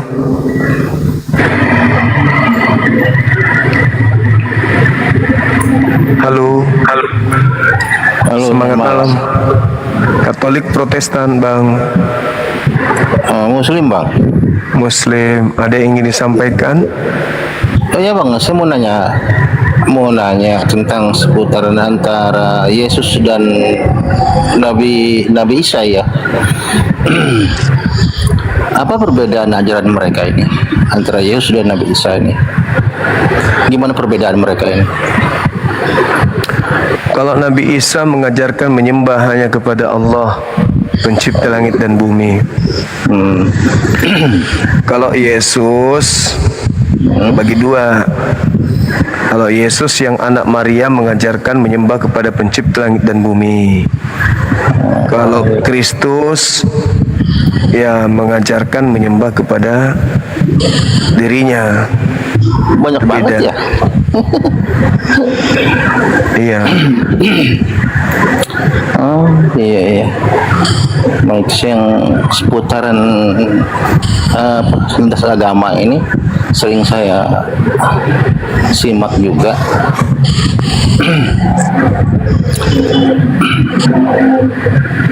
Ya, terus bang. Oke. Oh maaf, sorry ya, nggak bisa live soalnya saya nggak pakai headset soalnya. Iya. Hanya suara aja. Masih sering ke masjid? Kenapa? Masih sering ke masjid?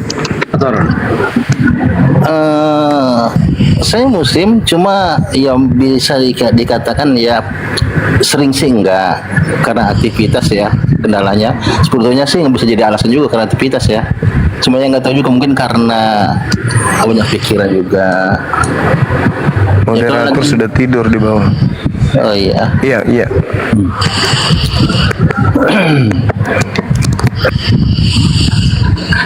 Gitu dong dari tadi. Orang pertanyaan blow on itu, kalau Yesus sama Isa apakah sama atau tidak. Halo, semangat subuh.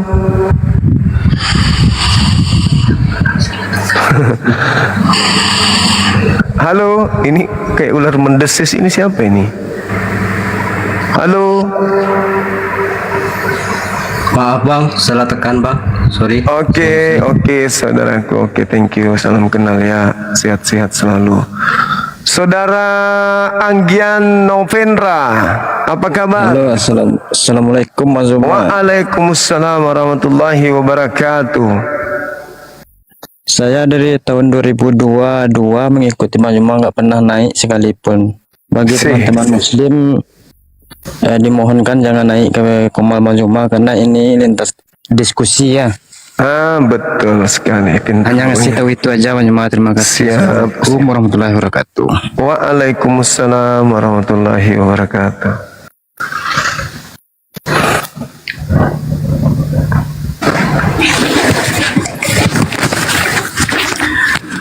Selamat malam Bang Suma. Malam Bang. Katolik Protestan? Islam Bang, cuma ada yang penting saya tanyakan dua hal Bang. Oke. Satu, gimana caranya saya atau teman-teman saya itu hafal seperti abang itu kepada kitab suci Kristen. Dua, kenapa orang Kristen sendiri kok banyak yang nggak hafal ke kitab-kitab mereka. Lalu kalau mereka berdebat itu sama Bang Suma, repot dia cari data, menandakan mereka itu banyak yang nggak hafal gitu. Iya, baik. Selamat malam Saudara Sugeng. Assalamualaikum warahmatullahi wabarakatuh Bang Juma. Waalaikumsalam warahmatullahi wabarakatuh. Iya Bang. Hanya mau tanya ini Bang Juma, selalu mengikuti Bang Juma. Cuma mau tanya, kalau ada orang non Muslim, istilahnya Kristen oten gitu Bang ya, di kampung saya istilahnya nyebar-jebarkan gitu. Kalau saya di mata Allah untuk membantai itu gimana Bang? Itu aja Bang. Laporkan ke pemerintahan setempat Bang, RT, RW atau perlu Polsek. Itu bisa dilaporkan ke Polsek atau Polres kalau sudah membuat rasa tidak nyaman karena mereka datang mengajak menyembah kepada Tuhan yang dilantik oleh Tuhannya Yahudi, mengajak orang Islam yang sudah punya agama untuk Islam, untuk beragama atau pindah ke agama lain. Kalau di dalam Ulangan 13 itu diperintah dibunuh. Kalau ada orang datang mengajarkan untuk menyembah kepada ilah lain, Ulangan 13 itu patokannya bunuh dia. Siapapun itu, keluargamu, anak kandungmu, istrimu, suamimu, kalau dia mengajarkan menyembah kepada Tuhan lain, bunuh. Tapi di Islam tidak ada perintah gitu ya. Nah, kemudian pertanyaan yang tadi, kenapa Bang Suma, bagaimana caranya bisa menghafal? Sering-sering aja baca Bang, sering baca. Bible itu kenapa susah kenapa tidak ada orang Kristen yang menghafal? Bahkan cenderung kita yang ngajarin ketika mereka datang sini. Alasan yang pertama karena Bible itu memang susah tersimpan di otak. Contoh, kalau Anda melihat di data Bible, bagaimana Tuhan mereka disebut sebagai orang yang gila oleh keluarganya. Bagaimana disebut Tuhan mereka kemudian netek sama perempuan dewasa. Hal-hal seperti ini itu sulit untuk disimpan di memori. Karena kalau tersimpan di memori itu akan merusak. Kenapa merusak? Ya merusak hati. Masa ada Tuhan begitu? Nah, itu makanya agak-agak berat tersimpan di kepala. Kenapa saya bisa mengatakan itu? Karena saya yang mengalami. Bible itu sulit, Al-Quran itu mudah dihafal, tapi kalau Bible sulit dihafal. Ya karena meskipun bahasa Indonesia, tapi sulit tersimpan. Hari ini hafal, besok bisa lupa. Itu Bible. Kemudian yang kedua mungkin karena tidak ada magnet penarik. Tidak ada magnet penarik sama seperti Al-Quran. Al-Quran dalam sehari kalau kita sudah sering baca, tidak membacanya itu rada-rada ada yang hilang. Al-Quran memiliki daya tarik yang begitu tinggi terhadap akal manusia, terhadap insting manusia. Sehingga meskipun kita orang Islam tidak bisa mengerti artinya, tapi keinginan untuk membaca Al-Quran itu sangat tinggi. Apa yang terjadi di sana? Karena di situ ada magnet yang sesuai dengan hati, sesuai dengan akal manusia. Berbeda dengan yang Anda pertanyakan. Memang daya tariknya, ya saya sendiri gimana ya? Ya mungkin karena daya tariknya itu yang nggak ada sehingga mereka nggak menghafalkan. Yang ketiga, mungkin mereka berpikir kalau saya hafal setebal ini, baru 3 lembar, bagaimana kalau direvisi lagi? Percuma dong saya hafal capek-capek, tahun depan direvisi lagi. Ya mending nggak usah. Mungkin itu alasannya. Tetapi saya mengatakan itu karena kalau saya yang ditanya, ya itu alasanku. Tapi kalau mereka, kita tidak tahu karena mereka yang mengalami. Begitu. Halo, semangat subuh.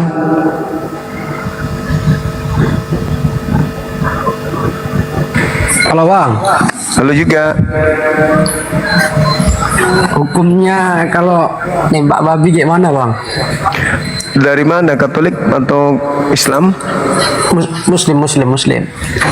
Ya kalau dia hama yang menjijikan boleh dibunuh. Boleh Bang.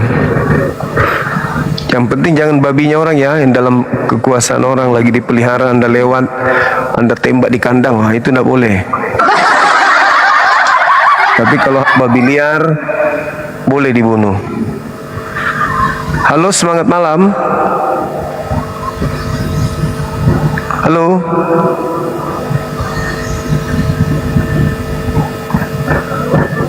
Halo. Hei. Untung dia turun. Kalau tidak dia pingsan sini.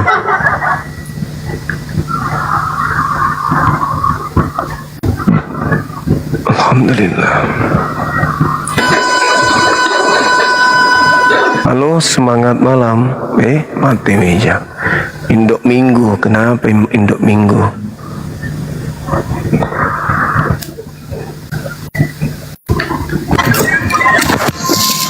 Halo, selamat malam. Malam juga. Iya. Dari mana ini? Dari Manado. Agamanya Islam. Iya, gimana? Boleh tanya soal agama Islam? Silakan. Ini saya mau tanya Bang. Sebelum torang itu Bang dilahirkan, torang itu ada di mana Bang?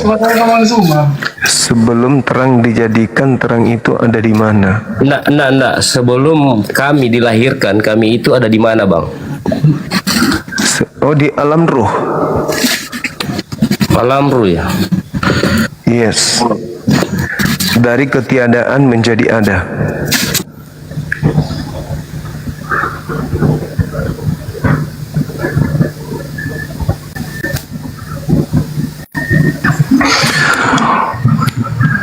Halo, assalamualaikum Bang Juma. Mohon maaf saya cuma mau menyampaikan. Saya kalau Kristen yang ngeyel, oke lah, maklum ya, karena mereka memang mengklaim mereka itu adalah binatang. Tapi kalau yang muslim yang ngeyel ini Iya bang, mengerti di kopi bang, dipaham. Halo saudara Johan, ambil air. Assalamualaikum Bang Zuma, mohon izin turun Bang Zuma, saya muslim Bang Zuma. Waalaikumsalam abangku, sehat selalu.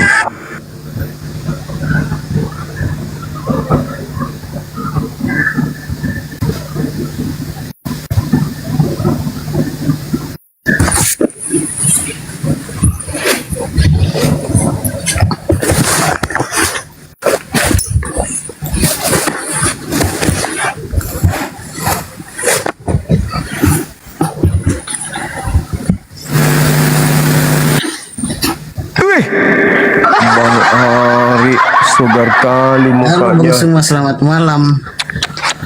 Ya, semangat malam. Kenapa Bang Suma? Kaget aja bang. Tema baru ini Bang Suma ini. Mantap. Mantap Bang Suma. YHWH membuat tuan baru. Iya. Mantap temanya. Wah, jago Bang Suma, Bang. Silakan. YHWH membuat ayatnya di mana bang kalau YHWH membuat tuan baru? Kisah para Rasul 2 nomor 36. Itu dia bilang apa? Jadi seluruh orang Israel harus tahu bahwa Tuhan telah Elohim Yod-Heh-Vav-He telah membuat Yesua yang kau salibkan itu menjadi Tuhan dan Kristus. Assalamualaikum. Assalamualaikum Bang Suma. Assalam. Itu bukan tuan baru Bang Suma. Itu apa? Itu jelmaan atau reinkarnasinya Bang Suma. Bukan tuan baru. Yang Bang Suma maksud tuan baru di sini Yesua kan? Itu dalilnya begitu. Bang Suma maksud tuan baru di sini. Bukan tuan baru kan, Yesua Masya itu Yahweh sendiri bang yang turun ke dunia ini jadi manusia. Nah itu dalilnya begitu. Bang Suma aku mau nanya dulu. Kalau YHWH sama Yahweh itu bedanya apa coba? Yahweh itu cara membacanya mesianik. Mesianik yang bikin cara membaca YHWH. Kalau orang Yahudi cara penyebutannya Hashem. Salah Bang Suma. Oh ya? Kalau YHWH itu atau Yod-Heh-Vav-He itu hurufnya Bang Suma. Kasih Bang Yusuf. Itu huruf, kalau Yod-Heh-Vav-He itu YHWH itu hurufnya. Kalau Yahweh itu namanya. Kalau ya, jadi kita harus bedakan mana hurufnya, mana namanya, karena huruf sama nama itu beda. Nah, di mana muncul ini kata Yahweh? Tidak ada kata Yahweh di dalam bahasa Ibrani. Ini di kitab Tanakh kok. Tidak ada, coba tunjukkan saya. Aduh, Bang Suma kan punya kitab Tanakh di situ. Ya, tidak ada nama Yahweh. Adanya apa? Yehova. Oh, Yehova. Kalau Yehova itu apa? Pengucapannya kurang tepat Bang Soma. Harusnya Yehova bisa. Yahweh yang salah. Tapi itu karena Yehova itu sudah menggunakan nikut. Ada nikutnya. Tapi sebenarnya Bang Soma kalau latihan terus setiap hari bisa sebut Yahweh kalau latihan terus setiap hari ucapkan. Itu orang sudah mau kena stroke karena sudah. Bang Suma masa cuma satu kata saja. Ya itu makanya karena sudah malas menyebut Yehova. Jadi disingkatnya Yehova itu. Ya. Enggak begini Bang Suma. Kita kan manusia diciptakan. Kita kan manusia diciptakan cerdas kan. Masa burung gagak saja kalau dilatih tiap hari dia bisa sebut loh. Masa kalah sama Iya. manusia. Masalahnya tidak ada ejaan Yahweh di dalam kitab Ibrani. Enggak ada Bang Suma. Aduh, kan yot hewohe ini kan huruf mati Bang Suma. Iya, terus kenapa jadi Yahweh? Jadi Yahweh karena itu cara membacanya memang begitu. Kayak itu haleluya, salam, semua itu huruf mati. Tapi bisa dibaca. Enggak lah, Yahweh itu siapa? Dewa itu kalau Yahweh. Kalau Yod He Vav He, orang Yahudi menyebutnya Yehova atau Yehova. Iya, atau atau Eloa atau Hashem atau Adonai. Karena 4 huruf telegram telekapoi. Itu namanya tetragrammaton. Tetragrammaton. Super tetra. Enggak begini Bang Suma. Superman tetrairara tante. Enggak, saya kasih tahu ya Bang Suma. Sebenarnya itu kalau menyebut nama Tuhan itu tidak boleh salah Bang Suma. Makanya kenapa disebut Yahweh? Nah itu penyebutan yang paling benar. Enggak dong. Yehova, Yahuyu. Apa tadi? Ada yang bilang Yehova, Yehua, Yahuwa. Itu Bang Suma. Hancur sudah ini. Bang Suma itu bukan pengucapan yang kurang tepat. Yang paling tepat pengucapannya itu Yahweh. Coba kalau lagu-lagu mesianik itu. Mesianik. Iya mesianik. Iya lagu-lagu kami tuh Bang Suma. Itu kalau kami nyanyi tuh kami nggak sebut Yehova, Yehua, Yahuwa. Kami sebutnya Yahweh di lirik lagu kami Bang Suma gitu. Karena itu penyebutan yang paling tepat. Begitu udah, Bang Suma. Jadi Bang Suma, kalau menyebut nama Tuhan itu tidak boleh salah-salah. Itu juga kalau saya sebut namanya Bang Suma salah. Menyebut nama Tuhan nggak boleh salah. Apatah lagi menyembah Tuhan yang salah. Itu lebih fatal lagi. Nah, aku biar contoh Bang Suma. Kalau aku sebut nama Bang Suma dengan salah, pasti Bang Suma marah, keberatan kan? Biasa aja, tergantung. Kalau penghujat manggilnya aku boneng, sombing, sombong. Itu aja Bang Suma. Kalau ada surat undangan kan, misalnya ada surat undangan pernikahan kan, nama kita itu ketiknya salah kan, diketiknya salah, kita protes. Kok nama aku di undangan kok salah ketik sih? Kan kita bisa protes kan? Sama, saya juga kalau diundang tidak ada andiknya di nama aku itu, saya juga tolak undangannya. Oh gitu ya, begitu. Apalagi Tuhan yang namanya sakral Bang Suma, itu pengucapannya nggak boleh salah. Harus ada andiknya di depan dan di tengah dan di belakang. Jadi nama saya itu andiknya 3. Enggak, kita diskusi serius sini Bang Suma, jangan bercanda Bang Suma. Ya, kan udah aku bilang. Iya, serius kita ini. Apa temanya?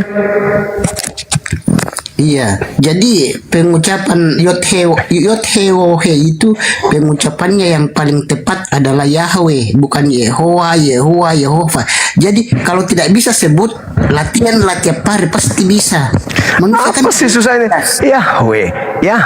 Bang Suma, burung gagak aja. Kalau kamu latih sebut Yahweh tiap hari pasti dia bisa. Masa kalah sama burung gagak? Yahweh. Bukan burung gagak, burung beo.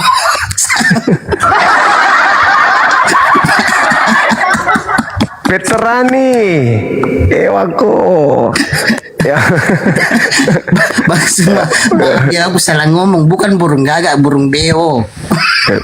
Burung beo kan pintar ya. Ponakannya Yusuf Kalla naik, tunggu dulu. Mana iya, tunggu aja tuh ponakannya Yusuf Kalla. Ini tuh beliau. Assalamualaikum. Waalaikumsalam. Mana? Gimana kabar? Ponakannya JK ini Bang Suma hebat ya. Ini keponakannya Bang JK. Iya. Bang JK lagi viral. JK lagi viral dengan ucapannya ini. Itu mirip Bang hari TikTok betungki nggak kira-kira malam ini Bang? Kenapa Bang?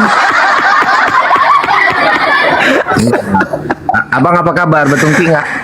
Iya baik-baik. Ya betungki itu jangan dipengertikan negatif ya Bang Ari, karena tungki itu bahasa Indonesia, halusnya itu aku mencintaimu. Oh gitu. Jadi itu ya Bang Suma. Jadi harus dibedain mana nama mana huruf. Kalau yang di Bang Suma tulis di atas ini hurufnya bukan namanya. Jadi dan cara bacanya apa? Cakwe, Yahweh. Itu bukan Bang Suma aku kasih tahu ya. Kalau menyebut nama Tuhan dengan salah satu hurufnya saja salah, Tuhan marah loh. Apalagi kalau dua hurufnya salah. Iya betul. Itu juga aku biasa dengar tuh kalau orang Islam tuh ada yang bilang Allah, ada yang bilang Allah, ada yang bilang Allah. Yang benar yang mana coba? Itu nggak boleh tuh Bang Suma. Ada yang bilang ada yang bilang Allah, ada yang bilang Allah, ada yang bilang Allah. Yang benar yang mana ini? Kenapa beliau keluar? Itu yang benar yang mana Bang Suma coba? Allah. Oh yang benar yang Allah bukan Allah ya? Bukan, Allah. Ada yang bilang itu, ada yang bilang huruf A-nya dua itu jadi O, jadi Allah. Jadi O tuh. Biasanya Kristen yang ada juga yang L-nya didobel jadi Allah. Begitu. Jadi sebenarnya itu nggak boleh. Nama Tuhan itu sakral loh. Salah pengucapan huruf saja satu itu nggak boleh. Apalagi kalau dua hurufnya salah. Assalamualaikum warahmatullahi wabarakatuh. Wassalamualaikum warahmatullahi wabarakatuh. Kurang aja kau hari, untuk kali kau mau aku ngori, blok itu bang. Kalau, bosan aku nggak tahu. Aku lagi diskusi baik-baik sama Bang Suma di sini. Untuk kali kau, bosan aku nggak tahu. Kurang kau tentol. Oke kau cuma ya. Assalamualaikum warahmatullahi wabarakatuh. Waalaikumsalam warahmatullahi wabarakatuh. Lu kenapa Bang Arinya juga ikut-ikutan turun lo. Iya, semangat malam. Masalahnya orang lagi mau bahas tema dia larinya ke Yahweh. Halo, semangat malam saudara. Apa kabar? Halo. Waalaikumsalam. Iya. Assalamualaikum Bang Juma. Salam juga. Gimana Bang? Ada onde-onde kah? Bang Juma. Siap. Mau tanya ini Bang. Apa itu Bang? Kakek saya kan non muslim, sudah meninggal. Iya. Sedangkan saya alhamdulillah muslim. Ya. Itu kalau saya ngirim doa itu bisa Bang? Ya kirimlah sampai kepada Allah, sampai kepada Allah doanya, karena Allah itu maha mendengar, maha melihat. Tapi ya kita serahkan kepada Allah, apakah Allah mengabulkan atau tidak. Kan gitu Bang. Yang penting karena kita cucu ya, kita doakan, tidak apa-apa ya Bang. Iya silakan aja Bang. Ya gitu aja Bang, mau tanya. Mohon maaf. Iya. Assalamualaikum. Waalaikumsalam warahmatullahi wabarakatuh. Jadi teman-teman sekalian yang punya keluarga mati dalam keadaan kufur, ya setidaknya jadikanlah keturunan daripada kakek kita atau orang tua kita menjadi orang soleh dan soleha. Tugas kita itu. Selebihnya serahkan kepada Allah, karena Allah yang punya ketetapan, ketentuan, bukan kita.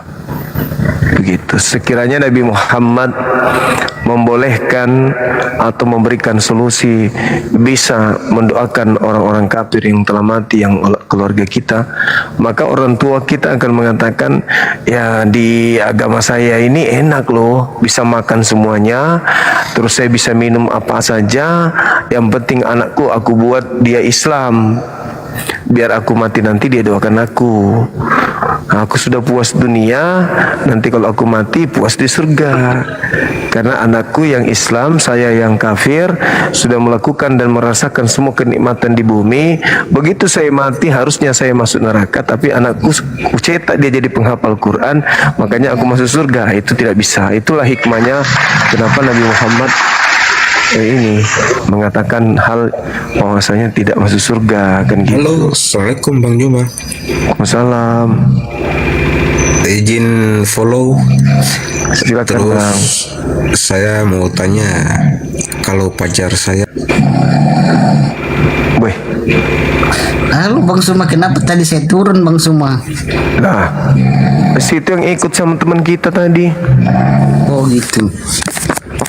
Ya, aku bahas sesuai tema lagi ya, yang buat tuan baru. Jadi tuan baru di sini yang tuan baru di sini Yesua yang Bang Suma maksud, coba munculin bukanya dulu Bang Suma. Di Kisah Para Rasul 2 nomor 36. Oh, maksudnya Kisah Para Rasul, ya saya bacain dulu ya. Iya.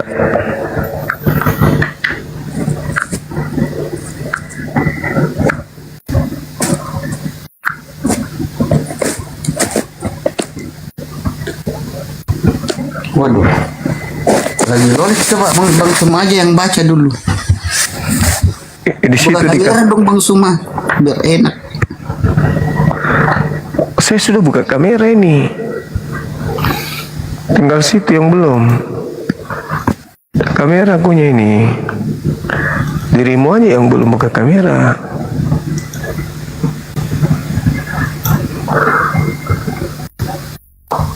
Nah, itu udah. Di data 36-nya dikatakan seluruh orang Israel harus tahu bahwa Allah atau Elohim atau Yahweh menurut Anda telah menjadikan Yesua yang kau salibkan itu menjadi Tuhan dan Kristus.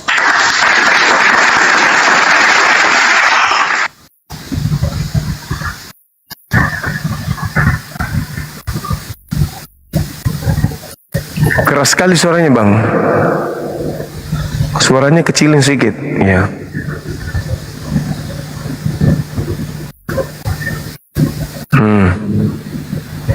Ya, terus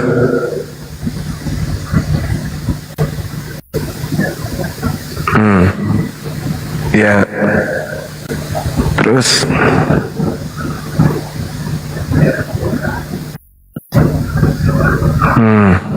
ya. Ya. Tuh. Kulung.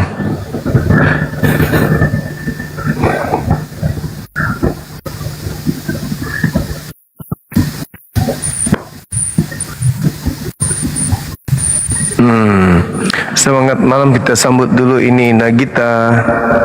Hai Nagita, masih ingatkah kenangan kita masa SMP dulu? Gita, masa kamu lupa tak? Yang waktu itu kau manjat kelapa.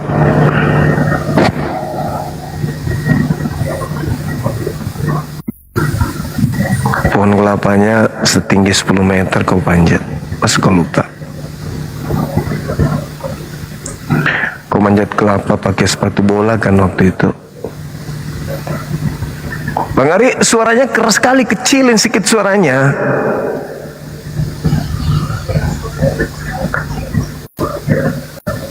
Soalnya Bang Ari terlalu besar, sakit telinga.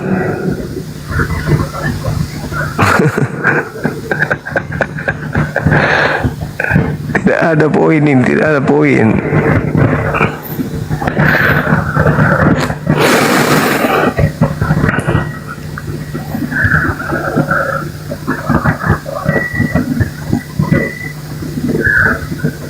Mo dede. Timun na macala sina. Ini.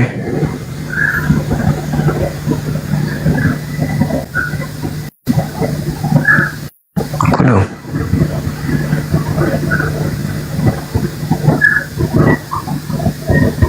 Ini deh.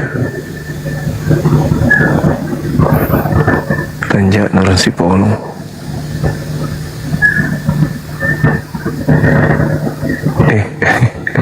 Terbalik. Terbalik bener.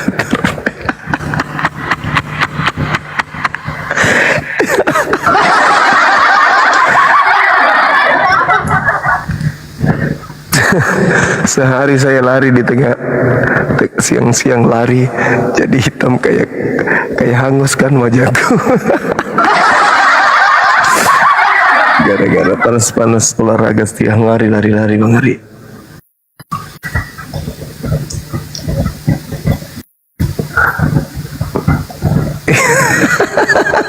Loncat lagi ke sebelah.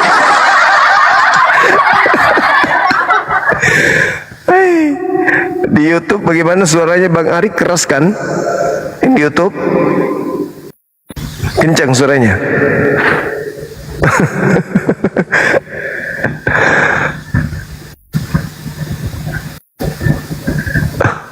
Oh di kana.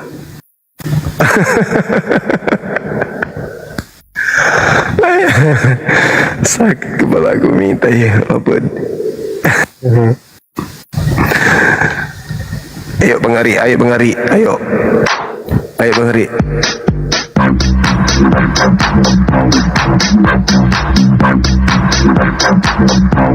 Gue yang kepalanya juga.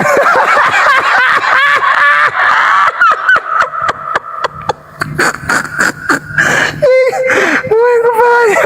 Hanya dia lah yang tahu dunianya. Allahu Akbar. Hanya dia lah yang tahu dunianya sendiri. Aduh, kodok Bang Ari. Suruh joget, ikut joget dia. Bagus.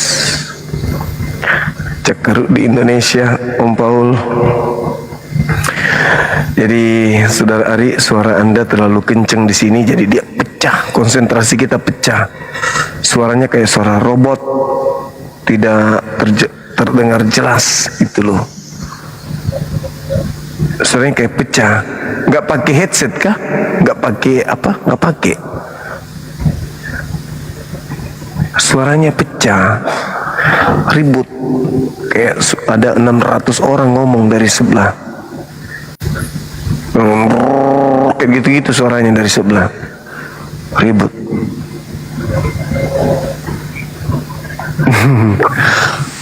Iya. Turun, gak ada suaranya tuh, turun, ngomong sama aku.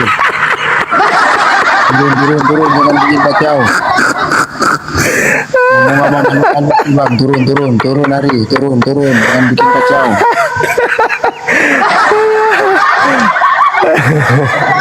Suaranya ribut, kencang kali, kita nggak bisa pecah-pecah suaranya. Ngomong sama Gendurwo tuh Bang semua, turun. Kali nggak masuk, turun.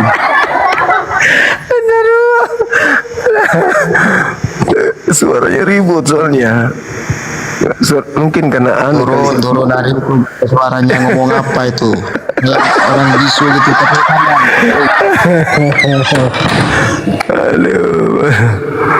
Halo, assalamualaikum Bang Suma. Waalaikumsalam warahmatullahi wabarakatuh. Iya. Bang, aku boleh Kenapa Ki? Kenapa Ki? Boleh minta tolong nggak Bang? Teriak Ki, tolong! Pasti banyak yang bantu, percaya deh. Bang, ajari aku lah Bang bahasa kolbu Bang. Apa? Enggak, bukan. Ajari aku bahasa kolbu. Kayak ajari aku bahasa kolbu. Bahasa kalau kok bisa diajarin kayak gitu? Ajari aku bahasa kolbu.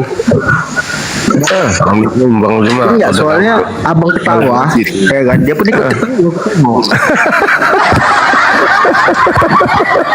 Hari longor, Hari longor. Hari, itu bodoh. Suaranya pecah. Longor pau commute itu pecah ya bang ya, besar kali ya. Iya besar suaranya. Ini yang nggak jelas. Halo Bang Ari, turun aja. Kamu di mutu. Di mutu. Masa di mute? Halo saudara DJ, apa kabar? Udah bang, turunin aja bang. Iya, terima kasih. Suruh kamu mau nanya apa ke Bang Suma? Iya, Kamu tahu. nanya Bang. Suruh turunin saya.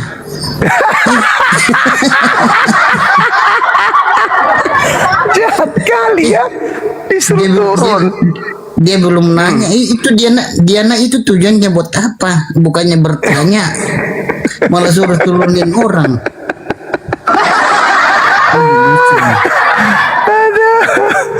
Masolang generasi. Bilang dulu Bang Ari. Masolang generasi. Bilang dulu. Masolang generasi. Iya, tahu generasi. Menara ambek nape ya. Aduh, ambek nape ya mau siapa ya. Generasi. Masolang generasi. Bang Suma, Bang Suma itu anunya JK tuh apa?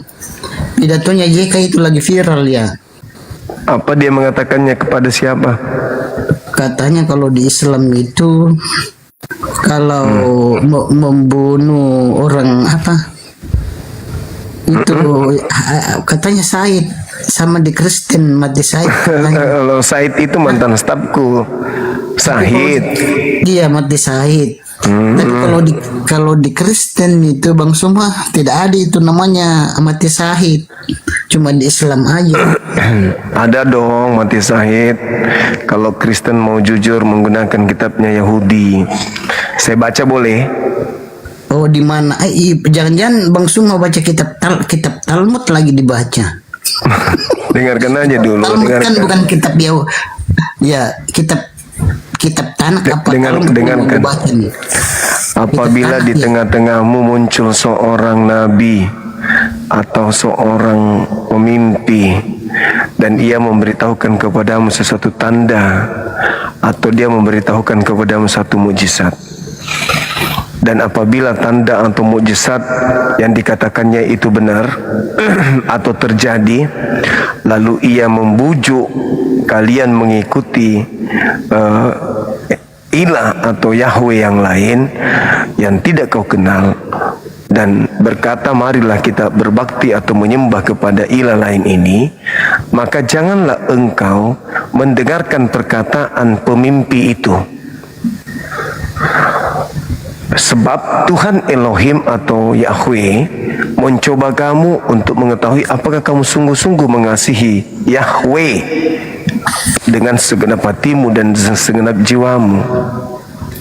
Kemudian dikatakan bahwa pemimpi itu jangan kau takut sama dia.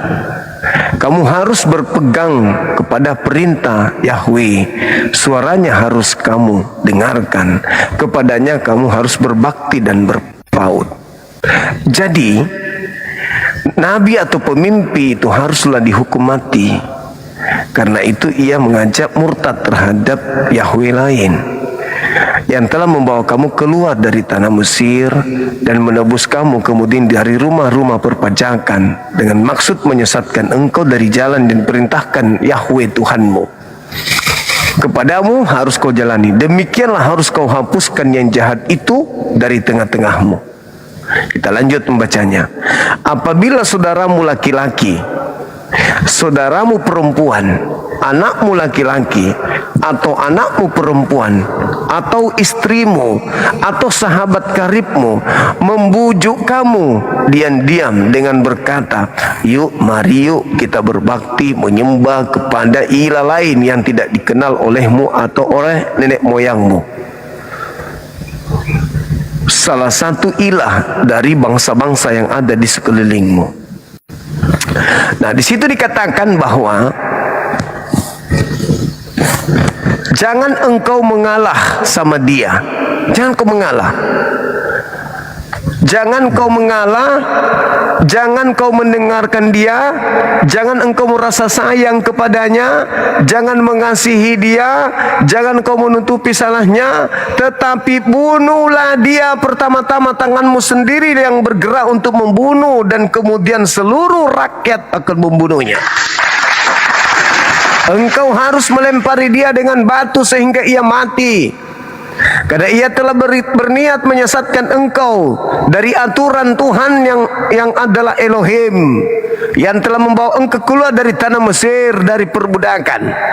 Maka seluruh orang-orang Israel akan mendengarkan dan menjadi takut, sehingga mereka tidak akan melakukan hari perbuatan jahat seperti itu di tengah-tengahmu. Bunuhlah, bunuh katanya, bunuh.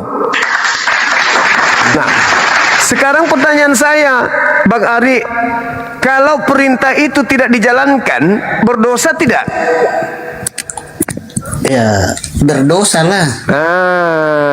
Cikidang, cikidang, cikidang, cikidang, cikidang, cikidang. Bang Suma ini baca di kitab Perjanjian Lama, di kitab mana ini Bang Suma? Di kitab Ulangan. Oh, di kitab Ulangan Perjanjian Lama ya. Yes. Memang kalau di kitab Perjanjian Lama itu kesannya itu Tuhan Yahweh itu kejam. Kayak film Tersanjung 3. Kesannya itu kejam, tapi sebenarnya tidak. Iya. Kalau kita lihat secara apa? Kalau kita baca secara baik dan mendalam, itu sebenarnya Yahweh di kitab Perjanjian Lama itu sebenarnya baik, penuh kasih. Oh ya? Iya, ajaran Kristen itu mengajarkan kasih. Oh, mama bahkan musuh pun didoakan Bang Suma. Tidak balas kejahatan dengan kejahatan. Iya. Malah musuh kita harus didoakan begitu. Iya. Supaya dia sadar akan kesalahannya kan. Itu tadi musuhnya disuruh bunuh. Itu apa? Juga kalau di Perjanjian Lama dulu itu masih diperbolehkan melakukan kejahatan untuk membela kebaikan. Kalau di Perjanjian Baru, itu kayak filmnya siapa lagi itu ya, si Pitung ya, yang pergi mencuri kan, baru hasil curiannya itu dibagi-bagikan ke orang miskin. Begitu Bang Suma. Dia pergi mencuri kan, baru hasil curiannya itu dibagi-bagikan ke orang miskin kan, orang butuh. Sebenarnya itu baik, tapi dosa. Iya. Ya, sebenarnya itu perbuatannya baik, tapi baik tetapi apa? Ada baiknya tapi ada dosanya juga. Begitu ya. Ada baiknya tapi ada dosanya juga. Masa pergi mencuri baru tapi hasil curiannya itu bukan untuk dirinya, dibagikan kepada orang-orang miskin kan, begitu. Betul. Gitu Bang Suma. Jadi kesan kalau Tuhan di Perjanjian itu kan yang kitab Ulangan kan, kitab Perjanjian Lama Bang Suma. Iya. Itu semuanya itu kitab Perjanjian Lama itu kitab-kitab nubuatan dan menceritakan tentang cerita-cerita kerajaan. Dan itu cerita kerajaan di situ di Perjanjian Lama itu semuanya itu bangsa Israel melawan musuh-musuhnya. Dan bangsa Israel di sini mereka menang dalam pertempuran itu selalu karena dibantu oleh Tuhan, dibantu malaikat, dibantu Tuhan melalui alat seperti batu, seperti binatang yang menolong dan membantunya kan.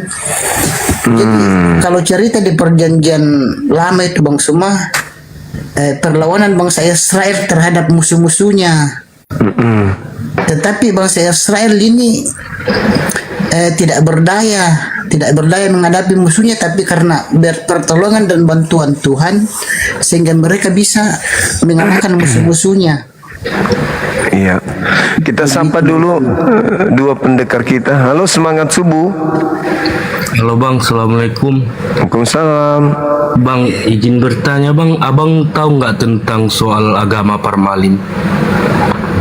Oh, Bang Ari tahu itu. agama Parmat. Parmalim bang, Parmalim. Itu biasa. Saya kan orang Batak saya, tapi bagian Tapsel bang.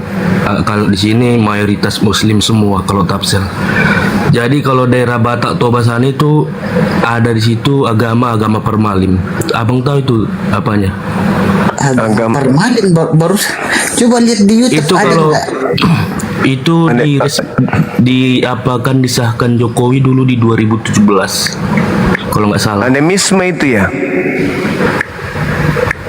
Kurang tahu aku bang, soalnya orang itu bahasa kitab orang itu bahasanya pakai bahasa Batak. Orang itu lebih asiknya berkawan sama orang kita Muslim. Iya. Tapi orang itu kalau biasanya orang itu kita kan sholatnya Jumat, orang Kristen Minggu, terus orang itu Sabtu. Ya, ada juga. Aku udah temukan di YouTube. Agama Parmalim itu dari Batak ya. Iya dari Batak. Kalau dibilang sih itu agama orang Batak pertama Parmalim. Iya, itu agama nenek moyang. Sama animisme kita juga di sini. Petolotang namanya. Iya, itu agama nenek moyang itu. Agama turun temurun, kepercayaan nenek kita sebelum agama-agama masuk ke Nusantara. Tapi dia nama Tuhannya di situ siapa Pak Ayah? Kalau nama Tuhannya Assalamualaikum bang. Nama Tuhannya di Bata. Bang, mau nanya sama si Ari dulu boleh bang? Oh iya, boleh. Sebenarnya kalau nama di Bata tidak ada di surga Pak, berarti kemungkinan ini nanti keselamatannya dipertanyakan ini karena di Bata tidak ada di surga. Halo bang. Iya. Pak Awir, Pak Awir, coba lihat kesaksian kesaksiannya. Si Ari bang. Iya, mau nanya apa ke aku? Coba. Bang Ari. Iya. Bang Ari. Iya. Ada apa? Mau nanya apa? Kan kalau di Kristen bang, asal kita percaya sama Yesus, kita masuk kerajaan Bapa kan? Asal percaya. Ya kalau tidak juga misalnya kau percaya Yesus juru selamat, tetapi perbuatanmu sehari-hari tidak baik, ya tidak selamat juga. Harus ada pertobatan juga. Tapi sudah ditebus sama Yesus bang. Iya, tapi begini bang, kalau orang kalau dosa yang sudah kalau kita tahu bahwa dosa kita sudah ditebus, berarti kita jangan berbuat dosa lagi. Ya kan gini bang. Kalau kita berbuat dosa lagi berarti kita belum ditebus. Itu kan kalau terulang bang kan. Nah sekarang aku tanya nih bang, misal aku minta maaf duluan bang ya.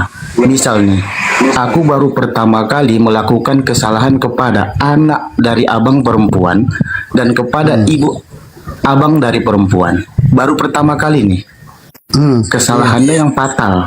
Anggaplah pemerkosaan. Iya. Terus aku percaya sama Yesus. Ditebuslah dosaku. Oke? Iya. Pertanyaan ke abang, ikhlas nggak abang aku masuk surga? Kalau kau bertobat dan jangan diulang lagi ya selamatlah. Ya, ini kau ikhlas nggak terima aku masuk surga? Ya, kan yang tentuin masuk surga kan Tuhan bukan saya bang. Ya aku tanya ikhlas enggak? Kalau aku sih. Aku nggak nanya abang tentukan aku masuk surga. Yang ku tanya abang ikhlas enggak kalau aku sudah memperkosa anak abang atau mama abang, terus aku bertobat, dimasukkan Yesus aku ke surga. Abang ikhlas enggak sebagai korban? Iya. Iyalah karena iya. Nah, tapi jangan terulang lagi, jangan terulang kedua kalinya. Iya bang, pikir aja bang ya. Oke bang Zuma, terima kasih. Aku juga Batak bang. Agama Parmalim itu bang, agama pertamanya orang Batak setahu aku bang. Cuman kata malim di dalam Batak aku belum pernah jumpa bang. Kata malim itu lebih merujuk kepada allama yu'allimu dari kata bahasa Arab bang. Dan kalau abang lihat perhatikan mereka beribadah itu juga dipisah bang antara laki-laki dan perempuan, dan mereka tidak percaya Yesus, mereka percaya Tuhan satu. Bahasa Bataknya debata.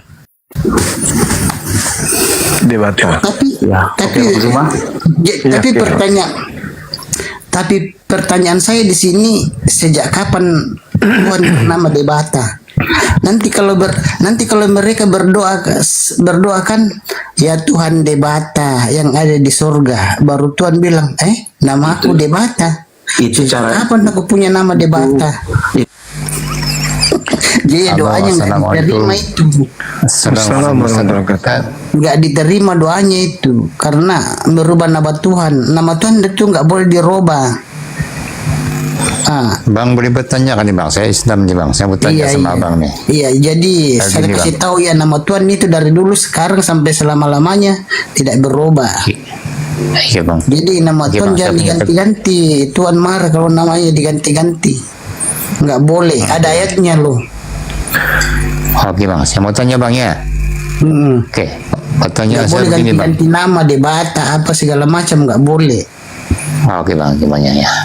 Oke, gantian bang. Saya mau tanya bang, Roh Kudus ini dia ada Tuhan ke apa itu bang? Yang Roh Kudus tuh bang? Oh, Roh Kudus itu adalah roh Yahweh sendiri, roh Tuhan sendiri.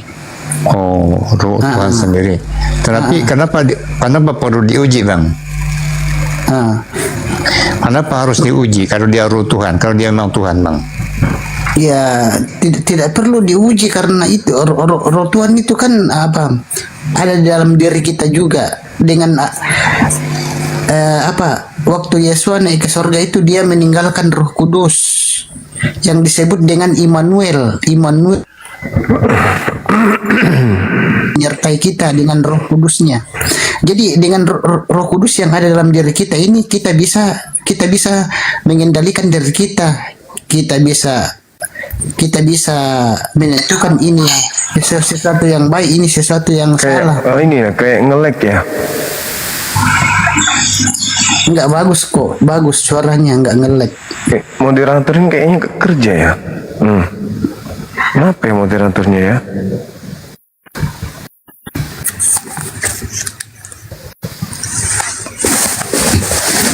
Iya Bang Suma. Jadi kita mau bahas apa lagi nih Bang Suma? Ya hal yang membuat Tuhan baru. Jadi saya sudah jawab temanya nih Bang Suma. Jadi Assalamualaikum Bang Juma. Waalaikumsalam warahmatullahi wabarakatuh. Iya Bang. Bang Juma deh tadi agak mual apa itu dengerin dia ngomong mulu nggak ada butuhnya. Enggak, moderator inilah yang blow on. Moderatornya on kayaknya. Iya tuh, saya bosen denger itu dia agak ada mutunya itu ngomong ngoceng apa. Ya Assalamualaikum. Assalamualaikum warahmatullahi wabarakatuh.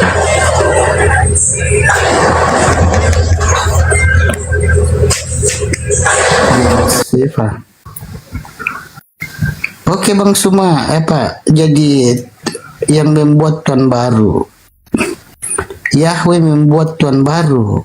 Jadi Yahweh tidak membuat Tuhan baru. Berarti nantang dalil berarti. Dalilnya kan di situ dikatakan membuat Tuhan Yahweh membuat Tuhan baru bagi yang disalib, bagi yang menyalib. Nama Tuhannya Yesua gitu. Iya. Oh itu bukan Tuhan. Enggak Bang Suma, itu namanya Tuhan baru kalau pribadinya berbeda. Tapi ini kan pribadinya sama. Satu pribadi. Gimana satu pribadi? Satu pribadi Bang. Ini sibut terus. Moderatornya kok sibut terus? Tolong turunkan hari itu, kami mau dengar debat. Moderatornya blow on. Aku bilang moderator tidur kayaknya. Tapi yang lain naik turun. Nggak tahu lah, heran juga saya moderator ini. Bang Suma, gaji mahal 10 juta per bulan pun. Bang Suma nanti disebut Tuhan yang baru kalau pribadinya dua Bang Suma. Tapi kan ini kan pribadinya satu, enggak dua pribadi. Iya. Baru itu berarti dua pribadi. Iya betul. Dua pribadi kalau Tuhan baru Bang Suma. Oh iya. Oke Mi. Gitu Bang. Bisa aja. Iya. Dapat. Halo. Assalamualaikum. Moro kamaru ako takino. Halo. Halo. Baru mau beli patung Ganesha. Hah? Tapi tunggu dulu, tapi pengiriman. Apa?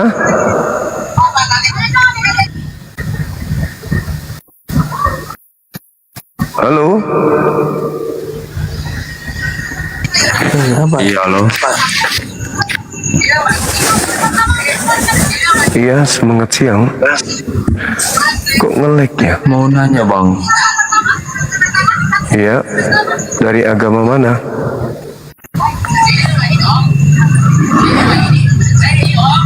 Abang. Apa ini Ripan? Mova cashback. Mova cashback mau nanya apa ini?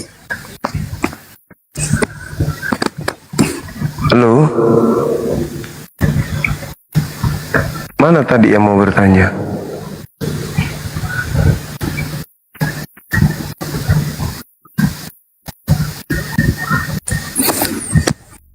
Jadi apa? Ya yang botol. Ganti tema lah bang. Besok lah ganti tema ya. Nge-lag ya teman-teman ya? Enggak, bagus kok, bagus. Kenapa hang-hang ini ya? Nge-lag bang, gak ada gambarnya bang. Ya itu dia makanya.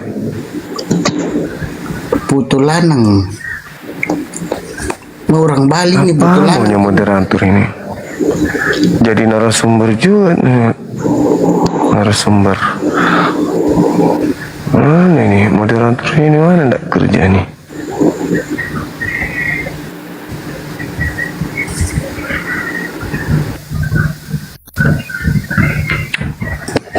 Iya, buta huruf juga ini moderator.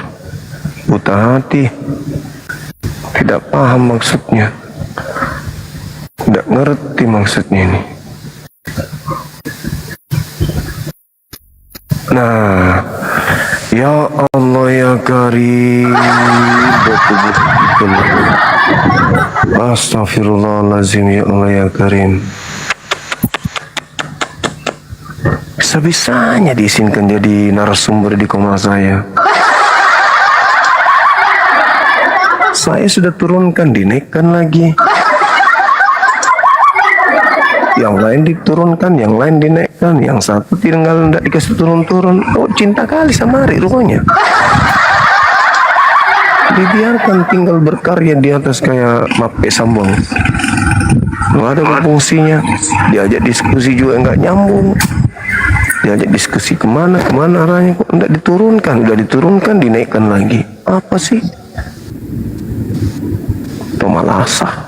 Kalau ada manfaatnya nggak apa-apa, dipertahankan. Saya mau kick juga nggak enak, orang sekampung di sini. Tapi udah aku kick sekali, dikasih naik lagi. Halo, semangat malam. Menderita kali batinku tengoknya. Udah dibilang kau bicara sendiri, nggak dibuka mic-nya, dibiarkan aja tinggal di atas. Kalau ada ilmunya nggak apa-apa. Halo, semangat malam. Mending kita tutup daripada orang kayak gitu dipajang. Kalau nyambung tidak masalah. Ini masalahnya tidak nyambung. Percuma pun saya bicara sama dia, nggak nyambung juga. Apa yang saya jelaskan tidak masuk di otaknya. Dia bicara sesuai dengan apa yang sudah tersetting di otaknya. Akhirnya blank komal kan.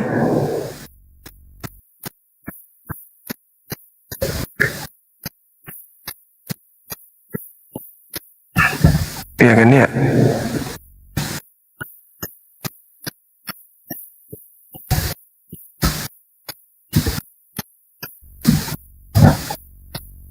Heng-heng ya dannya, komalnya ya.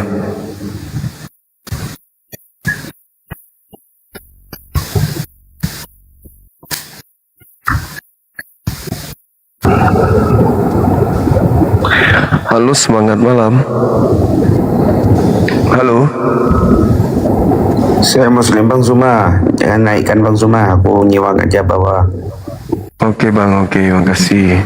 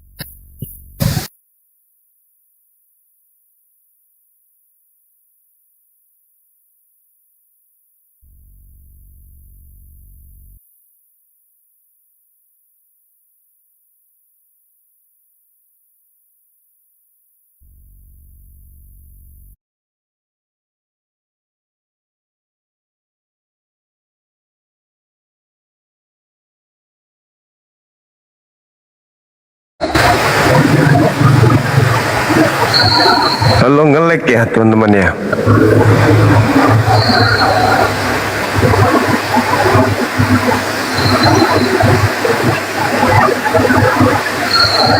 Halo Bang Fendi. Halo Bang Fendi, selamat malam.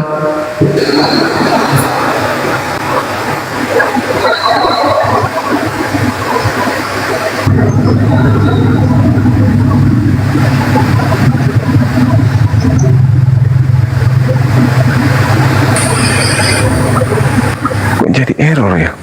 Dia baik lagi, dia naik, kita kenapa ini? Halo? Kelihatan nggak teman-teman di bawah?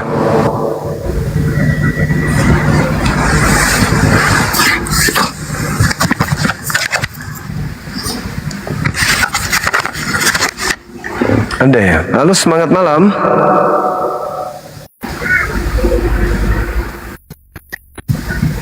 Halo.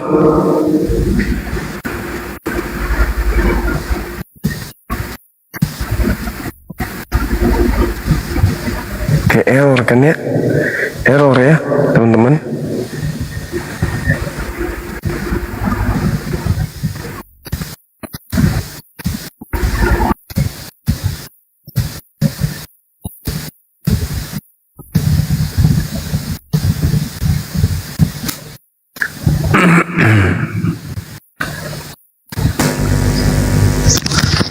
Halo, semangat malam.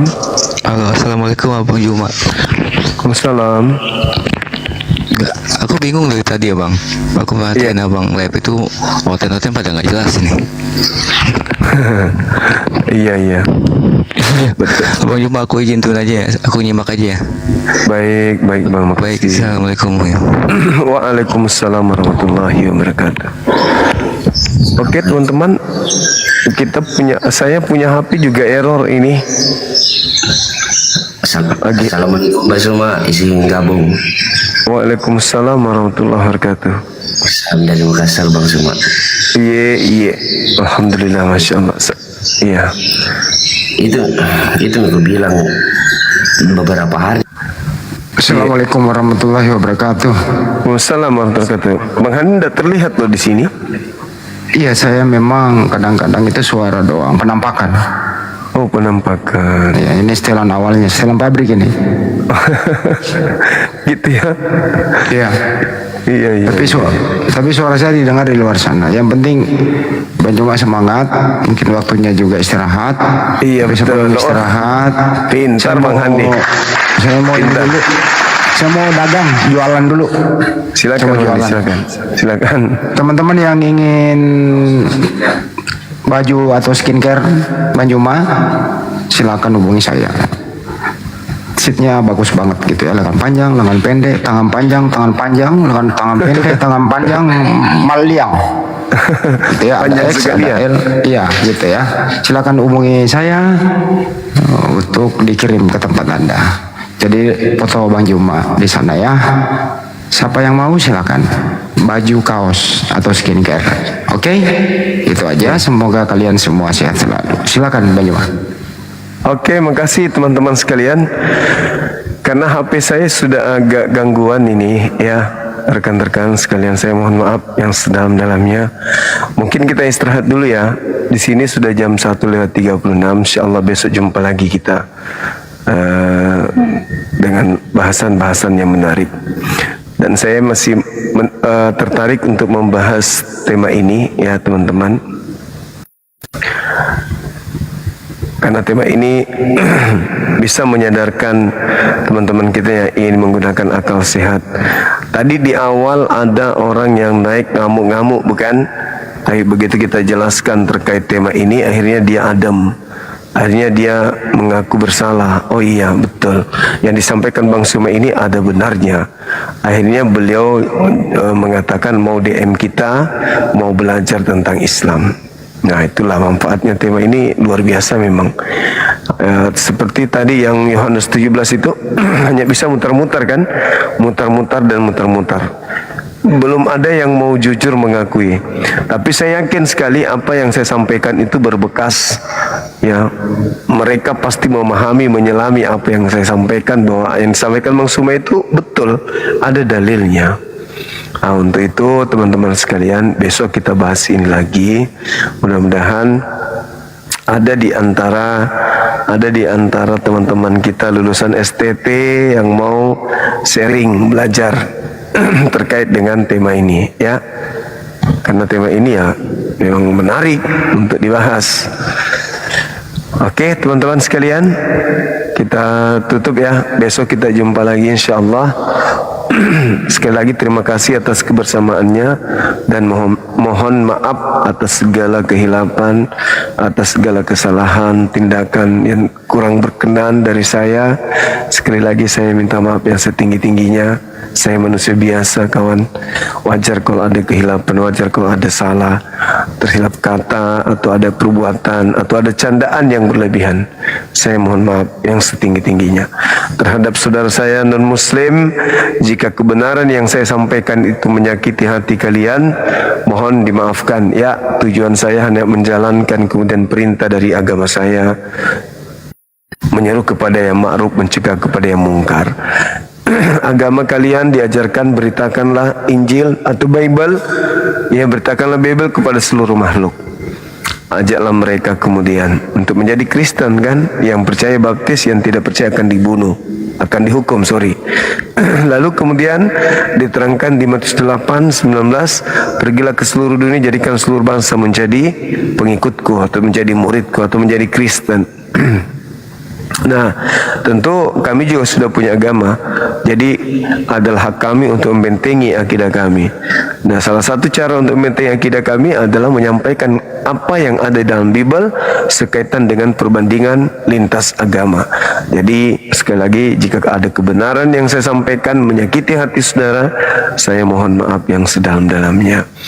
Kemudian teman-teman sekalian, kalau saran saya supaya kita tidak non-stop dialog debatnya dengan orang-orang non-muslim.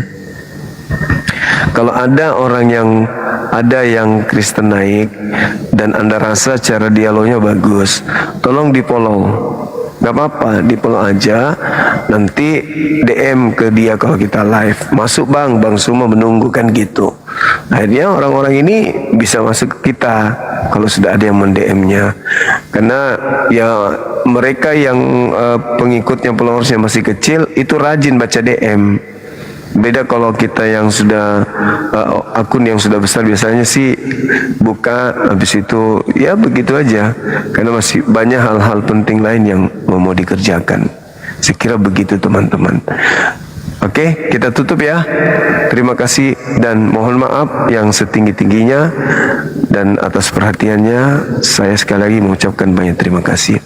Kepada tadi yang diumumkan Bang Handi, silakan hubungi nomor Bang Handi. Memang kita ada produksi baju kaos nenek Mukiper ya, karena banyak permintaan, maka teman-teman yang minat silakan menghubungi Bang Handi. Begitu juga dengan skincare kita masih berjalan. Silakan yang mau menggunakan skincare hubungi Bang Handi juga, karena beliau dan Humas Api kita serahkan untuk menangani skincare ini.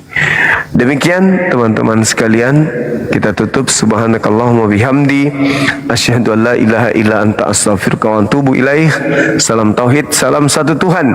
Jayalah Islam kita, jayalah Indonesia kita. Assalamualaikum warahmatullahi wabarakatuh. Bye.